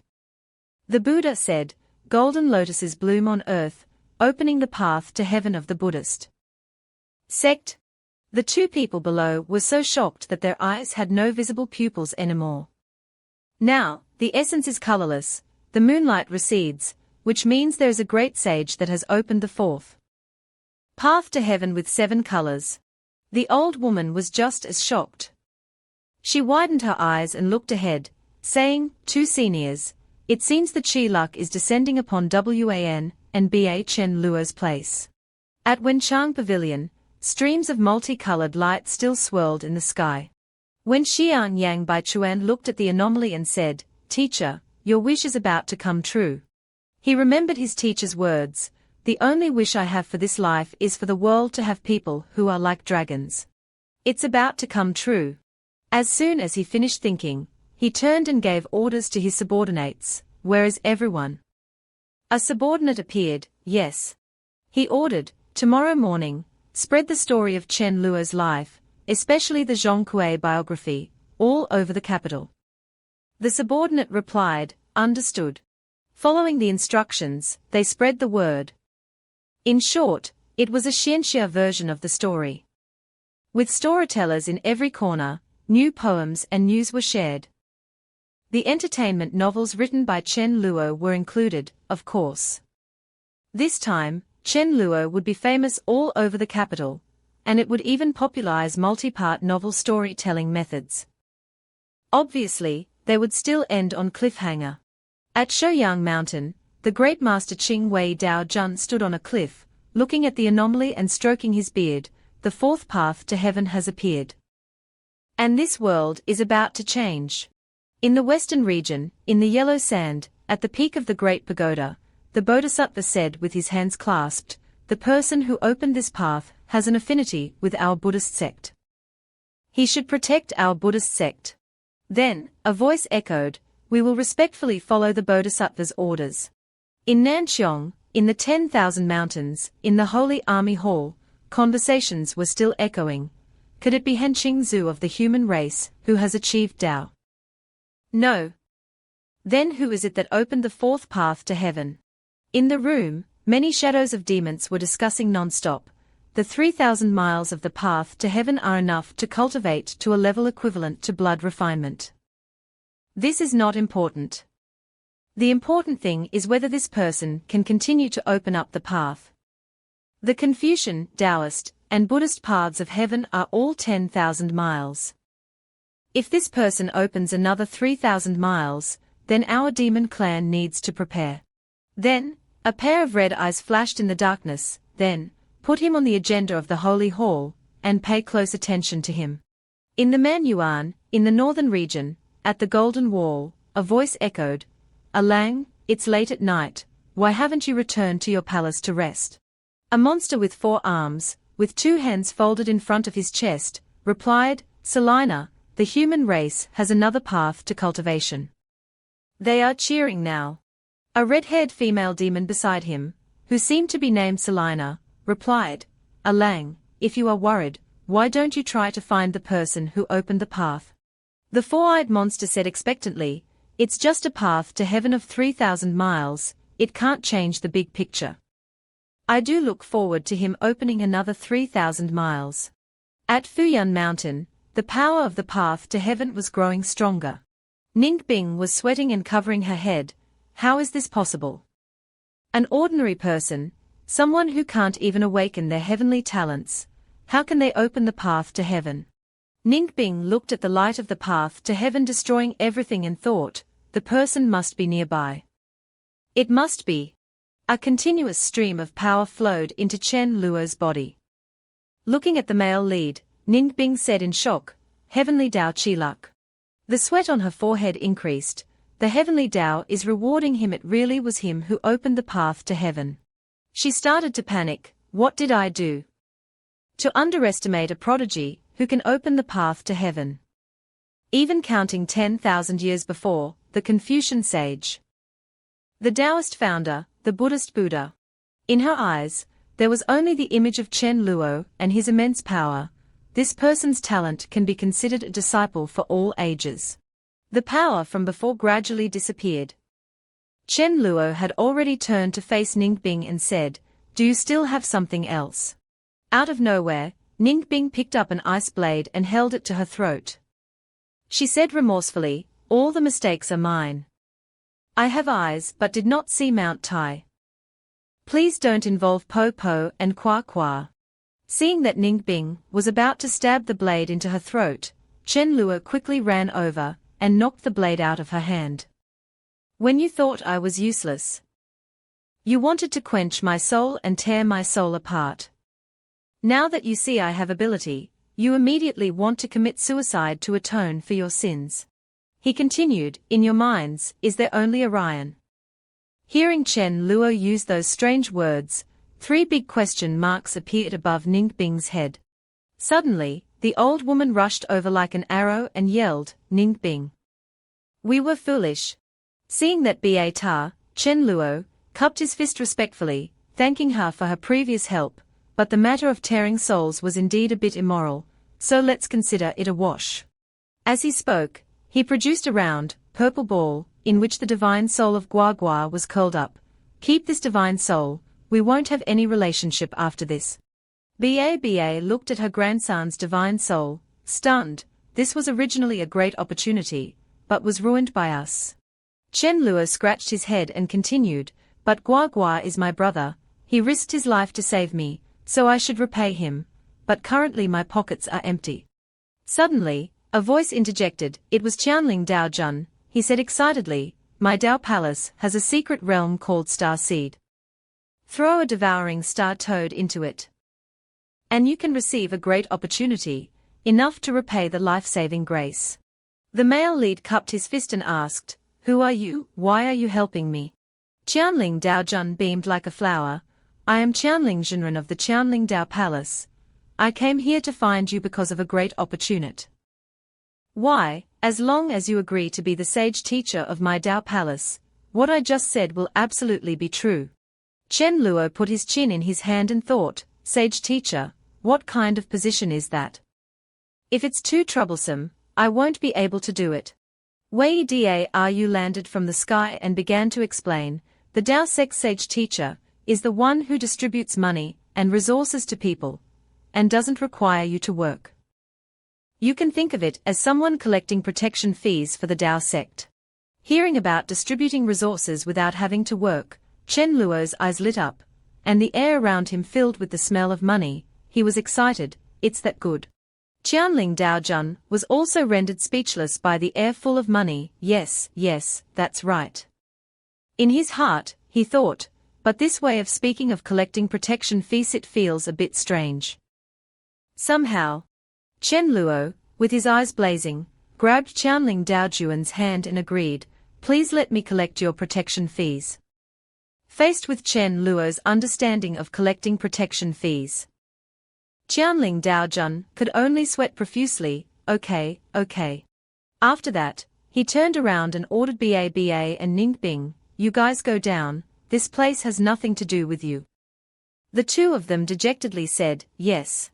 Watching Ba's back, Qianling Dao Jun thought to himself, Jin San Chun is really muddled.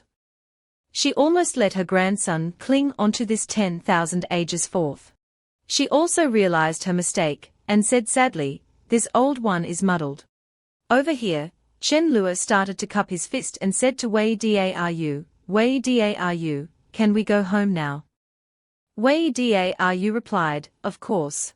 Qianling Daojun called out and jumped in front of Chen Luo, sage teacher, don't rush. My Dao sect has a soul contract technique. Take someone as the master, bond your soul with a suitable demon. It's much stronger than devouring Star Toad's bloodline. The male lead waved his hand and laughed, no, I have to go home. Seeing this, Qianling Daojun made his move. He said, my Dao sect has a heavenly dragon pond. Choose a dragon girl with excellent aptitude for the sage teacher. What do you think? Upon hearing this, the image of a beautiful dragon girl with a pair of huge breasts appeared in Chen Luo's head. Chen Luo's eyes lit up. A dragon girl. Chen Luo looked at Qianling Daojun with a dangerous gaze. Are you telling the truth? Qianling Daojun smiled. Absolutely true. Wei Daru's voice cut through Chen Luo's thoughts. That place is just a bunch of fake dragons who cross the dragon gate to transform into dragons, much inferior to the devouring star toad. In the pond, this old one remembers the youngest dragon is an electric eel that transformed 260 years ago. Are you still interested? Hearing what Daru said, the male lead got angry and shouted, damn. I almost fell into the trap. As expected, wives that are given away are never good. On the side, Qianling Daojun was pouting and secretly blaming this hateful guy. He was about to agree. Daru said, come with me, you still can't go home, you have to go to the central capital to receive the imperial decree first. Little guy, you are now the Wan Baron of the Great Xuan. Chen Luo responded with a yes and followed, leaving Qianling Daojun scratching his head non-stop. The only opportunity to tighten the relationship is gone. Suddenly, the male lead turned around and asked, are you Qianling Daoren? I still have one thing I want to ask. Qianling Daojun smiled like a flower, and it seemed that there were many more flowers around him. Sage teacher, just ask, I will tell you everything I know. The male lead scratched his head in confusion. Why do you want me to collect protection fees from you? I mean, be the sage teacher of your Dao sect. After that, Qianling roughly explained to Chen Luo the importance of zhongkui. Because zhongkui. After hearing this, the male lead was very surprised, so it turns out it's because zhongkui has the ability to eat souls. You don't want to give up this specialized skill of exorcising demons. So you hope my zhongkui will have the name of your Dao sect, right? Qianling Daojun replied, that's right. As expected of the sage teacher, your ability to understand is truly admirable. Even though he said that, Qianling Daojun still thought secretly. But in this way, zhongkui will no longer be an ordinary book spirit, and Chen Luo will also bear responsibilities to my Dao sect. He glanced at the male lead, full of worry. This person is close to the Confucian school, I'm afraid. Chen Luo said magnanimously, well, let's just take the reputation then. It's all about exorcising demons. It's a good thing if it works, the name doesn't matter. Hearing Chen Luo's answer, Qianling Daojun was surprised. The sage teacher's state of mind is unexpectedly so lofty. He watched Chen Luo's back as he ran away and secretly regretted, it turns out the standards of my Dao sect are too low. Qianling Daojun bowed and performed a salute. Qianling, thanks the sage teacher for pointing the way. Over here, the male lead kept asking, if I have been made the Wan Baron, then is the mansion large? Are there many maids? Are they beautiful? Wei Daru was asked so much that he couldn't respond. At this moment, Chen Luo was fundamentally unaware that he was showing off without realizing it. On Wei Daru sedan, Chen Luo sighed. I didn't expect so many things to happen on this trip. The Jiu sect is really too bullying. He hugged his wounds. Luckily, I had the opportunity to risk my life together with the book spirits to protect each other. But because of that, I also gained the favor of Wen Xin. Wei Daru said, you've worked hard, we won't let this matter go. Chen Luo wondered, but senior, regarding my cultivation path, I want to ask. Before he could ask anything, Wei Daru raised his hand to stop him. This matter is beyond my authority. no need to say anything to me when you get to the central capital. There will naturally be a literary minister who will personally ask you. But before that, I have one thing I want to ask, you must answer truthfully. Wei Daru asked, is the cultivation path that you opened related to the great Confucian Wenshin before? Chen Luo closed his eyes and answered, it is related. Seeing that Wei Daru didn't reply, he asked, is there a problem? Wei Daru explained, the Confucian school has some extremely stubborn old men. You are not a disciple of the Confucian school, yet you obtained the great Confucian Wenshin. And even opened a cultivation path. I'm afraid some people will have unrealistic ideas. Chen Luo angrily protested, Wenshin chose me, what does it have to do with them? If they want to cause trouble, then let them come and fight with me, it'll be refreshing. Wei Daru took Chen Luo's clenching hand, don't be agitated, matters related to status and righteousness, these are the foundation of propriety, and it's hard to stop them. But we also have ways to deal with it. Are you willing to join the Confucian school? Chen Luo was surprised, take you as a teacher. Wei Daru strongly denied, no, I don't have that qualification, those who accept you as a disciple must have status above me. You have opened up a 3,000-mile passage to the sky. While I have just entered the great Confucian realm, I'm afraid I cannot protect you if I were your teacher. Hearing this, Chen Luo bowed respectfully, I understand. No matter what, senior is my elder, I will treat you as a teacher. Scene changed to Shouyang Mountain, the deepest part of the Zhuandan Palace, the underground palace. A man with long hair was standing in front of a door. He was Qingwei Daojun. In his hand appeared a yellow talisman. Then the door that was closed earlier suddenly opened. Inside the door was a huge block of ice, and it seemed that there was a silhouette of a person inside that block of ice. Qingwei Daojun approached the block of ice and said, Senior sister, it seems like I made the wrong move again. Qianling came back and said, the sage teacher that I appointed is actually the person who opened the fourth cultivation path. If I had known this earlier, wouldn't it have been better to directly take him as a disciple? Sai, if you were the one sitting in this grand heavenly master position, you wouldn't be as muddled as me, right? Even though he said that, the person inside the block of ice probably couldn't hear anything. Inside the block of ice was a beautiful woman with pink hair. Her eyes closed. In the central capital, early in the morning, a servant was reporting, the writings of the Wan and Baron have been distributed to the morning storytellers, just waiting for the market to open in the early morning. Yang Baichuan stroked his beard and hummed a response. The servant exclaimed, the literary minister really chose the right talented person, an unknown figure like the Wan and Baron, yet his writings were personally arranged for distribution by you. It's truly great fortune for him. Yang Baichuan coldly looked at the servant, be careful with your words. This isn't his great fortune, but mine, Yang Baichuan's, and the great fortune of our great Xuan. The servant still couldn't understand, how can something written by an unknown miner be the fortune of our great Xuan? I don't understand. At the morning market, at a storytelling place, a crowd was sitting in a tavern, they were constantly discussing, why hasn't the storyteller arrived yet? It's probably the male storyteller who went to see little He Xiang again. We are sober-minded, and the founding emperor himself issued the decree, how could he be so late? Right. Also at that place, Chen Luo was eating greedily, tears welling up as he ate, it's so good. I haven't eaten a normal meal in Daishuhu. On the side, the waiter was trying his best to stop him. Sir, please eat slowly. If you eat too much and get a stomach ache, I won't be able to compensate you. Suddenly, a man who was rushing bumped into his table. Chen Luo sighed, a smell of rouge and powder. It seems that this scholar's lifestyle is a bit chaotic. What good things can this kind of person say? What you guys call sobriety is actually a cover up, right?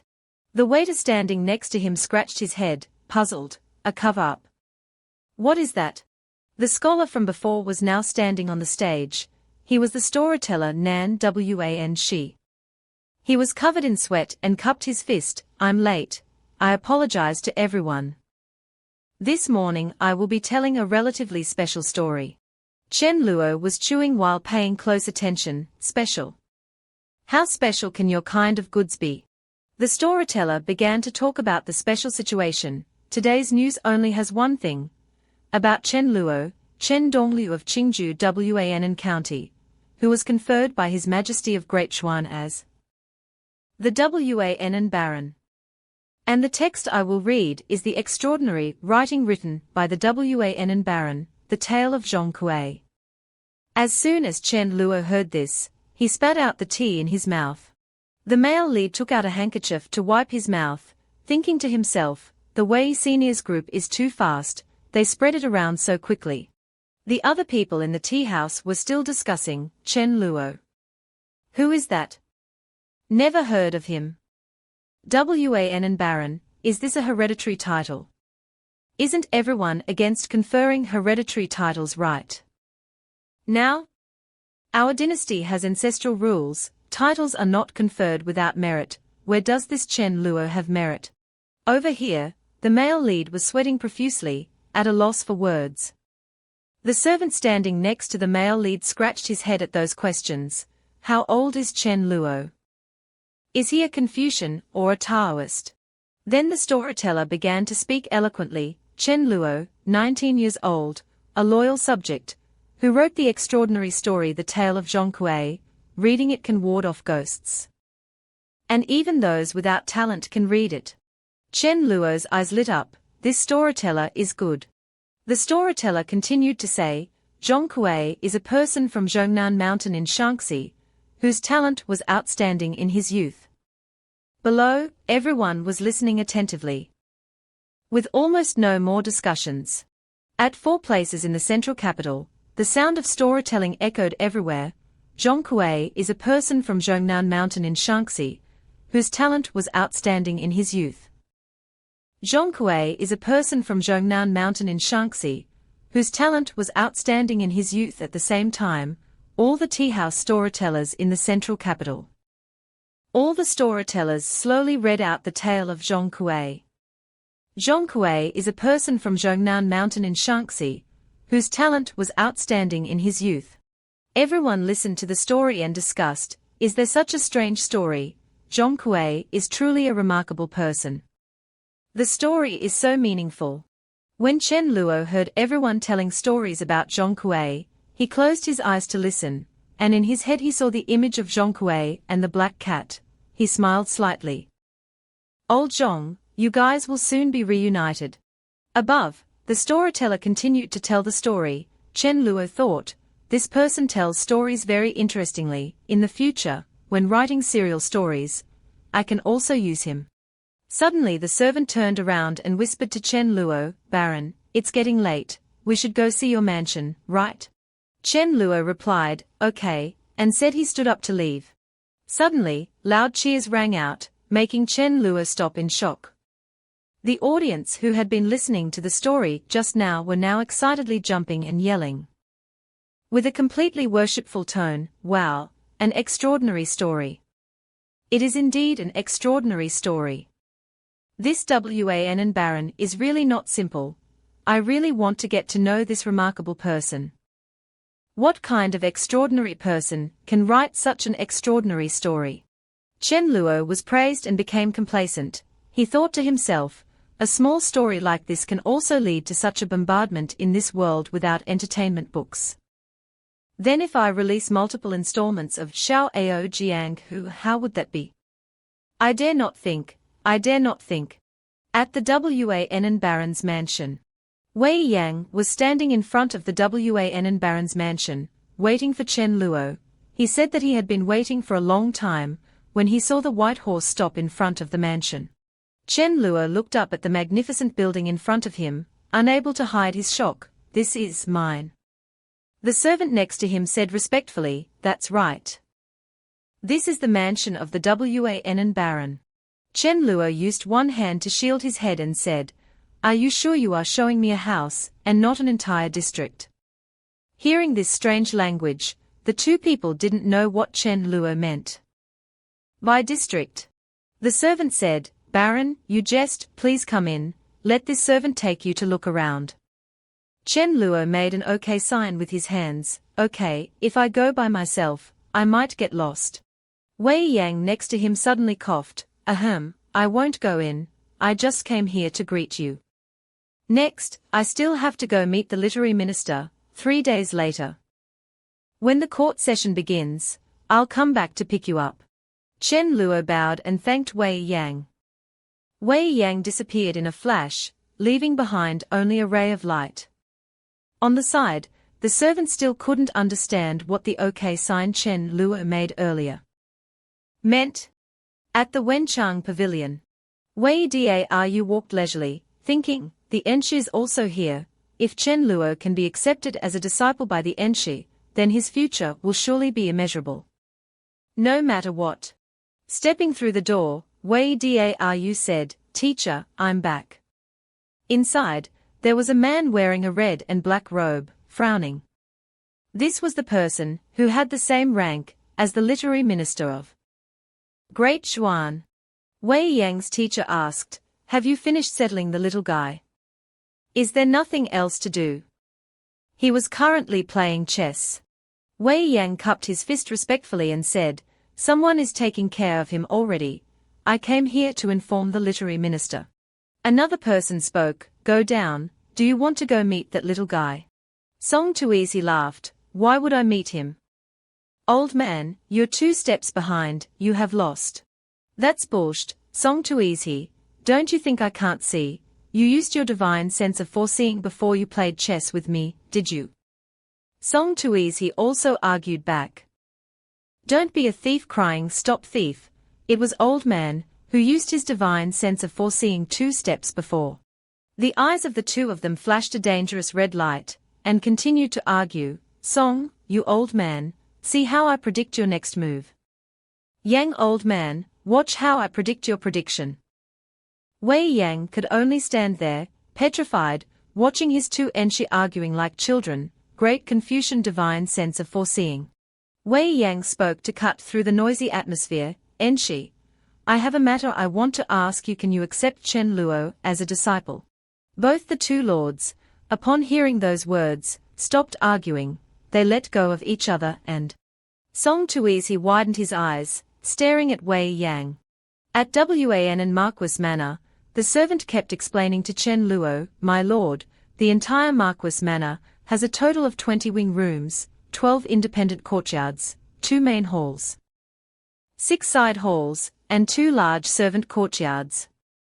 Besides, there are also 8 utility areas like stables, water rooms, kitchens. Chen Luo's eyes lit up like car headlights upon hearing this. So big. If I resell it, wouldn't I be able to live in Wan County for the rest of my life? The servant continued. All the furnishings are complete. Please check if there's anything you need, and this servant will call people from the Internal Affairs Department. Chen Luo was overjoyed. Such a big house, how many square meters is it? What's the current price per square meter in the capital? Hearing the male lead's intention to sell the house, the servant was stunned, his mouth agape. My lord, you want to sell the imperial residence? That's a capital crime punishable by death. Hearing he couldn't sell it, he asked again, Huh? Then can I rent it out? And he received the same answer, No, that's also a capital crime punishable by death. Chen Luo crossed his arms, thinking, Seriously? This so-called imperial residence is actually a disguised prison to trap me in the capital. And I might even be taxed on the land. Oh dear, so I still have to figure out how to make money.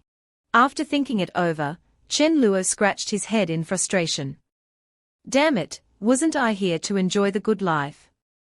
On the side, the petrified servant just watched his master going crazy, helplessly calling out, My lord. Scene changed to another location. On Wei Yang's side, Wei Yang was respectfully saying to Song Tuizi, Teacher, why won't you accept Chen Luo as your disciple? Song Tuizi rested his chin on his hand and replied, it's not that I won't, but I can't.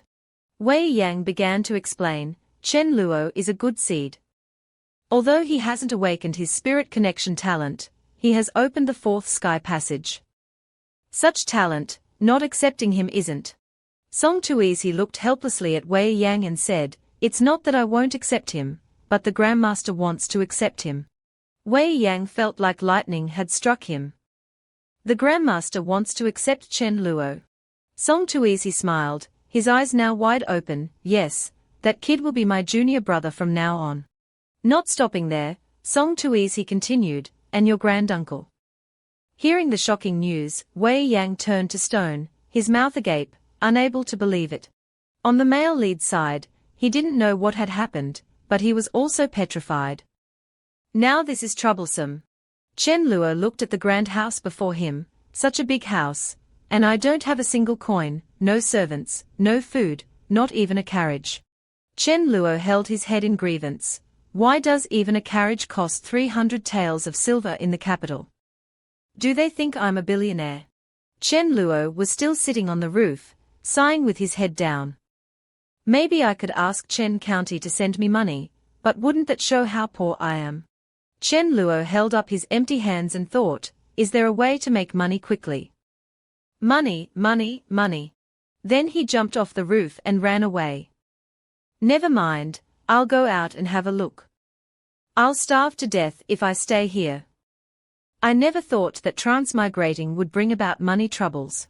When Chen Luo opened the manor gate, he saw the servant from before. He asked in surprise, why are you still here? The servant smiled brightly, my lord, you're now the emperor's favorite. This servant has nothing to offer, only this. As he spoke, he presented a silver note. This little silver note, please don't disdain it.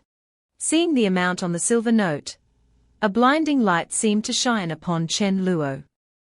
He was overjoyed, wow, 1,000 taels. The servant continued, it's just a small amount of money. Please don't dislike it, my lord. Chen Luo gave the servant a thumbs up, smiling brightly, young man, you're promising. I appreciate you very much. The servant replied, my lord, if you turn 2 main streets, you'll reach the most prosperous part of the capital. If you are free, you can go for a stroll.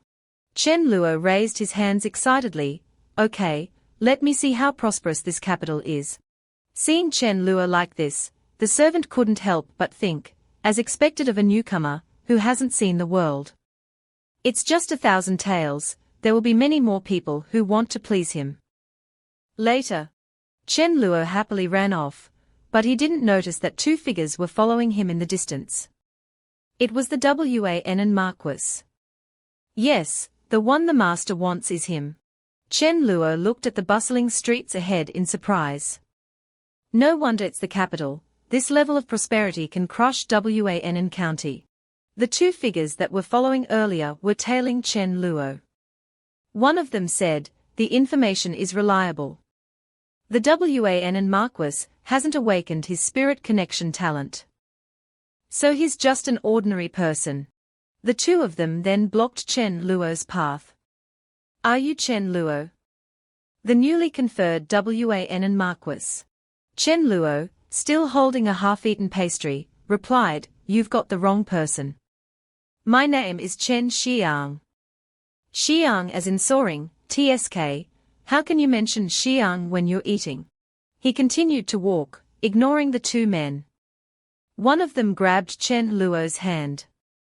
My lord, stop joking around and come with us. Chen Luo, seemingly unafraid, continued to eat the pastry. After swallowing the pastry, Chen Luo frowned, very well, you want to cause trouble with me in the middle of the street. Fine, today I'll make a name for myself in the capital. One of them said, pardon us, and swung his fist towards Chen Luo. Chen Luo nimbly blocked the punch with one hand and punched the other man in the face with the other. The other man was caught off guard and cried out before falling backward. Not stopping there, Chen Luo made a fist and punched the other man again. He said, then I'll be rude too. Both pursuers were knocked to the ground. Chen Luo victoriously turned and walked away. Two chickens trying to kidnap someone. The two were still moaning, "Oh, oh, my eye." Suddenly, someone flew into the air and prepared to kick Chen Luo's head. He only had time to raise one hand to block the attack. "You are?" A man in black with brown eyes and feathers on his head replied, "Hawkeye, the #1 swordsman in the world." Hawkeye said, "Stop talking nonsense, my master wants to see you, follow me." He then continued his leg attacks on Chen Luo. Chen Luo used his hands to block his attacks. "My master, what? I don't know him. My mom taught me since I was little not to follow weirdos." Hearing this, the man became angry. His eyes turned red, and his hands grew claws like a hawk. "My master is Marquis Chu Li. The Marquis invites you for a drink. Don't be ungrateful." The sharp claws were about to attack Chen Luo. Before his hands could touch him, a force sliced through the air, and his claws were instantly severed. Chen Luo was shocked by the scene. A sword fell from the sky, piercing into the ground. The black-clothed man fell back after his hands were cut off. A woman then gently landed on the sword, respectfully saying, "Lingbao first line, Cheng Yu, pays her respects to the wise teacher." Her sharp eyes looked at the black-clothed man, "Attacking our sex wise teacher, those two claws are just a small punishment." Hawkeye, who had just had his claws cut off, was sweating profusely. "Thank you, immortal Cheng Yu." At that moment, a dark figure standing on the tea house spoke, "The Wan Marquis is valuable. I just want to invite the Marquis for a drink. Are you not going to give me any face?" No one knew when that person had been observing from above. Chu Li Marquis was a man holding a fan with gloomy eyes. He was looking at Chen Luo angrily. Chen Luo looked up and coldly asked, "You are Chu Li Marquis?" Immortal Cheng Yu coldly replied, "My young prince has some matters to discuss with the Wan Marquis. Please, Marquis Chu Li, delay your appointment by a few days." Chu Li Marquis snorted coldly and turned away. Seeing this, Chen Luo cupped his hands in thanks, "Thank you for your help." Immortal Cheng Yu replied, "The person you should be thanking is not this humble Taoist." After speaking, Immortal Cheng Yu slowly flew up into the sky, leaving Chen Luo puzzled below. Then who should I thank? Why did they leave? By this point, Immortal Cheng Yu was so far away that she was just a small blue dot in the sky. Down below, Chen Luo was still pondering, the young Prince Chu Li Marquis. "I didn't do anything, why are they targeting me?" After a while, Chen Luo had rented a carriage. The driver then slowly asked, "My lord, are you ready?" Sitting in the carriage, the male lead was still thinking, "The waters in the capital are too deep. I can't be sure of anything, but it's all small matters. Chu Li Marquis had servants earlier. And I'm empty-handed, not befitting my status. I still have to make money." Suddenly, Chen Luo's attention was caught by a roll of paper in the carriage.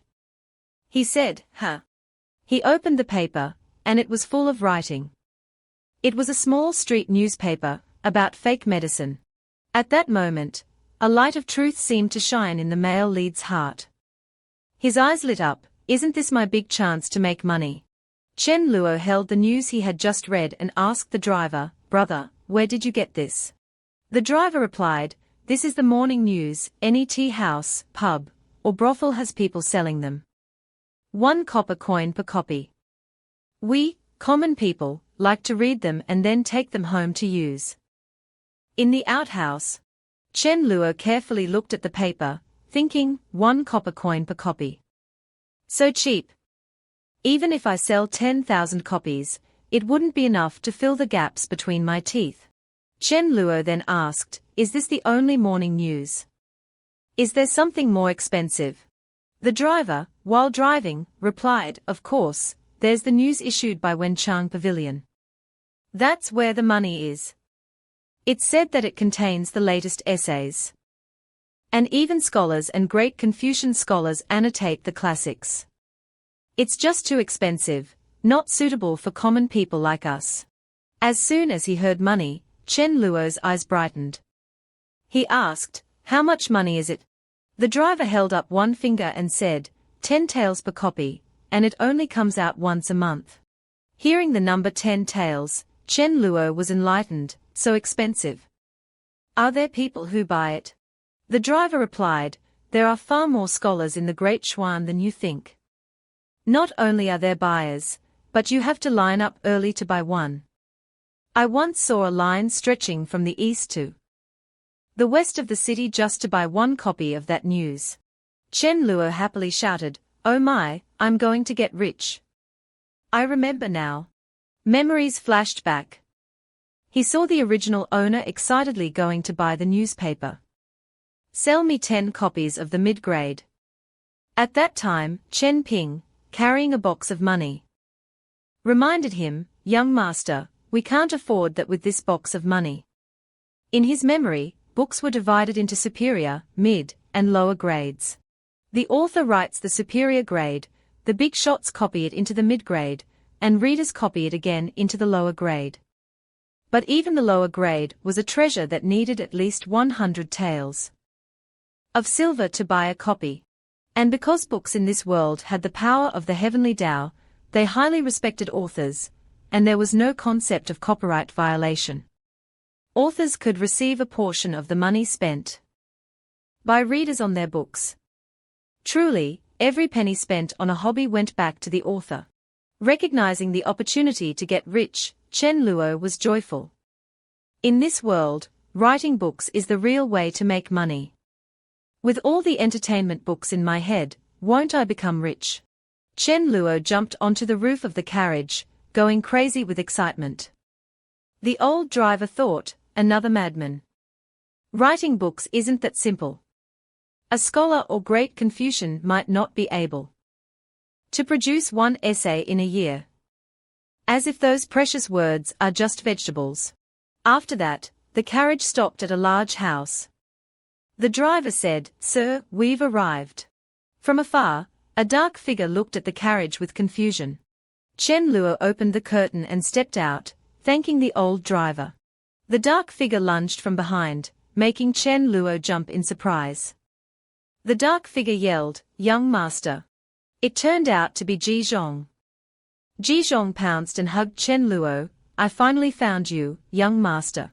After the unremarkable reunion, the two of them went to a roadside noodle shop. By now, Ji Zhong was on his 5th bowl of noodles, eating like a starving tiger. His face covered in grime. The waiter watched Ji Zhong eat, sweating profusely, thinking that the man must not be planning to eat himself to death and skip out on the bill. Chen Luo looked at Ji Zhong and reminded him, "Slow down, there's more." "How long have you been starving?" Ji Zhong wiped his mouth with his hand and said, "It's enough." After the young master was taken away, Miss Xuan was out of shape in a matter of days. Chen Luo broke out in a cold sweat. He thought about the scene of Xuan crying tears of worry for him and said, "I went through a near-death experience, but why is Miss Xuan acting like we've been separated by life and death?" Ji Zhong reached into his clothes and took out something. He replied, "But we quickly received news from Grand Scholar Wei, saying you were safe and sound in the capital. Miss Xuan immediately ordered me to find you at all costs." Ji Zhong took out a stack of money from his pocket and respectfully handed it to Chen Luo. "Miss Xuan asked me to give you these 30,000 taels of silver notes. She said you don't know how to make money and must be worried. I didn't dare ride a horse the entire way. I just ran like crazy on one breath and dared not stop. Which is why I'm so hungry." Looking at the stack of money, Chen Luo was moved. "Xuan," Ji Zhong continued, "young master, don't look down on it. I didn't let these silver notes suffer a bit of hardship the whole way. They are very clean." Chen Luo hugged Ji Zhong, tears welling up. Thank you all." Chen Luo was so moved that tears streamed down his face. He said to himself, "I will definitely become a great person, so you don't have to worry anymore."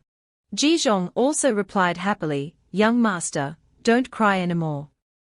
I know you must have suffered a lot.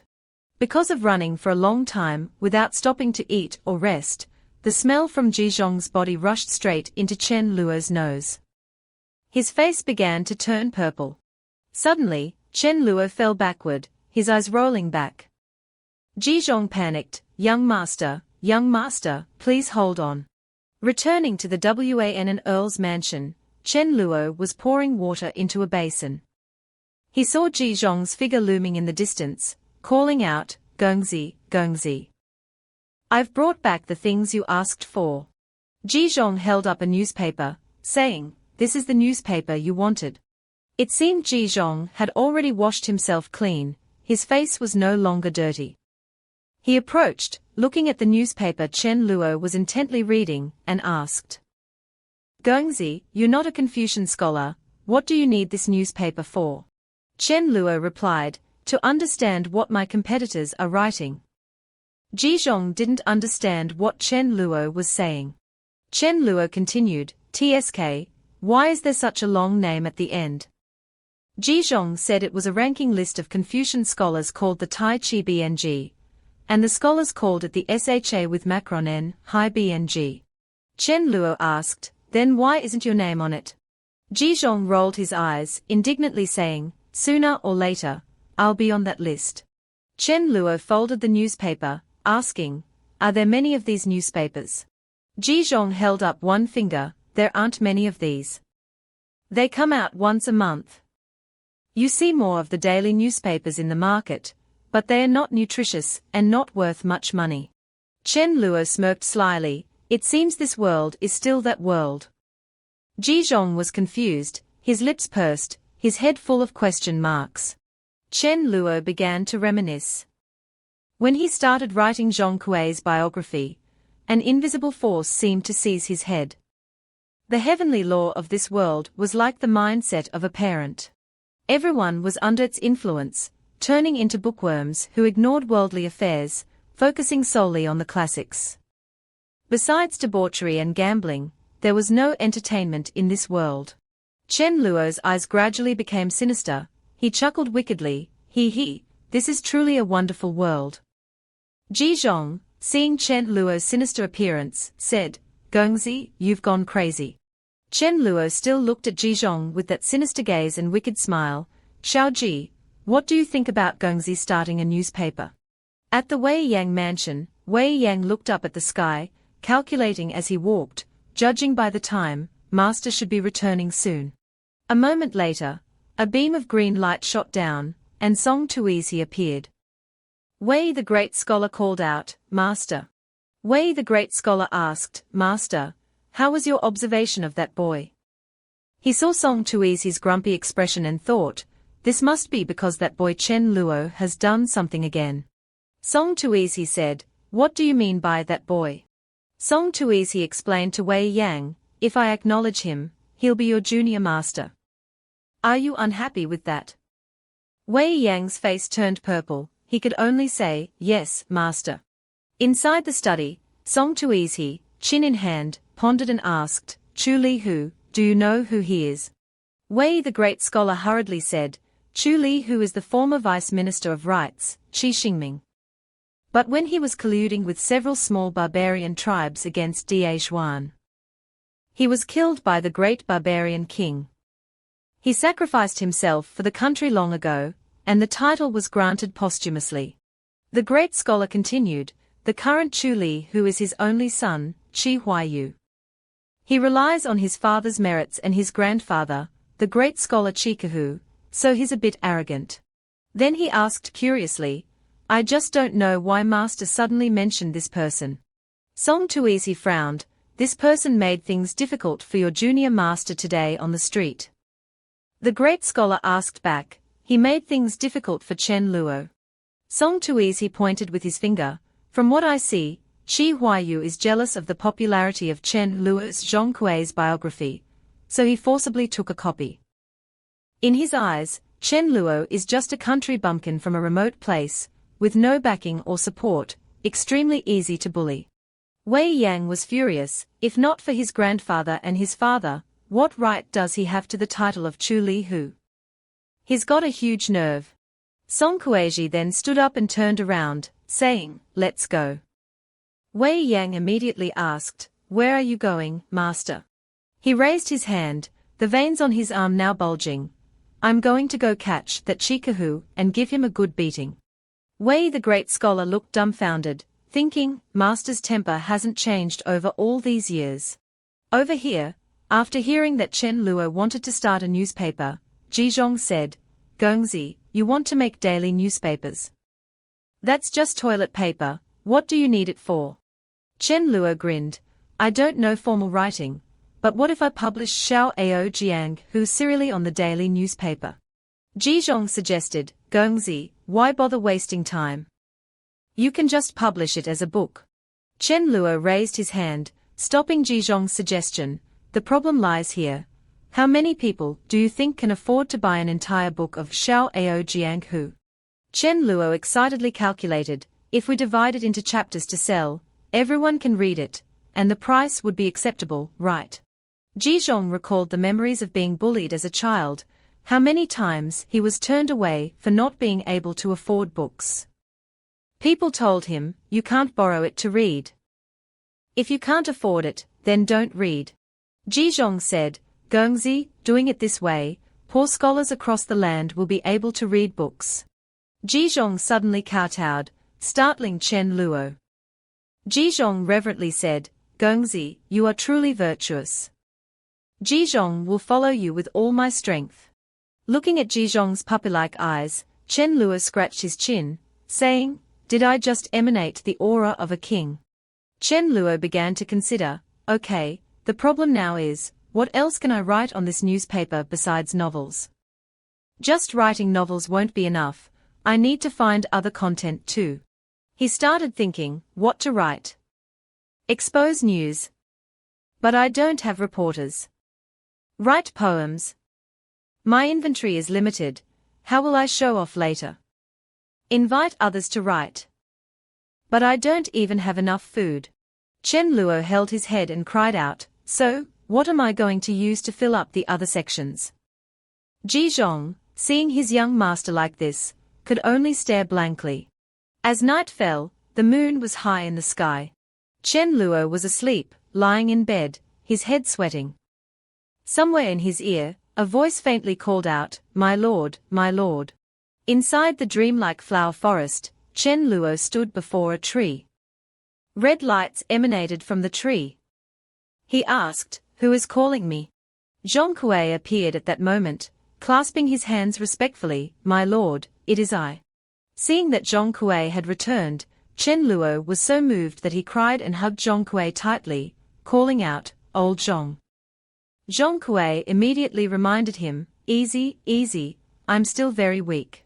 Chen Luo let go of Zhong Kuei, stepping back, "What's going on? Why have you suddenly come back to life?"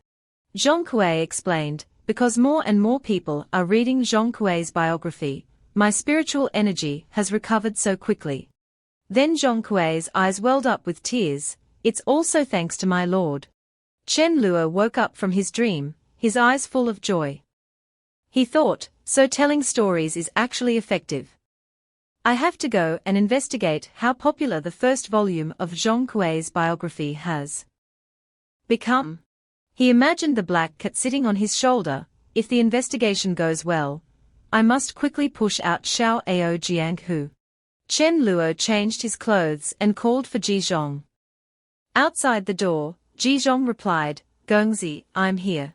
Chen Luo opened the door and stepped out, saying, "Let's go out and investigate." Walking on the bustling street, Jizhong excitedly kept talking, "I've heard about it. The storyteller at Beifeng Lu is called Hua Junan Sheng. The things he tells are so vivid. Like they have a soul. He's the best storyteller of Zhong Kuei's biography in the entire capital." Jizhong pointed at a sign, "It's right there." In front was a crowd of people as packed as a fair. They were waiting to go in and listen to the story. "Let me in. I've already booked a spot inside."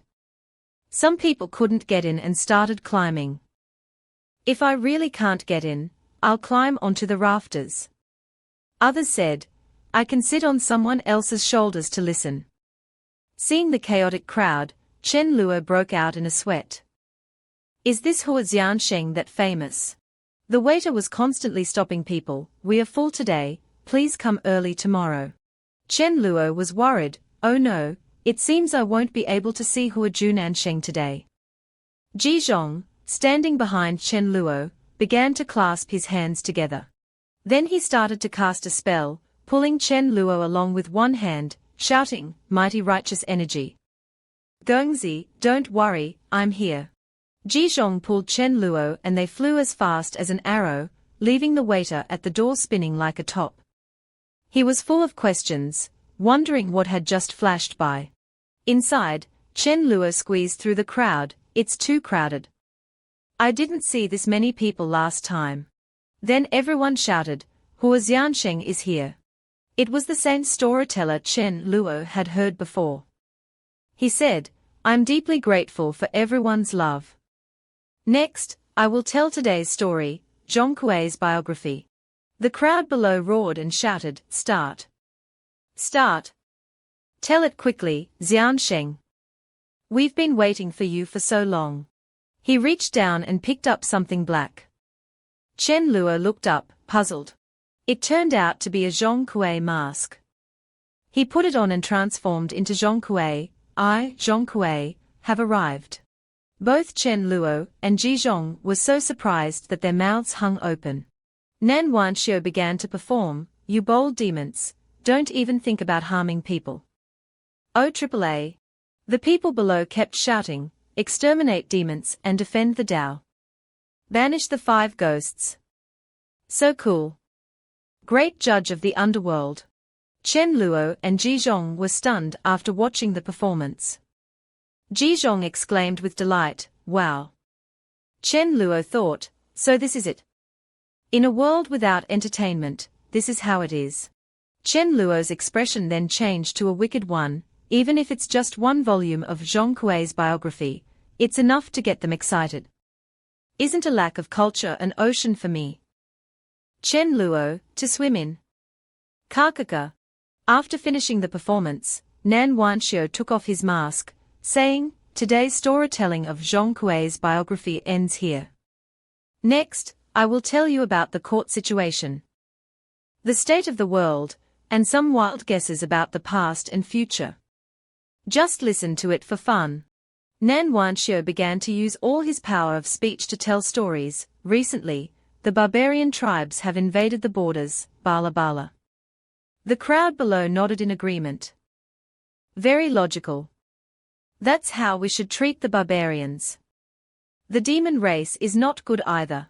Chen Luo touched his chin, discussing current events. Isn't this an editorial? An idea sparked in Chen Luo's head. I've got it. My newspaper will publish novels on one side and editorials on the other. Chen Luo's eyes lit up. Isn't this paying respect to the old Xiansheng who created this path? Chen Luo turned to look at Ji Zhong. Ji Zhong, help me with something. I want to make an appointment with that guy. Ji Zhong smiled and replied, yes. A moment later, Nan Wanxiu came over. This Gongzi, the storytelling is over for today. If you want to watch, please come again tomorrow. Chen Luo smiled, saying, Nan Xiansheng, I am Chen Luo. Nan Wanxiu said oh, and calmly replied, oh, Gongzi Chen. Suddenly realizing something, he was a bit flustered. Wait, Chen Luo. Which Chen Luo? Chen Luo smiled without replying, while Ji Zhong raised his hand and introduced, Wan and Earl, Chen Luo. Nan Wanxiu didn't believe it. He pointed at the two of them and said angrily, what proof do you have that you are the Wan and Earl? Chen Luo's gaze turned cold, and he softly called out, Zhong Kuei. From behind, Zhong Kuei appeared. Nan Wanxiu was startled, his mouth agape.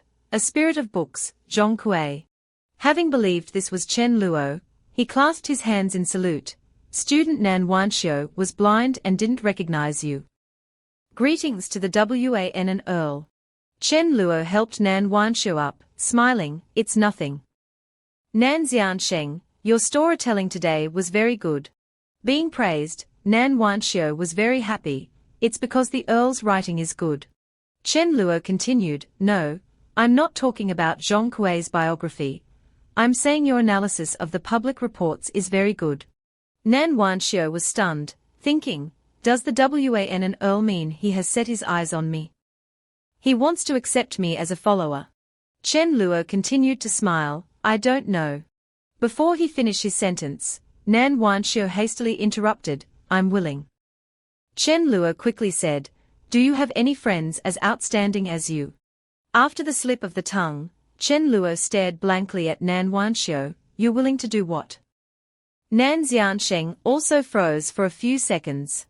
Chen Luo explained, Nan Xiansheng, what I mean is, I want to publish your and your friends' argumentative essays in my newspaper. Moreover, I want to invite you to be the chief editor of this new newspaper, in charge of selecting suitable argumentative content. Nan Wanxiu waved his hand, refusing, that won't do. Wanxiu is a Confucian scholar, and knows the principle of the humble and lowly cannot be moved. I don't want my articles to be on the same newspaper as those brothel and merchant news. Jizhong crossed his arms and said coldly, do you think Gengzi from my family would make those trash newspapers? Nan Wanxiu was also surprised to hear Jizhong. Chen Luo placed his hand on his chest and said sincerely, the official newspapers are too highbrow, and the tabloids are too vulgar. Can't Zhuan have a newspaper for the common people? Therefore, I plan to make this kind of newspaper. A new newspaper for the common people, so they can afford to buy it, enjoy reading it, and find it valuable. So everyone can read it, everyone can afford it, Chen Luo said as he gestured. Then, Jizhong suddenly pushed Chen Luo, startling him. He panicked, something's happening. Gengzi, stand behind me. Outside, Song Tuizhi was holding a teacup. He thought, I was still a bit careless, to have been discovered by a junior. But Chen Luo is indeed interesting. Song Tuizhi held the teacup, then let me see, what kind of waves can you stir up in the capital? Jizhong shielded Chen Luo, saying, that feeling is gone. Was it some great scholar passing by? Chen Luo argued, not necessarily, maybe it was a young and beautiful rich woman, who had nothing to do and liked to peep at me. Jizhong looked at Chen Luo with contempt, Gengzi, you need to have some self-respect.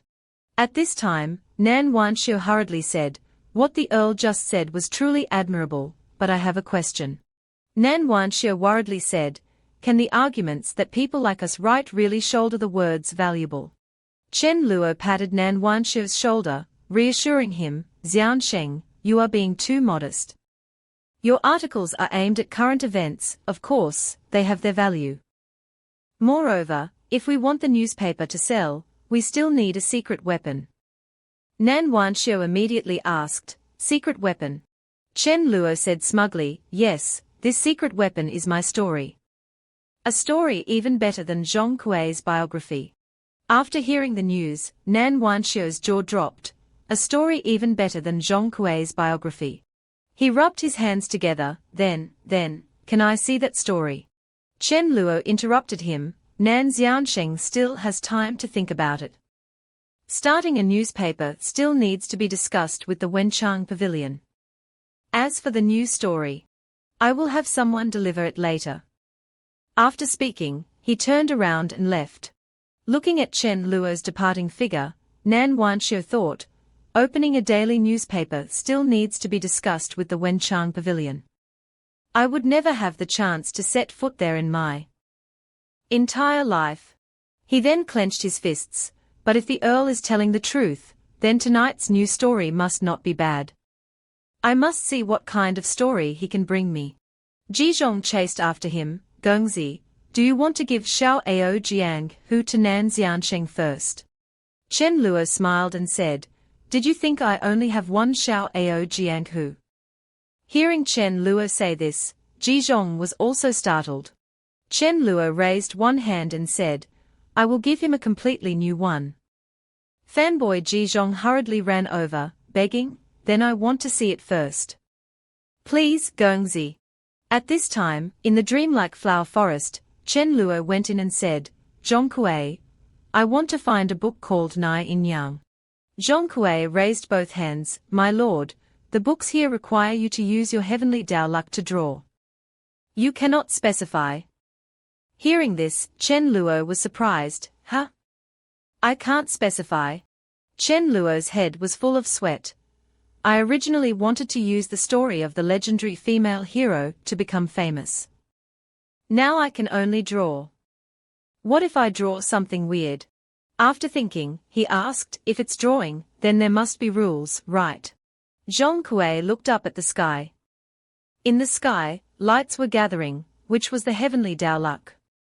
After looking, Zhongkue replied, the books my lord draws are related to your consumption of luck. I only know that much. Chen Luo raised his hand to the sky, I understand. There's no use thinking, just do it and see what happens. At this time, the heavenly Dao luck gradually accumulated on Chen Luo's hand. The heavenly Dao luck gradually accumulated like a small cloud above Chen Luo's head. Seeing this, he said, let me see what I can exchange for in the end. The heavenly Dao luck from Chen Luo's hand was constantly emitting bright golden lights. After a while, red butterflies gradually flew across the sky from those lights. Chen Luo was surprised, wow, so many. Standing amidst those butterflies, Chen Luo hesitated, which one should I choose? He looked at one butterfly and commented, this one seems a bit hot-tempered. Since you're so hot-tempered, then I'll choose you. As soon as he finished speaking, Chen Luo reached out to catch the butterfly. The butterfly chosen by Chen Luo burst into a burst of pink light. Those lights flew into Chen Luo's mid-brows. Chen Luo closed his eyes. Red characters appeared in Chen Luo's mind. He thought, so, it's you. No wonder you were so angry. Jizhong saw Chen Luo holding a pen in contemplation. He asked, Gongzi, are you about to write a new work? Chen Luo replied, oh, but the protagonist this time is no longer as dashing. Jizhong asked in surprise, no longer dashing. The story Chen Luo was writing was extremely simple. He was writing about Du Shenyang angrily sinking her treasure chest, describing the famous courtesan Du Shenyang who, in pursuit of love, resolutely redeemed herself and entrusted herself to the imperial student Li Jia. But this Li Jia was no good. After discovering that Du Shenyang had no money left to support him, he directly chose to sell Du Shenyang to the wealthy Sun Fu.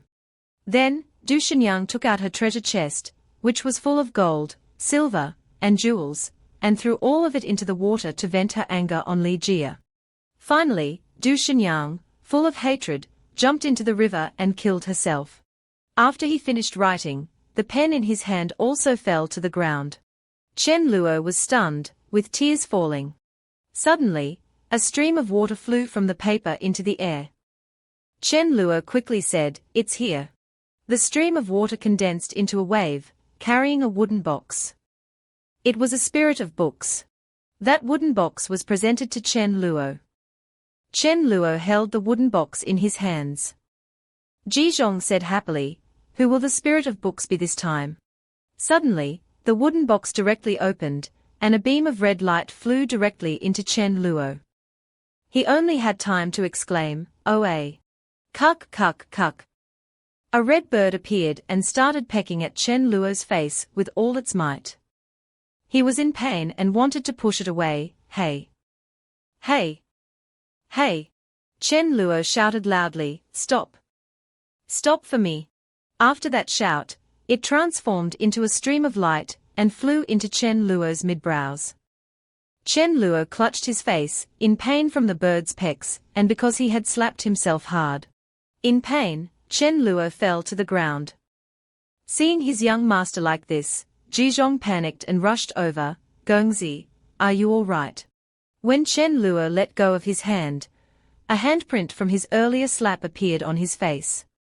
Chen Luo was surprised, I'm fine.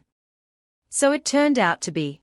At this time, a notification board appeared before his eyes, Mortal Realm Divine Power, 7 Emotions Rage. Explanation: to activate this divine power, there will be no pain or fatigue.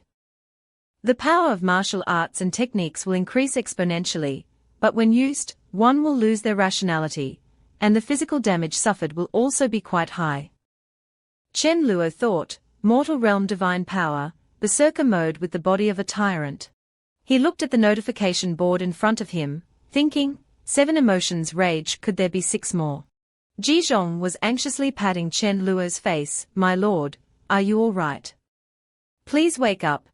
Chen Luo sat up, grabbing Jizhong's hand to stop him from patting his face. If you pat me again, I'll be in real trouble.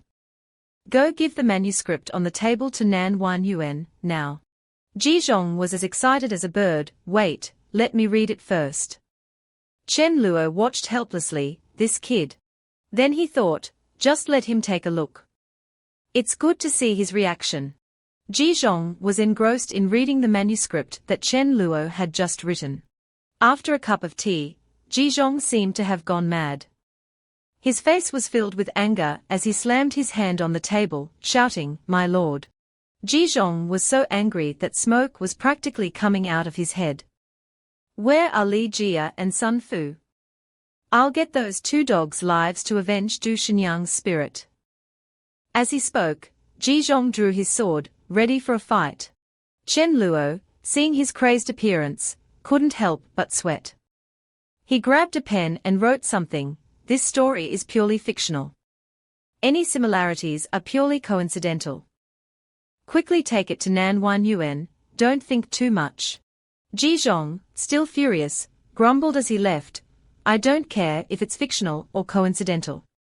I will kill anyone who dares to do this. Seeing Jizhong so incensed, Chen Luo wondered if the kid was being too sensitive. Jizhong walked with a fire burning on his head. He was so angry that he didn't notice a dark figure following him from above the roof. Suddenly, Jizhong's body was enveloped in a blue light. Unexpectedly, a red-clad figure blocked Jizhong's path. This old man also wants to see the manuscript, it said. The red-clad figure was none other than Song Tuizhi. He carefully read the manuscript.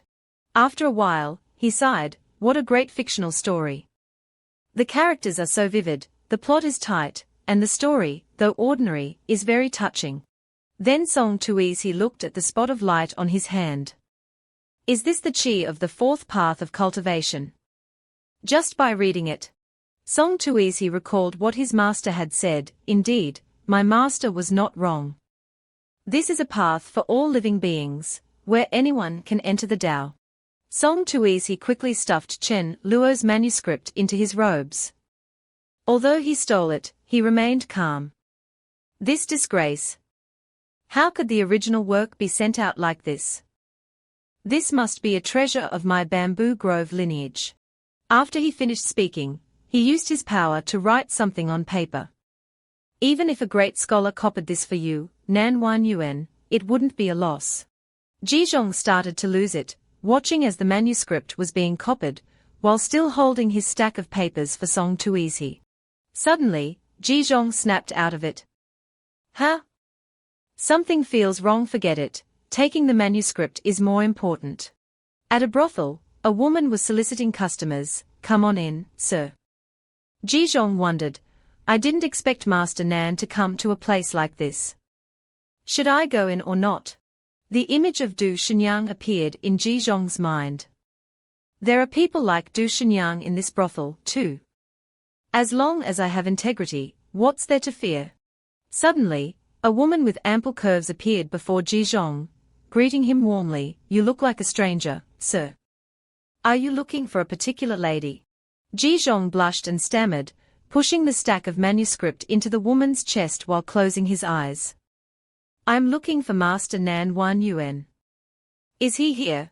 The girl tilted her head. Master Nan. Scene change. Inside a room, a green-haired girl was combing her hair. Hearing a knock, she asked, who is it? She was Xiao Haxiang, Nan Yuan's lover. The girl who was delivering the manuscript said, Miss, a young man asked me to give this to Master Nan.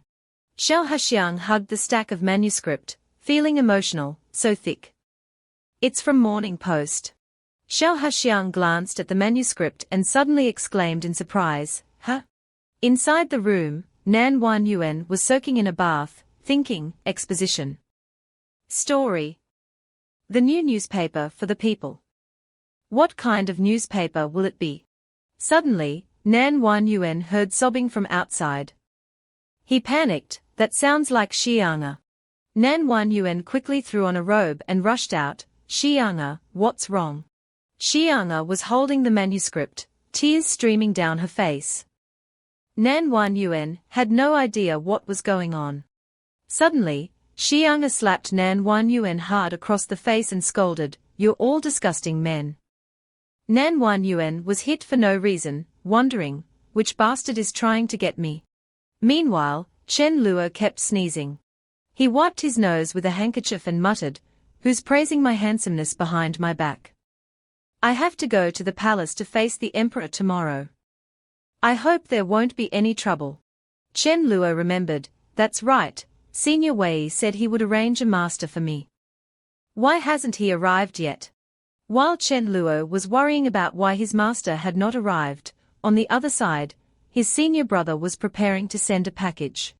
Song Tuizi wrote all the information about Chen Luo he had collected from everywhere in this Please Deliver package report, including opening a newspaper, and writing fantastic stories. Respected master. The one who opened the fourth path of heaven has been found. I've observed him for days. His name is Chen Luo, 19 years old, somewhat talented, but sadly lacks the talent for comprehension. Which is a pity. Chen Luo had just entered the capital, and was targeted by Chikahu's grandson, because he wanted to steal the tens of thousands of silver taels of royalty from Zhongkui's biography. Please don't be angry, master. I already fought with Chikahu. I broke 2 of the old man's ribs and shattered a third of his luck, as punishment for not disciplining his grandson. There will probably be a dispute in the court tomorrow. I will convey your will and bring Chen Luo into the bamboo grove lineage. Attached is the full text of Du Shenyang angrily sinking the treasure chest. Please take a look, master. The next day, at the imperial palace, a coachman said, "Sir, I can only take you this far." Chen Luo got off his horse and walked inside. Looking at the guards, he sighed, "This is the imperial palace. It doesn't seem much different from what I saw in the movies." A man approached and bowed respectfully. "Are you Marquis Weinan, Chen?" "I am Xiao Xiuan, the recorder of the Wenxiong Pavilion." Chen Luo smiled and asked, "You know me?" The recorder extended his hand. "Chancellor Wen specially instructed me to come and greet you. Please follow me, Marquis." As they walked, Chen Luo asked, "Where are we going?" Xiao Xiuan replied, "One of the 4 great halls of Great Xuan, the Wenxiong Pavilion." When they arrived, Chen Luo exclaimed in admiration, "Oh, this place is amazing." Inside, 2 people were sitting leisurely on their chairs. Xiao Xiuan announced, "Sirs, Marquis Weinan has arrived. This gentleman on the left is Chancellor Wen Yang Baichuan, and this gentleman on the right is General Han Qingzu." Chen Luo cupped his hands and said respectfully, "Young Chen Luo greets Chancellor Wen." Yang Baichuan gestured towards Han Qingzu and said, "Very good. This is General Han Qingzu, a pillar of our human race." Chen Luo's eyes sparkled, admiring, "Wow, 2 big shots." Suddenly, a loud voice echoed, "The court is open. Summon the officials." Chen Luo whispered, "It's time for the court session." Scene changed to North Wind Tower. After Nan Yuan finished reading Du Shenyang, he couldn't sleep all night, filled with anger. He resolved, "Today, I will not read the official reports. I must read this entire 10,000-character epic." A plump man in green approached with a smile, "Master Nan, yesterday, Mr. Wang from Willow Academy heard your exposition, and was full of praise. He has brought a group of students from Willow Academy to listen to your exposition today." Nan Yuan asked in surprise, "Willow Academy? One of the 8 great academies of Great Xuan?" The plump man laughed, "That's right."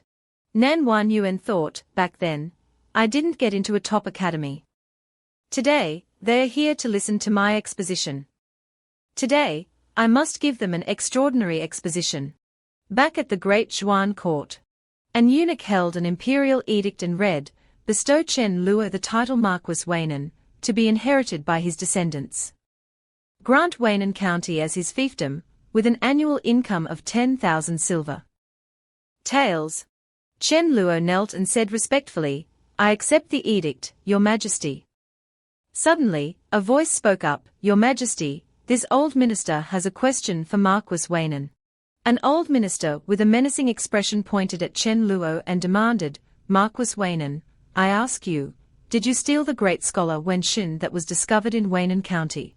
Chen Luo was dumbfounded. Who is that? Someone secretly transmitted a message to him. This is the head of the Ministry of Rights, Lu Dazhe, a fifth-rank official. Upon receiving the transmission, Chen Luo said, Lord Lu, don't talk nonsense. The great scholar Wen Xin knows how to choose his master, so where does the theft come from? Lu Dazhe looked at Chen Luo with a sullen face, nonsense. The great scholar Wen Xin is the treasure of our Confucianism. I see that you have no aura of righteousness. You are not a Confucian at all. He then smiled cunningly, how could Wen Xin choose you as his master? Wei Yang, who had been silent all this time, spoke up, don't talk nonsense. Chen Luo has the Tao in his heart. He clearly understands the times and is a follower of Confucianism. Lu Dazhe said triumphantly, your words don't count. The only person qualified to acknowledge Marquis Weinan as a Confucian disciple is the current master of Confucianism, the half-sage. The emperor was observing the situation below, wondering where this was heading. The other officials also began to murmur, Lu Dazhe is so bold, not afraid of forcing the bamboo grove's half-sage out. It's not that easy. Hu Xiang caused a riot that year. But he didn't show up. Why would he appear just for a piece of Wen Xin? Another said, what is Lu Dazhe plotting? Even if Marquis Weinan agrees to reforge Wen Xin and hand it over, it wouldn't fall into his hands. Another added, I heard that Lu Dazhe recently took a concubine, who is the cousin of the Fang family of Suiju. Oh, the Fang family of Suiju. So this is a deep scheme, be careful, be careful. Chen Luo looked at Wei Yang, his eyes dark. Chen Luo wondered, Senior Wei, what's wrong? Why don't you answer? Seeing that Wei Yang was silent, Lu Dazhe became more aggressive, Lord Wei, do you have anything else to say? Or are you going to pass on a message to your ancestor to ask? This humble official can wait. Wei Yang's face was red with anger. I don't care anymore. It's just face. I don't need it. With that, he bowed to Chen Luo and said, Disciple Wei Yang greets junior uncle. This sudden action shocked Chen Luo to the core. The officials below were all wide-eyed in astonishment. Wei Yang is not holding back at all. Is this the Grand Master acknowledging a disciple? Isn't he afraid his master will beat him to death? The emperor, who had been sitting silently, also stood up and pointed, Wei Yang, do you know what you are saying? The great Confucian scholar, his face flushed, bowed his head and said, I not only know, but also speak the truth. Chen Luo stood beside him, feeling panicked. Senior Wei is sacrificing so much to help me. Lu Dazhe, hearing this, became furious and shouted, You said the bamboo saint has taken him as a disciple, what proof do you have? We don't believe empty words. The great Xuan Chancellor Yang Baichuan stepped forward and said, I can vouch for it. Lu Dazhe panicked upon hearing that, Chancellor Wen, you. Yang Baichuan continued, Your Majesty, the Bamboo Grove's half-sage has accepted a new disciple, Marquis Weinan, Chen Luo. It was I who personally recommended him. The emperor smiled, good, good. I didn't expect the bamboo saint to accept another disciple, and it is the newly appointed Marquis Weinan. This is truly something to celebrate. Then the emperor ordered, announce the decree. Appoint Marquis Weinan as a palace attendant of Changming Palace, reward him with 10 pieces of barbarian blood ink. 100 bolts of heaven-spun silk, and an imperial estate outside the central capital. The emperor continued, "The matter of Wenshin is settled here, and shall not be mentioned again. Court is dismissed." At that moment, a plump official, the Vice Minister of the Ministry of Rights, Wan Budong, spoke up, "Your Majesty, this minister has a request." The emperor frowned, thinking, what is this little rascal up to again? The Vice Minister of Rights looked at Chen Luo and then announced, "This minister has been researching literature for over a decade, and has found that the poetry of our dynasty is far inferior to the previous dynasties. How about inviting Marquis Waynan to compose a poem to sweep away the decaying literature of our dynasty? Wouldn't that be wonderful?" The officials below began to clamor in agreement, "Yes, yes. Marquis Waynan must be extraordinary to be chosen by the half-sage."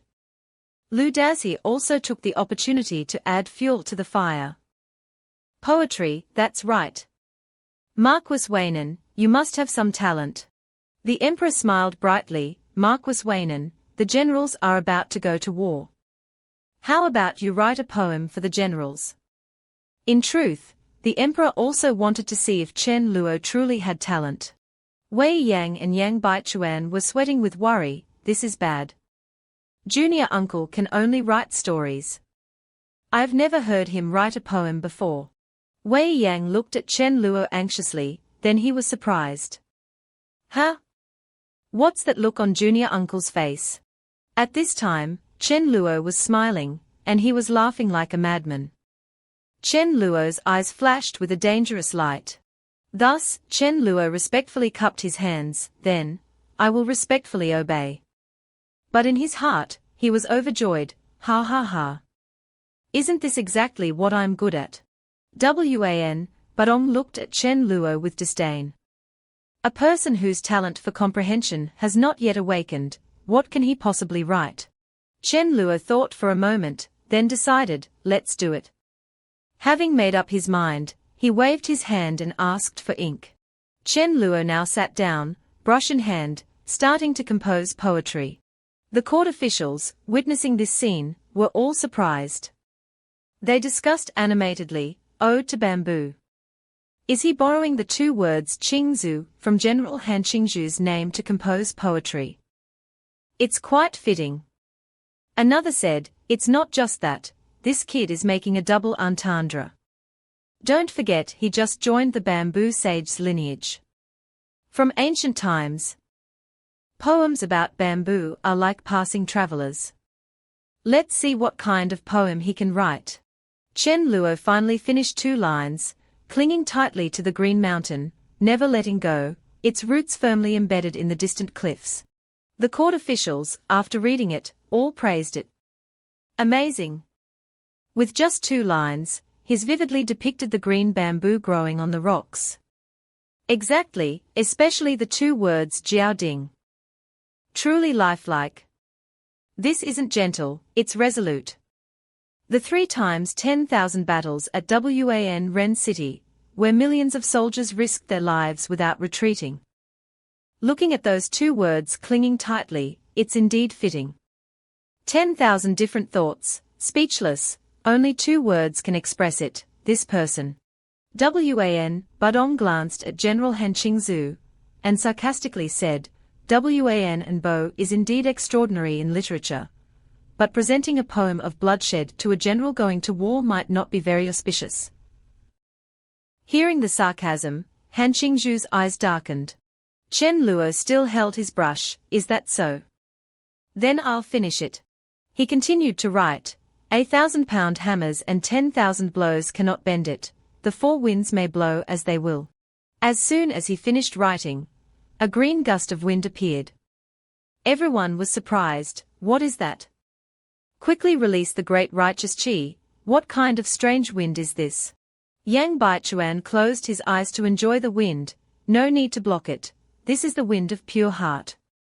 After being cleansed by this wind, when you scale mountains of books and cross oceans of knowledge, you'll be 2 parts less confused in your hearts." Hearing this, many thunderbolts struck the court officials. Everyone was in a panic, wind of pure heart. Doesn't that mean the poem has been recognized by the heavenly Tao? A casual composition is actually a masterpiece for generations. Han Qingzu raised his thumb in praise. Ha ha ha, this poem is excellent, this old man likes it. Han Qingzu reached his hand toward the poem. Wan and Bo, I'll take this poem then. Just as he reached out, another hand blocked him. Yang Baichuan smiled. This is a rare poem of a pure heart. My Wenchang Pavilion governs the literary fortunes of the world. The original should be preserved by my Wenchang Pavilion. Han Qingzu began to frown. Yang shameless. Are you being shameless with me? Look at the title, it's a gift for a general. Are you a general, or am I? The two great men argued noisily over a poem. Yang Baichuan said shamelessly, if I wanted to be a general, all it would take is a word. Han Qingzu was furious. You. The emperor sitting above looked at Chen Luo with a satisfied smile. This person is indeed a talent, I must use him. Han Qingzu quickly snatched the poem and prepared to leave. Your Majesty, the military affairs are busy. This old minister will leave first to prepare. Han Qingzu looked at Chen Luo. Kid, I like you. See you later. Like a gust of wind, he quickly flew away, leaving Yang Baichuan dumbfounded, clicking his tongue. Damn this old man. Yang Baichuan turned to the court officials. If you all often read this poem, the effect of purifying the heart will still be there. Lu Shi of Wenchang Pavilion, Xiaoxi Yuan, bowed and saluted. Thank you Wan and Bo for gifting the poem. The two who wanted to embarrass Chen Luo were now stiff, awkwardly saying, Thank you Wan and Bo for gifting the poem. At this time, Wan Budong once again stirred up trouble. The poem is indeed a good poem, but I don't think the title is quite right. Chen Luo said coldly, then, what does Shi Lang Wan think is the right title? Wan Budong replied, Wan and Bo is outstanding in talent, but this poem truly originated from my spontaneous idea.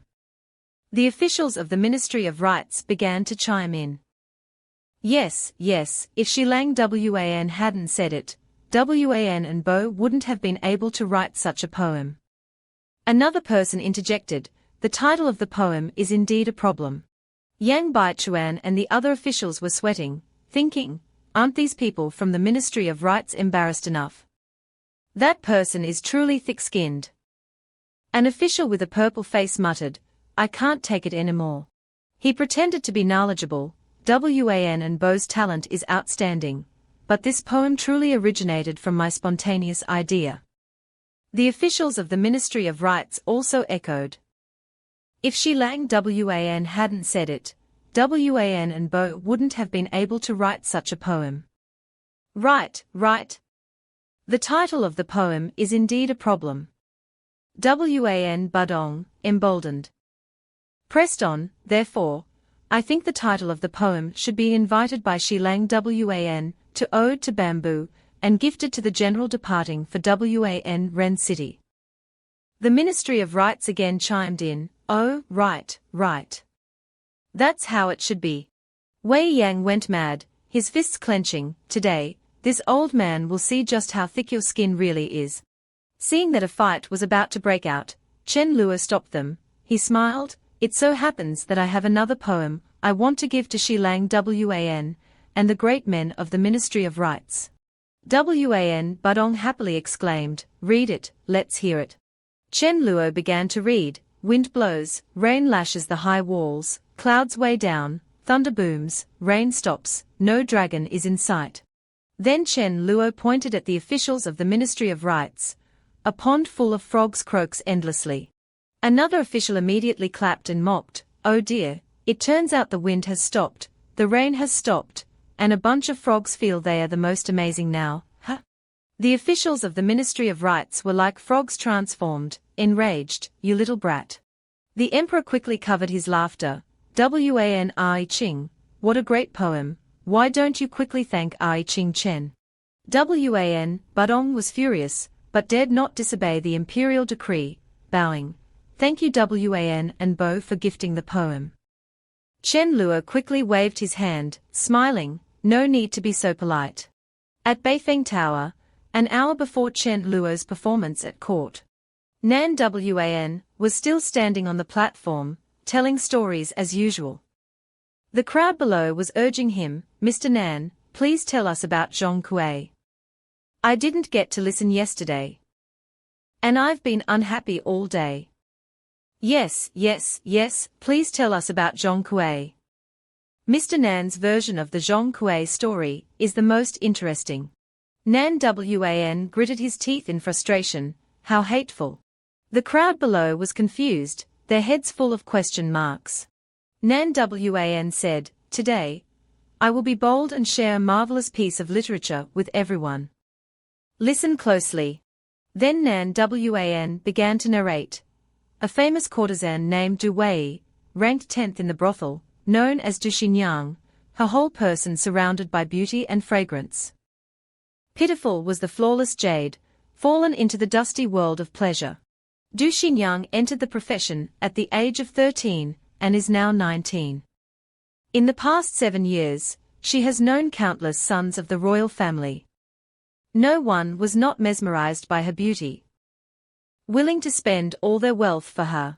The listeners below kept thinking, a woman like that, who wouldn't like her? Captivating, what will happen next? Wang Fuzi of Zhiliu Academy sat below, stroking his beard, thinking, these people are listening so intently. After returning, I must punish them to copy the Analects of Confucius 10 times. Above, Mr. Nan continued to narrate. One day, a scholar named Li Jia met Du Xinyang. Du Xinyang and Li Jia were handsome and talented, and they were of one mind. Li Jia failed his exams, and Du Xinyang comforted and encouraged him. Li Jia sighed, "But now I have spent all my money. Where will I get the money to study and take the exam again?" Du Xinyang brought out a tray of silver and said, "From now on, I will sever ties with all my patrons. In this life, I will only look towards you, my lord. You may use this money as you please." Li Jia was moved and called out, "Xinyang." Everyone sighed, a woman like that is truly obsessed. If a woman treated me like that, I would never betray her. This Li Jia is truly lucky. Nan Wan clenched his fist, showing his anger. The story is not over. The madam of the brothel, seeing that Du Xinyang was no longer taking patrons, was extremely furious. She threatened, "If you don't want to take patrons, you must pay 300 taels of gold to redeem yourself, not a cent less."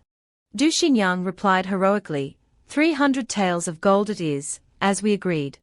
The listeners again discussed noisily, "This is a good thing, 300 taels of gold can redeem her. Li Jia is rich, surely 300 taels of gold is easy for him. Li Jia, you can do it. Such a virtuous wife is right before your eyes." Nan Wan frowned, the matter is not so simple. Li Jia borrowed from his fellow townsmen and friends for several days, but could not borrow a single coin, because they all thought, why would I beg others for money for a prostitute? How can I show my face? Someone told Li Jia, that is just a trick of the brothel to chase away patrons. You should cut ties with Du Xinyang as soon as possible. Therefore, Li Jia had no face to see Du Xinyang and hid in the home of his fellow townsman, Liu Wuchuan. But 10 days later, Du Xinyang, seeing that Li Jia had not returned, came to find him herself. Li Jia lied, "It's easier to go up the mountain and catch a tiger than to ask someone for help." As he told this part, Wang Fuzi angrily slammed the table, scattering the teacups. He shouted, "A good for nothing." The entire room went silent, staring at him. He wondered, what's wrong with me? Why am I letting this story lead my emotions? Nan Wan continued, but Xinyang did not blame him. She even took out 150 taels herself. Du Xinyang presented a bag of gold. "This is 150 taels of gold I have saved over the years. There is still half missing. I can only rely on you, my lord."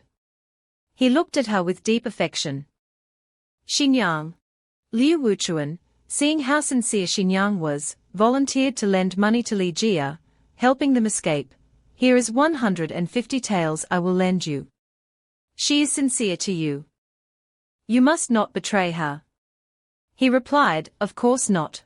The madam of the brothel, seeing that they truly had the money, regretted her decision, but Xinjiang threatened to take her life and managed to redeem herself. But Li Jia was afraid of his father and dared not take Xinjiang home. Xinjiang saw everything in his eyes. Li Jia thought, if my father knew I brought a prostitute back home, he would surely beat me to death. Du Xinjiang understood him, and together, they traveled and enjoyed the scenery, but the travel expenses were all paid by Xinjiang. In less than half a year, their money ran out. She said, there's no need for formal titles just yet. You should contact your family first. When they accept me, we will return home together.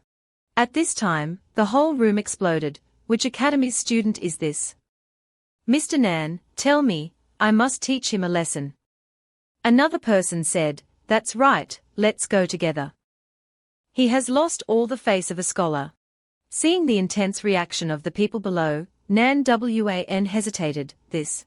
Wang Fuzi also slammed the table and shouted, calm down. Young people, full of passion, are easily emotional.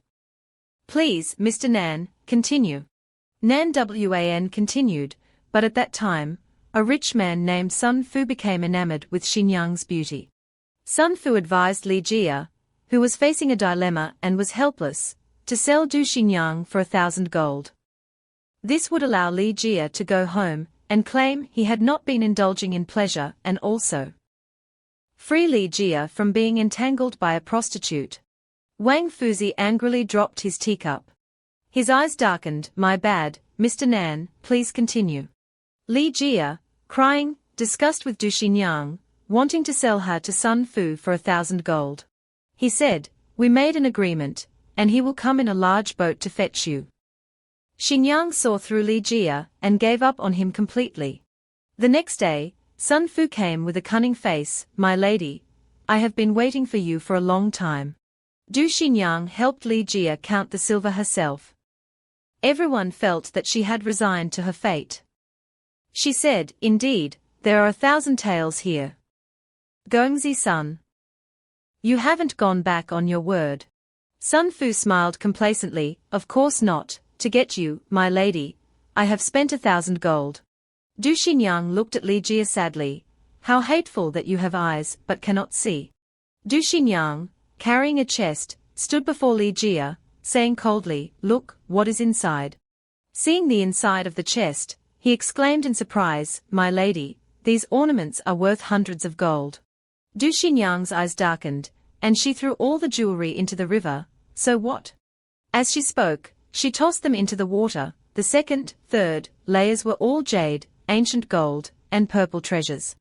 Worth thousands of gold. So what? Li Jia, watching with regret, cried, my lady, don't.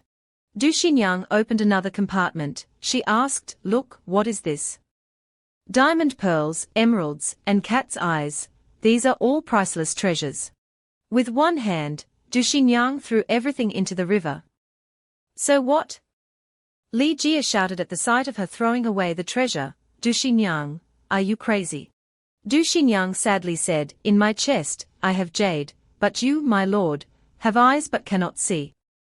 I did not fail you, you failed me. As she spoke, she embraced the chest of treasures and threw herself into the river. It is regrettable for such a famed beauty, like a flower, like a jade, to perish in the belly of a fish. Her 3 souls return to the water palace, her 7 spirits wander in the netherworld. Nan Wan finished, he sighed with pain, how eyes. The listeners, after hearing the story, some cried, biting their teeth, some wept bitterly. How can there be such a heartless person in this world? So pitiful. Wang Fuzi exploded in anger, a green aura enveloping him. This old man is furious. Mr. Nan, do not cover up for the wicked. Tell this old man where this Li Jia and Sun Fu are. I will not live under the same sky with them. After his words, everyone became agitated. How could this be a fictional story? Tell us the address of those 2. I'm ready to drop my pen and fight those 2 to the death. Such evil people don't deserve to live in this world. Count us in too. They kept shouting, Mr. Nan, what are you saying? But at this time, Nan Wan was reciting the poem, a famed courtesan, a city's beauty, sought love in vain. Her body in a brothel, with unexpected pain. Her sorrowful song under the red candle light. The scent of clothes, the wine at night. Her heart is a mountain without a bright moon, her gaze seeks a dream in the south of the river. A pity that the east wind blows away the grass. A reminder of her tragic fate. As soon as he finished reading the poem, the words slowly appeared, poetry moves the ghosts and gods. A brush stroke brings wind and rain. Nan Wan, who had been stuck at the lost brush realm for over 10 years, had at this moment advanced to the poetry realm. Nan Wan was delighted, looking at the energy before him. I've actually advanced to the poetry realm. On this side, the crowd was also joyful. Fuzi, I think I've also entered the lost brush realm. My great righteous chi can be released. My great righteous chi can be released. The old Fuzi, seeing the crowd breaking through, thought, something's not right. This story is not ordinary. There is a great opportunity within it. He quickly rushed to Nan Yuan Taik and asked, Mr. Nan, what is going on with this story? Nan Yuan Taik hurriedly replied, Master, this story has the same author as Zhongkue Lujuan, it's Wan and Bo Chen Luo. As for anything else, I don't know. The master was surprised, Wan and Bo Chen Luo. Meanwhile, in the carriage, Chen Luo was sleeping soundly, drooling. Suddenly, the carriage hit a rock. Startled, he opened his eyes. He looked around continuously, what's going on? What happened? Jizhong opened the carriage door, young master, you're truly capable. I heard those gifts were all bestowed upon you by the emperor. Chen Luo asked in surprise, so fast. Outside, many people lined up in a long queue, each holding gifts bestowed upon Chen Luo by the emperor. Seeing the scene, he folded his arms and smiled, saying, just a few things and you're already overwhelmed. Jizhong hastily asked, could there be more? Chen Luo said proudly, of course, I just asked Xiao the Wei Yuan. The monthly royalties for Zhongkue Lujuan are no less than 100,000 taels of silver. Jizhong was startled upon hearing the number, 100,000 taels. Jizhong's eyes were now filled with money, young master, you won't starve anymore. Chen Luo frowned and said, do I look like someone who's about to starve any minute? He thought about his sister and the maid, now that I have money, I need to buy them some clothes and jewelry. I'll find an opportunity to bring them to Zhongjing. At this time, the ripple caused by Chen Luo's writing was far from over. A surprised voice rang out, what are you saying? Zhiliu Academy, one of the 8 great academies of Zhongjing. Invited me to give a lecture. A man took out an invitation and handed it to Nan Yuan Taik, exactly. Nan Yuan Taik was surprised to see the invitation. He pinched his cheek and asked, Xiang am I dreaming? Ah, it hurts. Xiang said, don't be anxious, this is a chance for you to become famous. Nan Yuan Taik rubbed his sore cheek and said, but Du Xingyang was written by Wan and Bo. Is it all right for me to just go around giving lectures on it? The man cupped his hands and smiled. Master Wang said that if you agree, he will recommend you as an honorary lecturer at Zhiliu Academy. Upon hearing about becoming a lecturer, Nan Yuan Taik's eyes lit up. Ignoring Chen Luo and everything else, his shining eyes stared straight at the servant's face. Please tell Master Wang, even if there are thousands of obstacles. Nan Yuan Taik will come to Zhiliu Academy to tell this story. The man said happily, all right, all right. With that, he turned and left. Nan Yuan Taik's eyes were still shining brightly. He bid farewell, young man, be careful on your way. Xiang facing the bright light. Had to put on sunglasses. She put her hands on her hips and pouted, you just said it was difficult, but now you agree. Aren't you worried about Wan and Bo's matters anymore? Nan Yuan Taik scratched his chin, my agreement has two meanings. First, Wan and Bo invited me to give a lecture, mainly to gain fame in Zhongjing, for the convenience of launching a new newspaper. What's faster than lecturing at one of the 8 great academies of Zhongjing? Xiang took off her sunglasses and asked, so what's the second?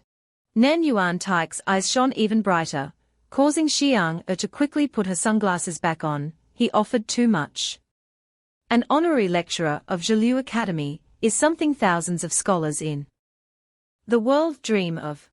Who would have thought that a scholar, depressed from failing to enter the 8 great academies, would one day be able to stand on the podium at Zhiliu Academy's Sheng Wen Square? Only ancient Confucian scholars have the qualification to open this lecture.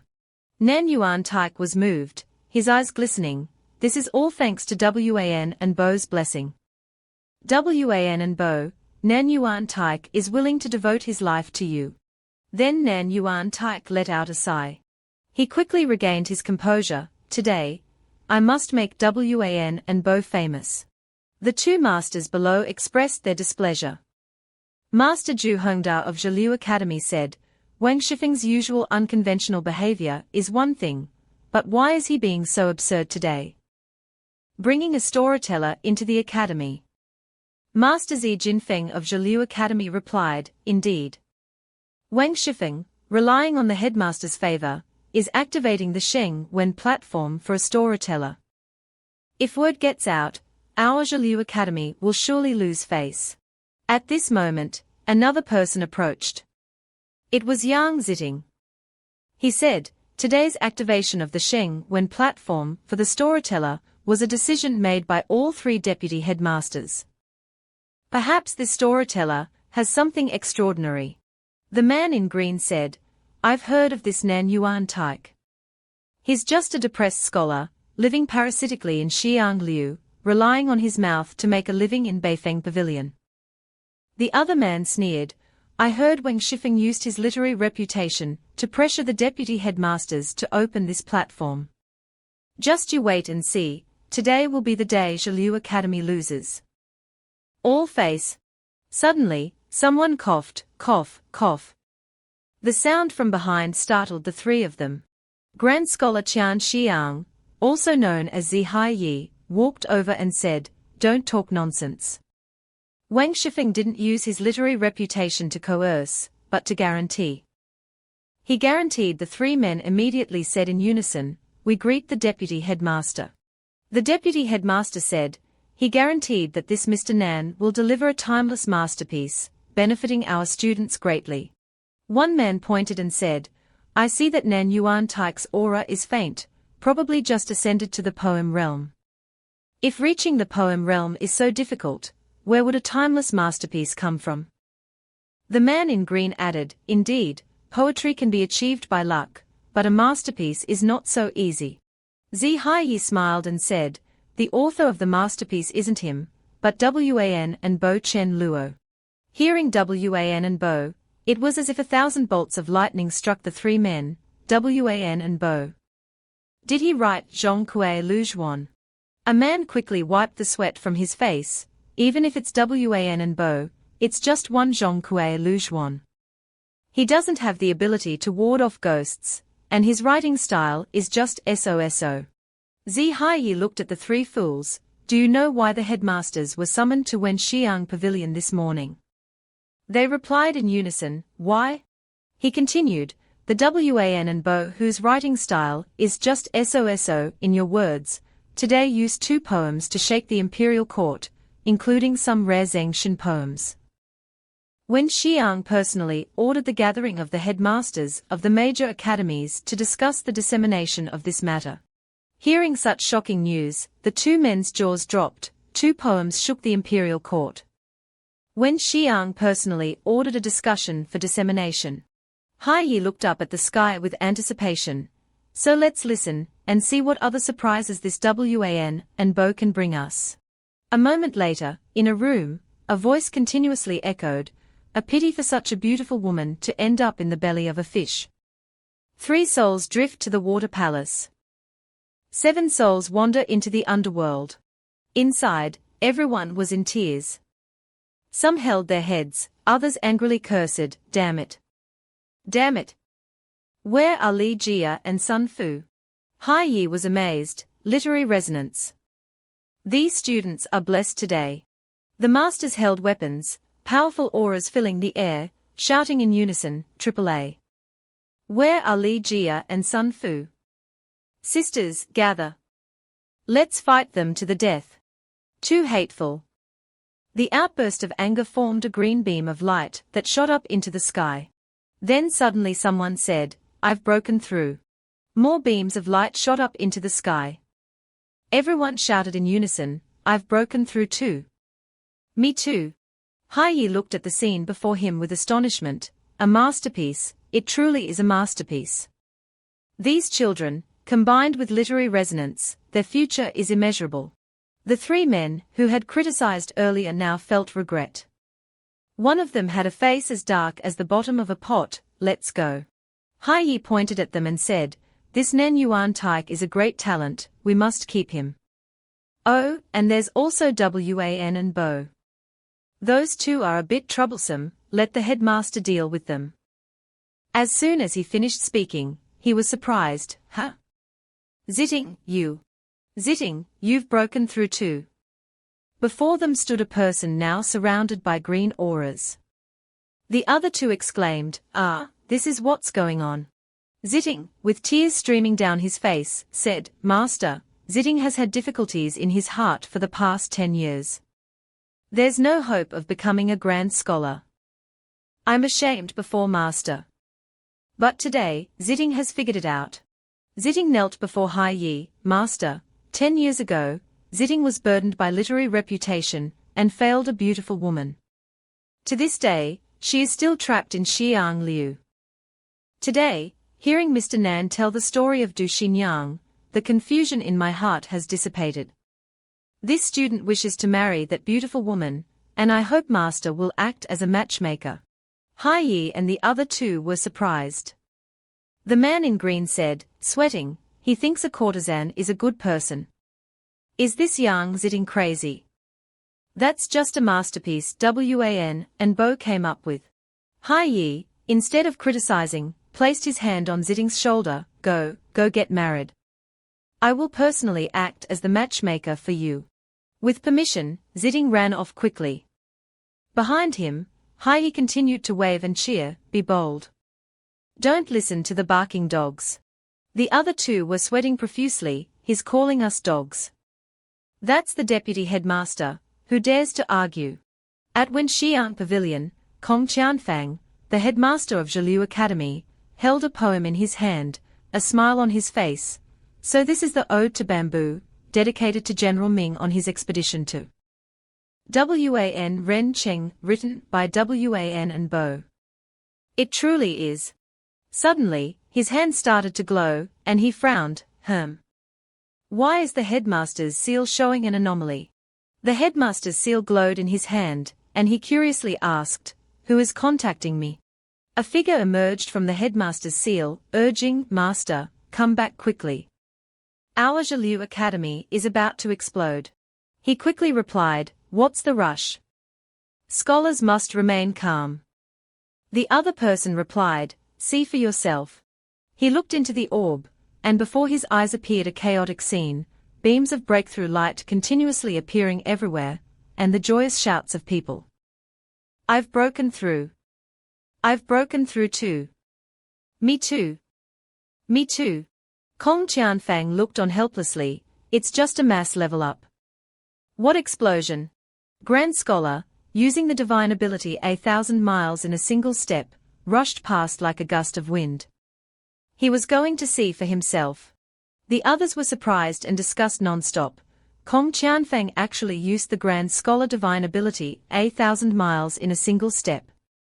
And he said he wasn't panicking. He ran faster than a ghost. Such a big incident happened at Zhiliu Academy. Aren't you curious to find out more? With that, the three old men also dashed off like ghosts, chasing after him. Let's go see. Let's go see. The scene shifted to Wan and Bo Mansion. Jizhong gnawed on a chicken leg. "Young master, this is the most delicious thing I've eaten in the past 2 years. On the table was a roasted pig and many other delicacies. Chen Luo didn't eat, but held a glass of wine. This is called cold money wine here. 1 tael of silver per glass, it's truly precious. Back home, this is called happy water. Coca-Cola. 3 yuan for a large bottle. Jizhong was puzzled by Chen Luo's unfamiliar words, happy water. Chen Luo burped. Chen Luo said with a satisfied and joyful expression, wonderful. Now I'm a rich man. Tell them to bring 2 jars here every day. Jizhong reminded, drinking too much cold money wine will make your bones weak. Then Jizhong asked, by the way, young master, the hardest part of making a new newspaper is copying. I just inquired about it. Chen Luo smiled, what's so difficult about copying? Jizhong nervously clenched his hands, the books you write need elegant copying, they can't be printed. Only scholars can personally copy them. And scholars who meet the requirements. Having the spell 1,000 words with 1 stroke, their monthly salary is 800 taels. Hearing that number, Chen Luo was startled, 800 taels. He started to calculate, oh dear. So, if I find 50 people to copy, the monthly salary alone would be 40,000 taels, not including publishing costs. We can publish 4 issues a month, totaling 40,000 copies. So each copy must be at least 1 tael and 3 fen to break even. Then he thought, but my budget is 3 fen per copy. If it's too expensive, ordinary people won't be able to afford it. His face darkened after thinking it over, so, I lose 1 tael of silver per copy sold. 40,000 copies, a straight loss of 40,000 taels. Chen Luo held his head, if it's spread throughout the world, won't I lose everything? Bankrupt on the spot, and stop publishing directly. He struggled internally, but the more readers, the higher the rate of Hong Chen Chi generated, and the more feedback I'll receive. Miaomi and Zhong Kuei can recover faster. Chen Luo wondered, how did the capitalists of the past control their capital? Then he looked at the fool who was frantically gnawing on the roast pig, and thought, I've got it. Isn't this kid here in Zhongjing to study? He called out, Xiao Ji, didn't you say you wanted to come to Zhongjing to study? Jizhong replied while chewing, yes, Master Wang Shifeng of Zhiliu Academy recommended me. Tomorrow, I'll ask for leave from you to visit Master Wang and explain the situation. Taking a year off. I've already agreed to be your guard for a year. Hearing the name Wang Shifeng, he thought of the best way to save money, cooperating with the school. I must take advantage of this. At Zhiliu Academy, Wang Shifeng cupped his hands respectfully and said, Headmaster, the statistics are complete. Kong Qianfang, sweating, remained silent. Those behind him also strained their ears, waiting. Kong Qianfang said, it's all right, tell me. Wang Shifeng replied, yes, and began to report, today, there were a total of 963 students at Shengwen Square. Among them, 153 reached the level of releasing Zheng Qi from their bodies. 96 advanced from Zijian realm to Luo by realm. 63 advanced from Luo by realm to Chengxi realm. In addition, almost all students' Zheng Qi reserves increased by more than 1 level. Moreover, the masters present also saw improvement, but most were not as significant as the students. Kong Qianfang was surprised, most. Were there any exceptions? Wang Shifeng continued, Headmaster, Yang Ziting advanced from Kai Meng Realm Master to Kai Hua Realm Master. Kong Qianfang stroked his silver beard and smiled, it seems that child has finally broken through his bottleneck. Someone behind him asked, is this all because of that Du Xinyang angrily sinks the treasure chest? Wang Tiqing respectfully replied, that's right. Everyone was surprised, oh. The 3 of them began to clamor, Nan Yuanyi must visit our academy. 1 house at a time. No favoritism. That makes sense. Absolutely. Kong Qianfang hurriedly raised his hand to stop them, gentlemen, give up that idea. Nan Yuanyi is just a storyteller. The most important thing is probably Wan and Bo behind him. One person asked, so what if he is? Another person hurriedly explained, if we are competing for the attention of Wan and Bo, major academies like ours should rely on ourselves. Kong Qianfang clenched his fist, determinedly saying, currently, Wan and Bo is a favorite of both civil and military officials. His Majesty threw away the Ministry of Right's face for him. He's also a disciple of Zhu Sheng. Our Jiliushu Academy can't climb high alone, and neither can you. We need everyone to work together. He stroked his beard. Moreover, he has already written Du Shenyang. Who knows what he will write next? That's the real treasure chest. He tilted his head and looked at the crowd, so, it seems that this matter requires careful planning. On this side, a large panda holding a bamboo stalk urged Song Tuiji, sir, hurry up. After you finish reading, tell me what's in it. I have to go home quickly. My old lady is waiting for me to come home for dinner. Song Tuiji said, shut up. How can I read a letter written by master so quickly? Tuiji was reading the letter. It wrote, Tuiji, I have read your letter. If you have recognized Chen Luo, then you must use your senior brother's restraint to take care of your junior brother. And don't be negligent.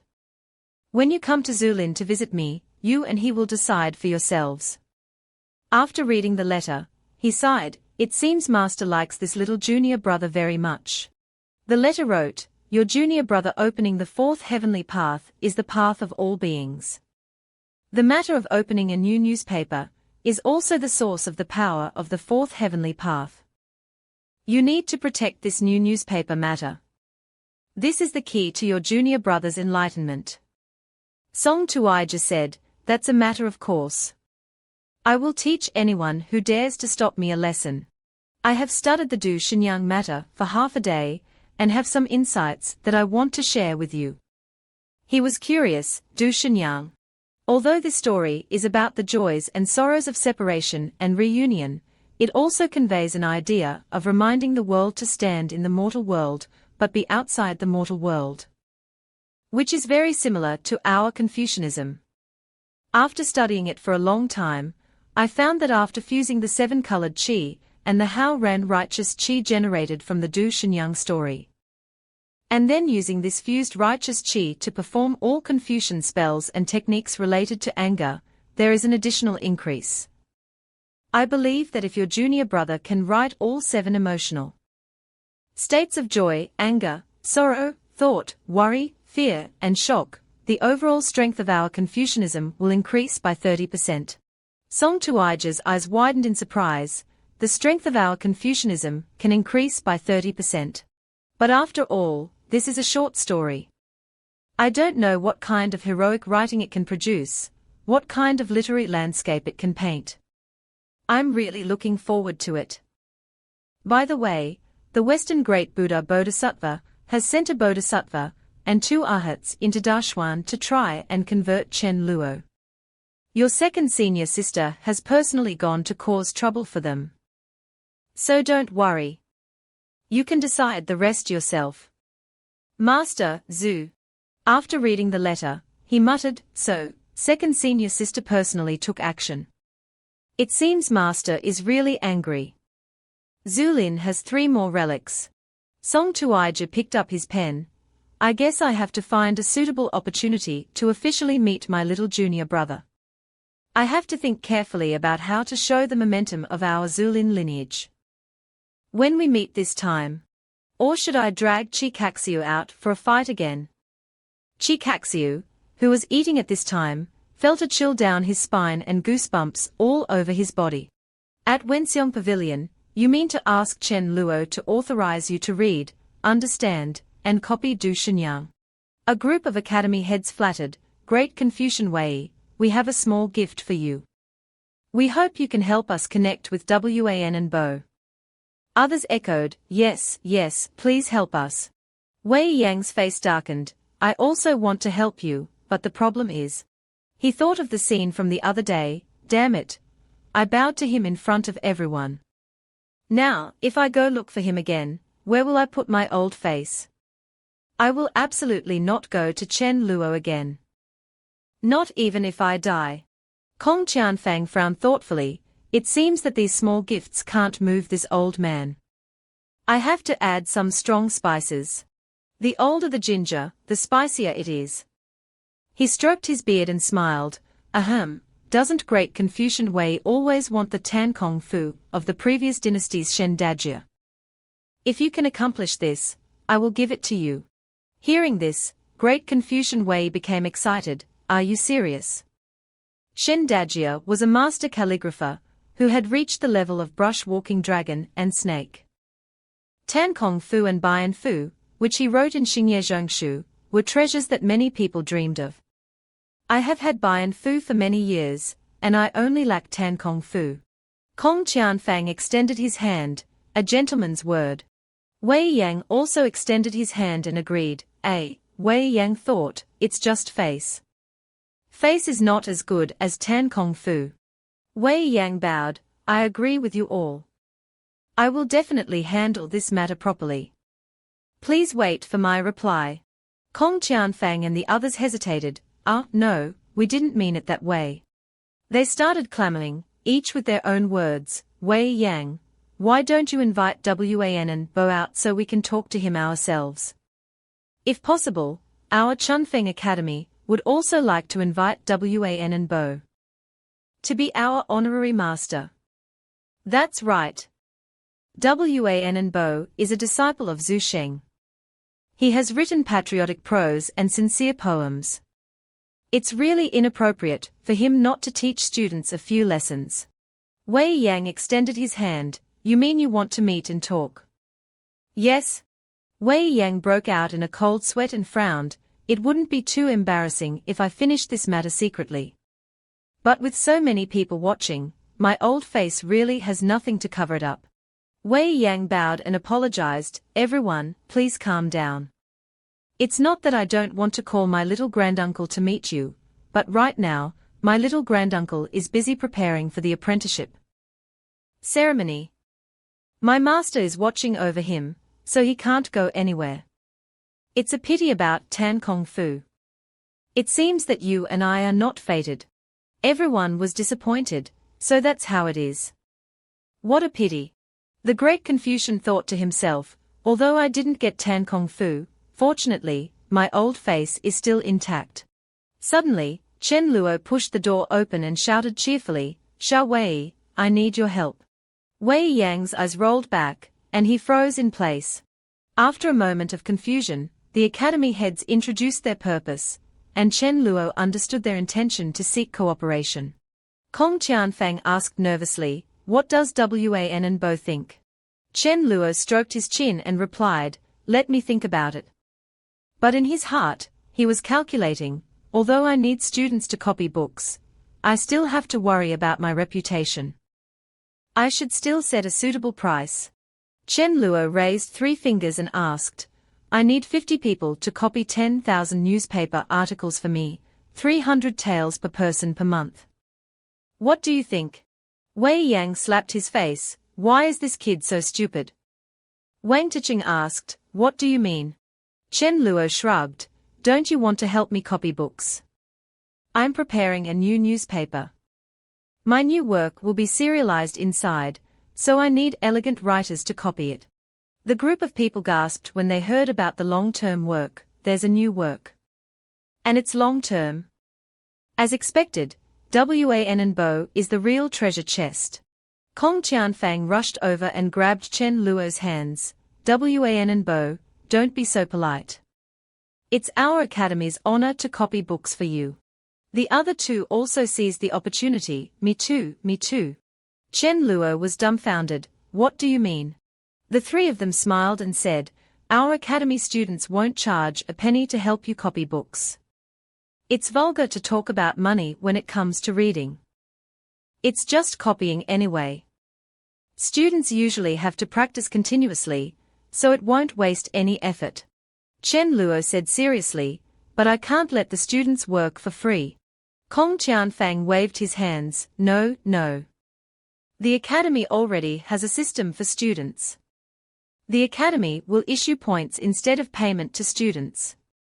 Wan and Bo, rest assured. Suddenly, Kong Qianfang turned serious, but seeing Kong Qianfang hesitate, Chen Luo broke out in a cold sweat. What's wrong? Does Academy head Kong have any requests? He worried. As expected, there's no free lunch in the world. At this moment, all the Academy heads said in unison, 10,000 copies are too few. How can we divide them among 8 academies? Chen Luo was confused, his head spinning. Kong Qianfang held up 4 fingers. Let me say a number. 40,000 copies. The other 2 academy heads immediately clapped and echoed, yes, yes. 40,000 copies. Chen Luo hurriedly asked, are you sure? But in his heart, he was thinking, the thing I've been worrying about for so long has been resolved like this. Kong Qianfang made a request, but we have one more request. We hope Wan and Bo won't refuse. Chen Luo staggered back in surprise. What is it? Kong Qianfang shouted, after entrusting this matter to our 8 academies, Wan and Bo cannot go to anyone else. Chen Luo was dumbfounded. He raised his hands and said, of course. Kong Qianfang chuckled, then it's settled. By the way, I wonder if Wan and Bo has any ideas for the long story in the first issue. The other academy heads also pricked up their ears to listen. Chen Luo smiled and waved his hand, of course, I have an idea. The group of people looked eager, rubbing their hands and asking, do you have a manuscript? Chen Luo smiled, of course. Then he called, Xiao Ji. Ji Chong walked in with a stack of manuscripts. Here. Ji Chong invited, please, Academy Head Kong, take a look. The group of people immediately rushed forward, their eyes fixed on the stack of manuscripts. Kong Qianfang held the stack of materials. I don't dare, I don't dare. The others looked at him and called out in unison, Academy Head Kong, look at Academy Head Kong. He's so infatuated. They started clamoring, let me take a look. Me too. I also want to see. Chen Luo laughed triumphantly, look, look. You're about to know what it means to ruin your life by reading a novel, ha ha ha. In the main hall, the Xingxiang had thoroughly investigated the matter of Shenzhen. Dashuan's Xingxiang, Zhu Zwufeng, said with a serious face, tell me. A person standing in front of Zhu Zwufeng reported, yes. The reason why Jiliushu Academy's students made breakthroughs on a large scale is because of a storyteller from Beifeng restaurant named Nan Yueni. This person told the story of Du Shenyang, which resonated with the literary atmosphere of Shengwen Square, causing everyone to break through. Zhu Zwufeng was curious, did he write this extraordinary story? The person replied, reporting to Xingxiang, the author of this story is Wan and Bo, Chen Luo. Zhu Zwufeng closed his eyes, Chen Luo. The person who opened the 4th heavenly path. As expected, his actions are like a storm. The person said, Xingxiang, the students have one more piece of news. I heard that Chen Luo is preparing to launch a new newspaper. This new newspaper is not an ordinary street newspaper, but a literary one. Zhu Zwufeng hurriedly ordered, go and investigate this clearly. The person replied, yes. Looking at the map on the wall, he fell into deep thought, the 4th heavenly path. Is it a blessing or a curse? At Wenxiong Pavilion, a voice said, teacher, can Du Shenyang really help our Confucianism level up?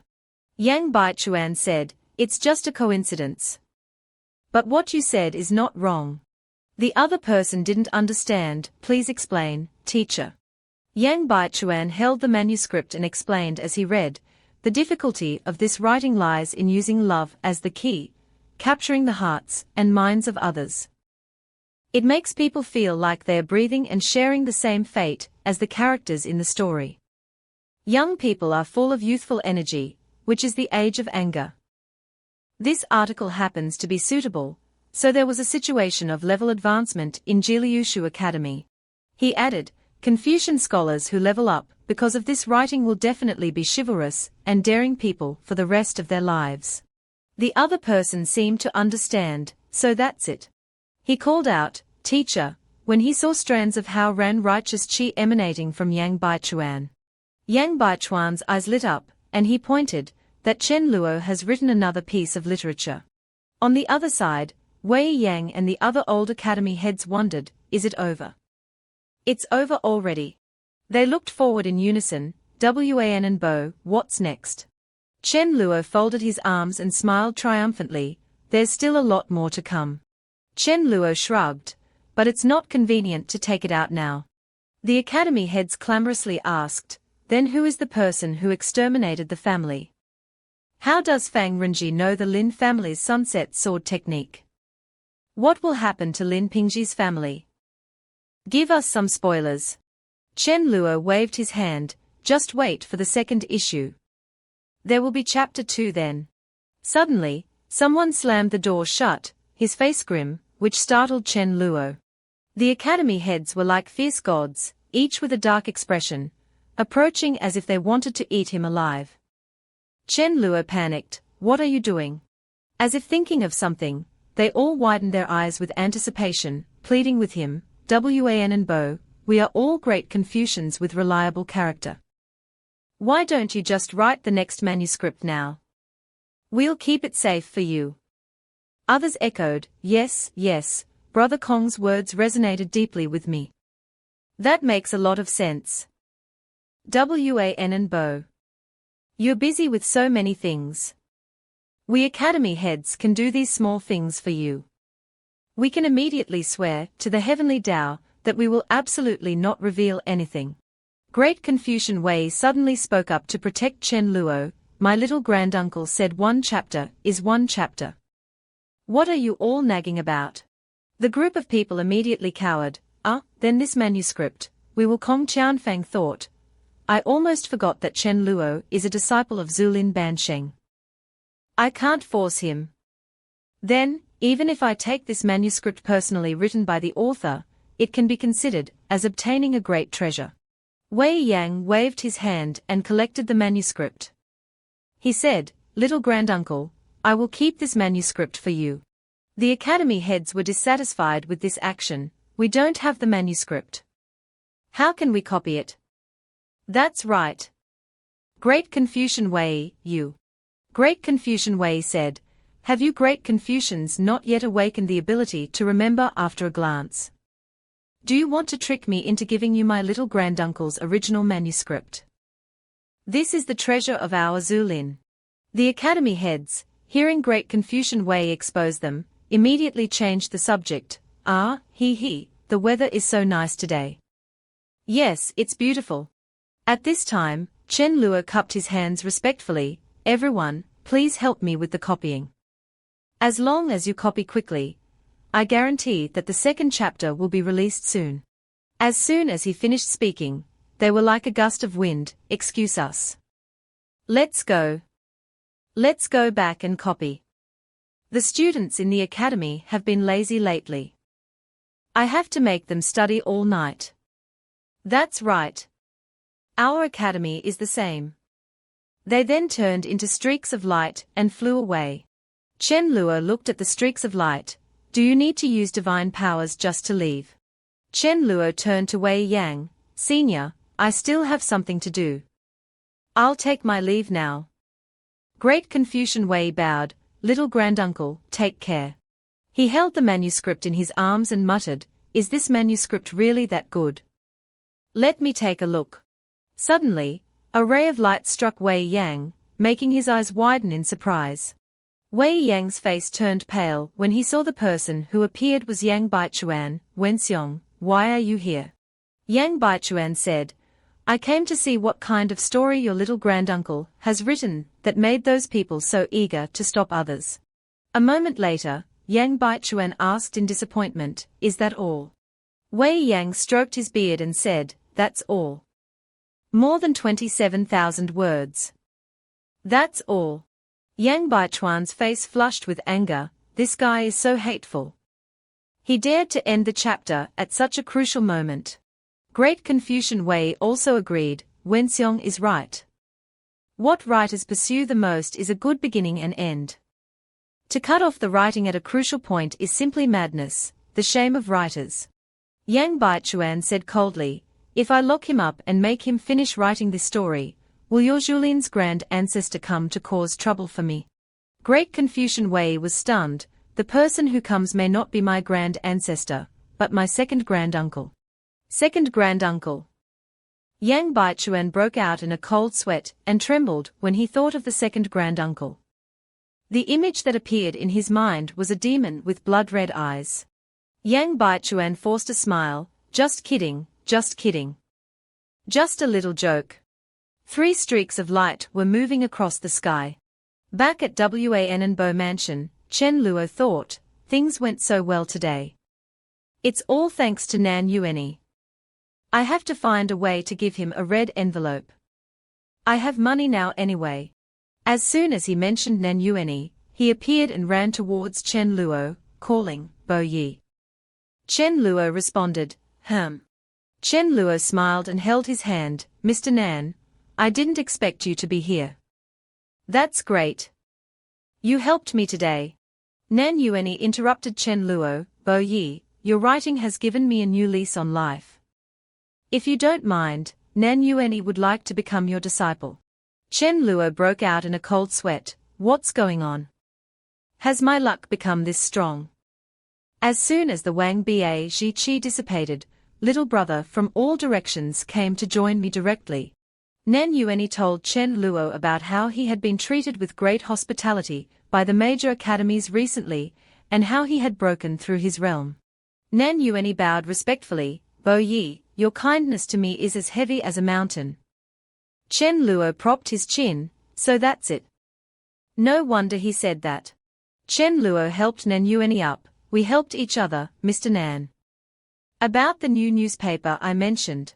Before he could finish his sentence, he was interrupted, Bo Yi, please don't call me Mr. I'm embarrassed. As for the new newspaper, as long as Bo Yi doesn't dislike me, I'm willing to do my best. Chen Luo's eyes crinkled with a smile, good. Consider this kid recruited. Chen Luo ordered, Xiao Ji, give Mr. Nan 5,000 taels first. Mr. Nan, please try to find the best storytellers. Remember, I'm not afraid of having many people, but they must be good.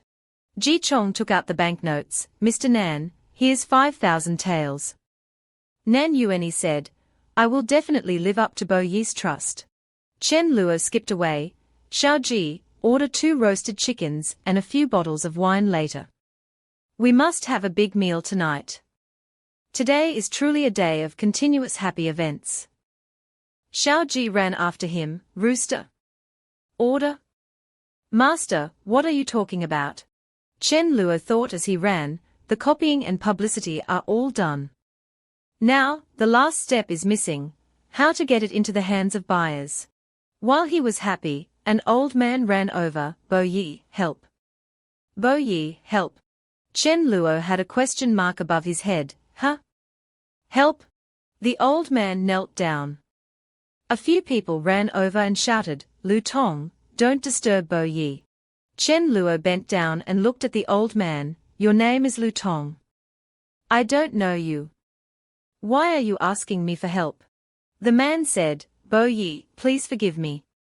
This man is Lu Tong, the steward of Sanke village. Sanke village is the imperial village that His Majesty granted you a few days ago. The richest one surrounded by 3 streams.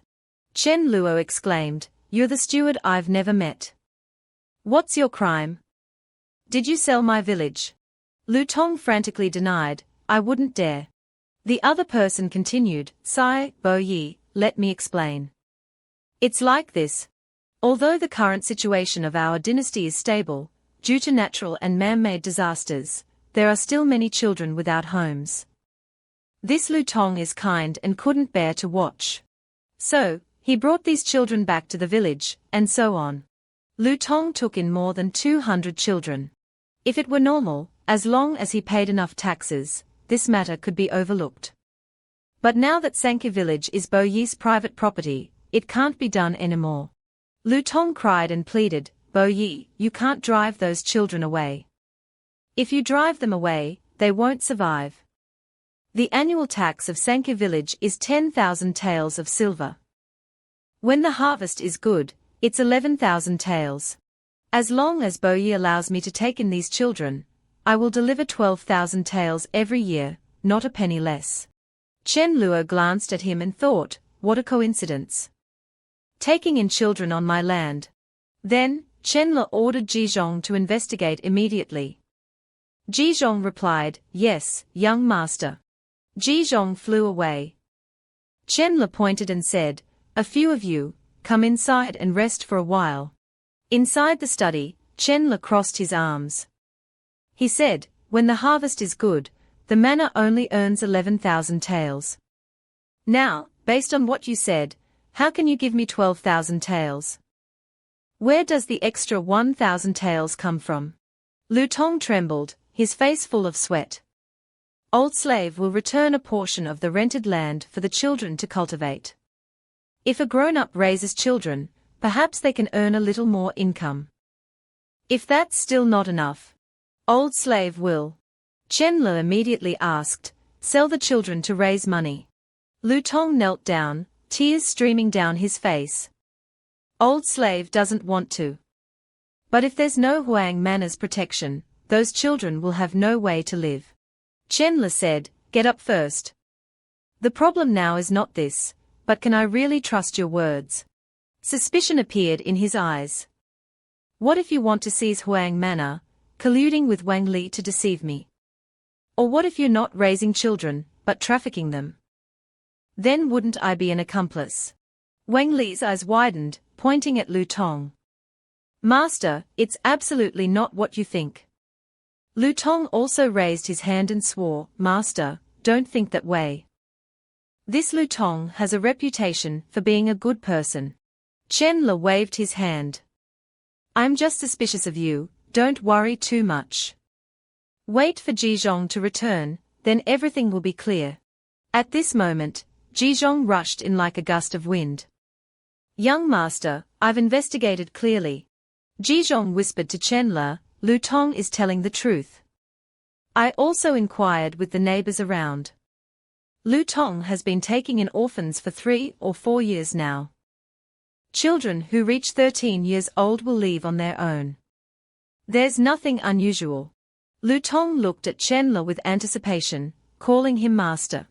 Chen Le patted Lu Tong's shoulder, surprising him. All right, let's go. Lu Tong asked in surprise, go where? Chen Le smiled.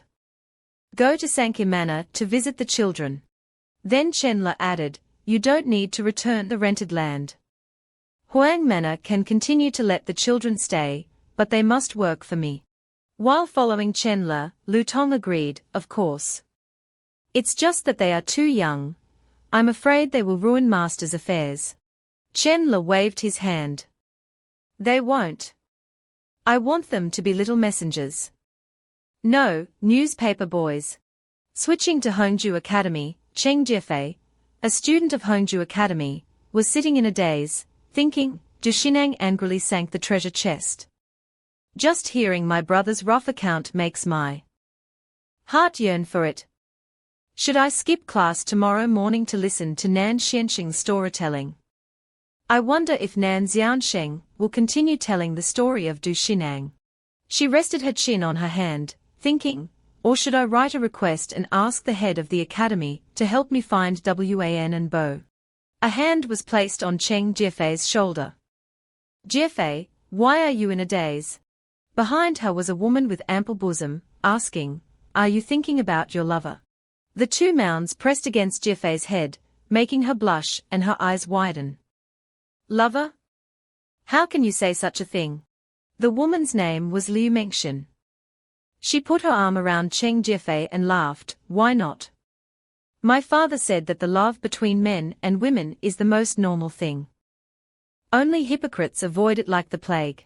Jiefei replied, if you, like your father, could recite a legendary poem like Once their golden wind and jade do meet, they surpass countless others in the world, then I would accept whatever you say.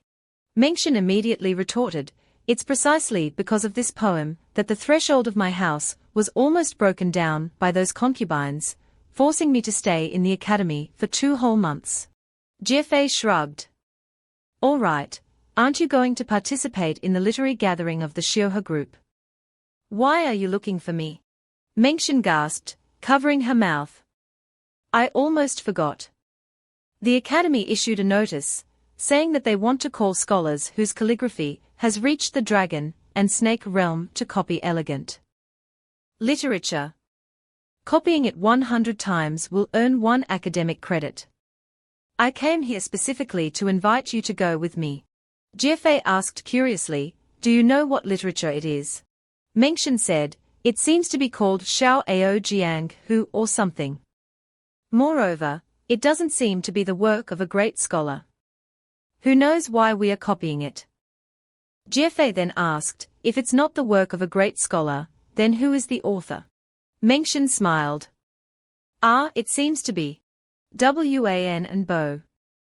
Yes, it's him. After hearing the name, Jiefei's jaw dropped in surprise. She quickly ran, pulling Mengxian along. Quick, let's go copy it. Back to Chenle, Lu Tong clasped his hands respectfully. Master, we have arrived at Sanke Manor. Chenle hurriedly looked around and asked, where are the children? Lu Tong broke out in a sweat. Master, they are all orphans with no one to care for them. I'm afraid they will be an eyesore to Master. Chenle approached the door, preparing to open it. He said, it's all right. Lu Tong could only call out, Master. Chenle opened the door, a smile on his face, despite Lu Tong's attempts to stop him. But suddenly, Chenle was startled and broke out in a cold sweat. In the courtyard were a group of skinny children with dirty faces and ragged clothes. Chenle asked, this is? Lu Tong's face was covered in sweat. He hurriedly ran to tell the children to go to the backyard. Don't bump into Master. Chenle stared blankly at the skinny children in front of him, silent. Chenle remembered, there were many students wearing red scarves, the children greeting the teacher in unison. This scene was like when he was a teaching assistant before transmigrating. Suddenly, a child tripped over something and fell forward. Lu Tong panicked. Not good. If they fall, they will definitely cry and make a fuss. If Master is annoyed, everything will be ruined. Unexpectedly, Chenle quickly used a spell to catch the child. He asked kindly, are you all right? The child hurriedly clasped his hands. Thank you, sir. Chenle held the child's hand and said loudly, stop. Don't run. Starting today, you are all my people. The children stopped and looked at Chenle.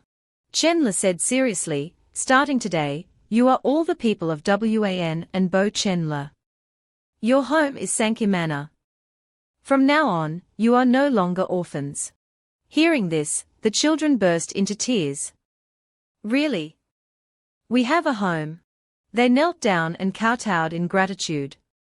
Thank you, Master. Chenle thought to himself, before, I was just a student who couldn't do anything. Now, I can easily change the lives of these children. Chenle was now designing clothes for the children. Chenle smiled with satisfaction as he looked at his design. The design is finished. Chenle handed the drawing to Lu Tong. He said, next, order such summer and winter clothes for each child. They are now the face of our Earl's manor, don't be negligent, understand. Lu Tong was moved to tears. Thank you, Master. Wang Li smiled. Didn't Master say he wanted these children to work for him? If they can contribute a little, they will have another skill to survive in the future. Chenle began to divide them. Right, next, divide them into groups. Those 7 years old and above can help me work, the rest can stay at home and grow up with peace of mind. Next, invite some scholars to teach them to read and write. He ordered Lu Tong, go and do it. I have to work too. Chenle stretched out his hands and called to the children. Don't be afraid, come to me. The children approached, and he sat down on the ground. I'll teach you a song. Everyone must remember it. Chenle started teaching the song and dance. Lo lo lo, lo, I'm a little newspaper boy. Seeing this, the children also raised their hands and sang along. Lo, I'm a little newspaper boy. The others, seeing this scene, began to discuss. If I had met Master when I was young, perhaps I wouldn't have become a eunuch and entered the palace. Lu Tong continued. Master is not like the nobles we've met before. Ji Zhong smiled. I was also saved by young Master before. I've known for a long time that young Master is no ordinary person. On this side, Chen Le sang happily. He thought, as expected, a person's worth is always reflected in others. At Beifeng Tower, everyone, please come. I'm here entrusted by Wan and Bo. Wan and Bo recruiting us is a great fortune. I hope everyone won't refuse. Wan and Bo inviting us to write current affairs literature, and also paying us is certainly a good thing. But will it last? Tang Le, also known as Jingzhao Xiansheng, asked. Tang Le continued, Wan and Bo is only currently favored. But in the long run, if he loses his power, what should we do? Nan Wanji chuckled. Tang Gong is overthinking it. Bo Yi doesn't rely on anyone. Do you all know who wrote Du Xinang that shocked the entire Zhongjing? Everyone started murmuring. You mean, could it be? Nan Wanji said proudly, it's Wan and Bo's work. Moreover, the new work that he's about to give us is already finished. It's called Xiao Ao Jiang Hu. Everyone started whispering, Wan and Bo's creative speed is so fast. How could he immediately produce a new work, after just finishing the extraordinary Du Xinang? Such high output, like a sow. Realizing his crude words, the man quickly covered his mouth. I spoke carelessly. Nan Wanji handed the manuscript to everyone. This is Bo Yi's new work. You can take a look. A moment later, the room became chaotic. Everyone clamored, where's the next part? Why is there no next part? Why is Bo Yi's work so short? The man who spoke carelessly earlier said, I take back what I said earlier. This is not high output, but a disgrace to literati. Nan Wanji quickly waved his hands to calm everyone down. As long as you agree to Wan and Bo's invitation, there will be new works delivered every month, and you will be the first to receive them. Everyone's jaws dropped. Really? Nan Wanji affirmed, absolutely true. But Bo Yi also has a condition. The crowd whispered, as expected, it's not that simple. What's the condition? Not allowing us to do private storytelling anymore. If that's the case, our livelihood will be gone. Nan Wanji explained, no, it's that you have to divide each chapter into 6 parts to tell, to help Bo Yi sell the new newspaper. The crowd was stunned. Then wouldn't we also become a disgrace to literati? Dividing it into 6 parts will make the listeners anxious to death. But that's right. They'll be anxious, so they'll buy the newspaper. Nan Wanji concluded with a question, so, will you do it? The crowd looked at each other, the room silent. After a while, they all raised their hands. We'll do it. At this time, Chen Le was in a carriage, with Ji Zhong driving. Inside the carriage, Chen Le closed his eyes and thought, things have been going too smoothly lately.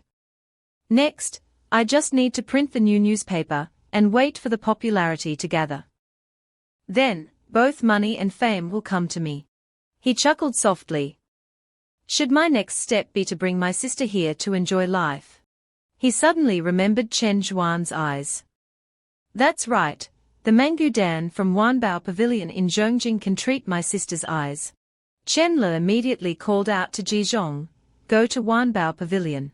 At Chen Manor in Wan County, Miss, there's news from young master from Taiji County. The maid ran in quickly. Chen Zhuan asked, what news? Speak quickly. The maid immediately read, young master was conferred the title of Wan and Bo, founder Ban Sheng as his master, was rewarded with a large house, and wrote powerful poems and prose. It means some writings about women in brothels. Hearing this, Chen Zhuan quickly snatched the letter. Stop reading. We are preparing to go to Zhongjing. The maid replied, yes, but thought, is Miss worried that young master will be drained of his vital essence? Chen Zhuan imagined Chen Le as a skeleton. He's already writing poems about brothels, so I have to manage him. He's still young, what should I do if he gets drained of his vital essence? Chen Zhuan sighed. I still have to go to the capital. Chen Zhuan recalled her childhood. Zhuana, look at this child. Do you want him to be your husband or your younger brother? At that time, she was young and didn't understand anything. She asked, what is a husband? He's so small, he must be my younger brother. Now that she was grown up, Chen Zhuan blushed, thinking, it's been so many years, why do I keep remembering this? She thought of Chen Le and blushed.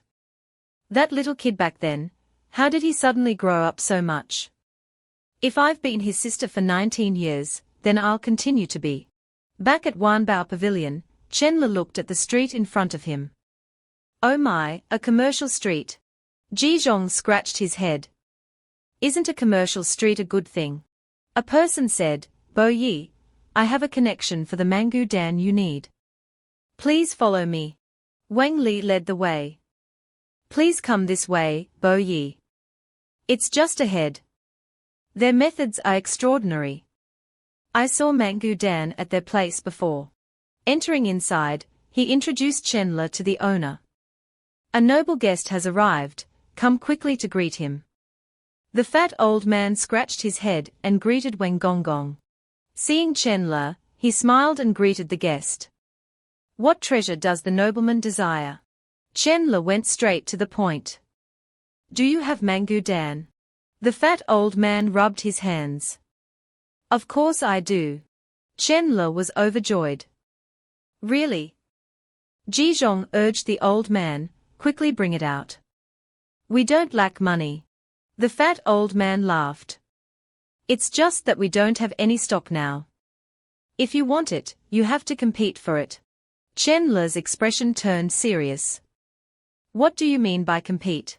The old man's expression turned dangerous. The key ingredient of mango dan is from the Man tribes in the north. But slaughtering an entire tribe will only yield at most 5 portions of the medicinal ingredient. And to destroy an entire Man tribe within the territory of the savage and ferocious Man tribes, at least 3 grand scholars are needed to work together. He pointed. And now, there's no stock. If you want mango dan, you can only arrange for people to depart for the Man tribe's territory immediately. That's why it's called competing for goods. Chen Le crossed his arms and asked, you have to slaughter an entire Man tribe to obtain mango dan. Isn't that too cruel? Wang Gonggong's face darkened. Is slaughtering the Man tribes cruel? Bo Yi, do you know how many scholars of our great Xuan have sacrificed themselves to prevent the Man tribes from pouring down to the south? Wang Gonggong imagined the scene and his face turned purple. Those Man tribes have slaughtered so many innocent people of Great Xuan. Does Bo Yi know? Chen Le looked at Wang Li's indignant and angry expression and thought, I understand. The Man tribes of this world are basically equivalent to demons. Wang Li, who is usually calm and collected, is so angry, it seems that Great Xuan hates the Man tribes to the core. Chen Le bowed and apologized. I misspoke. The Man tribes deserve to be killed. Wang Li was overwhelmed by the unexpected apology. He was stunned, thinking, Bo Yi actually apologized to a servant like me. Perhaps I didn't follow the wrong person this time. Wang Gonggong bowed even lower. It was this servant who was disrespectful just now, momentarily agitated. I hope Bo Yi won't blame me. The fat old man continued, Bo Yi wanting mango dan is good. It's killing 2 birds with 1 stone, both eliminating a Man tribe for Great Xuan and fulfilling Bo Yi's wish. Chen Le replied, of course I'm willing. No amount of money is a problem. You name the price. The fat old man quickly smiled. If you want 3 grand scholars to go, I think 3 grand scholar literary treasures will be enough. If the nobleman doesn't have grand scholar literary treasures, it's also fine, I can also give you a price. Chandler's face darkened. Then how much? Just say it directly. Where can I find grand scholar literary treasures? I can't ask Senior Wei Yang for a few, can I? Moreover, I'm his elder now. The fat old man pointed. 100,000 taels of silver for 1 heavenly Tao star, 10 heavenly Tao stars for 1 grand scholar literary treasure. What do you think? Chandler raised his hand to calculate and broke out in a sweat. So, isn't that 30 million taels of silver? Oh my, I earn 100,000 taels a year. So, wouldn't I have to save for 300 years without eating or drinking to have enough? In 300 years, even a pig would have reincarnated 90 times. And the yellow flowers would have withered. The fat old man looked at Chandler suspiciously. Are you short of money? Chandler forced a laugh. Ha ha ha, not at all. I was just asking. Then he approached the fat old man and asked softly, can you give me a discount? The old man bluntly replied, no. If you don't have the money, then please leave. Hearing this, Chandler's face drooped. The fat old man turned to leave. Chandler watched him and thought, no, it's been so hard to have hope, I absolutely can't give up like this. Chandler grabbed the fat old man's shoulder. Wait, please tell me if there's any other way. The old man replied disdainfully, why should I? Chandler smiled brightly and handed him a banknote. Have you forgotten? We are old friends who have lost contact with each other. His eyes immediately lit up. Oh, right, right. I almost didn't recognize you. I'm only telling you this way, don't go around spreading it. We still have to do business. He whispered, our Mangu Dan is all refined by the Taoist immortal Hu Laos. His family might have some in stock. Laos lives in Hushan, 10 miles east, it's easy to find. Chandler thought, Taoist immortal Hu Laos.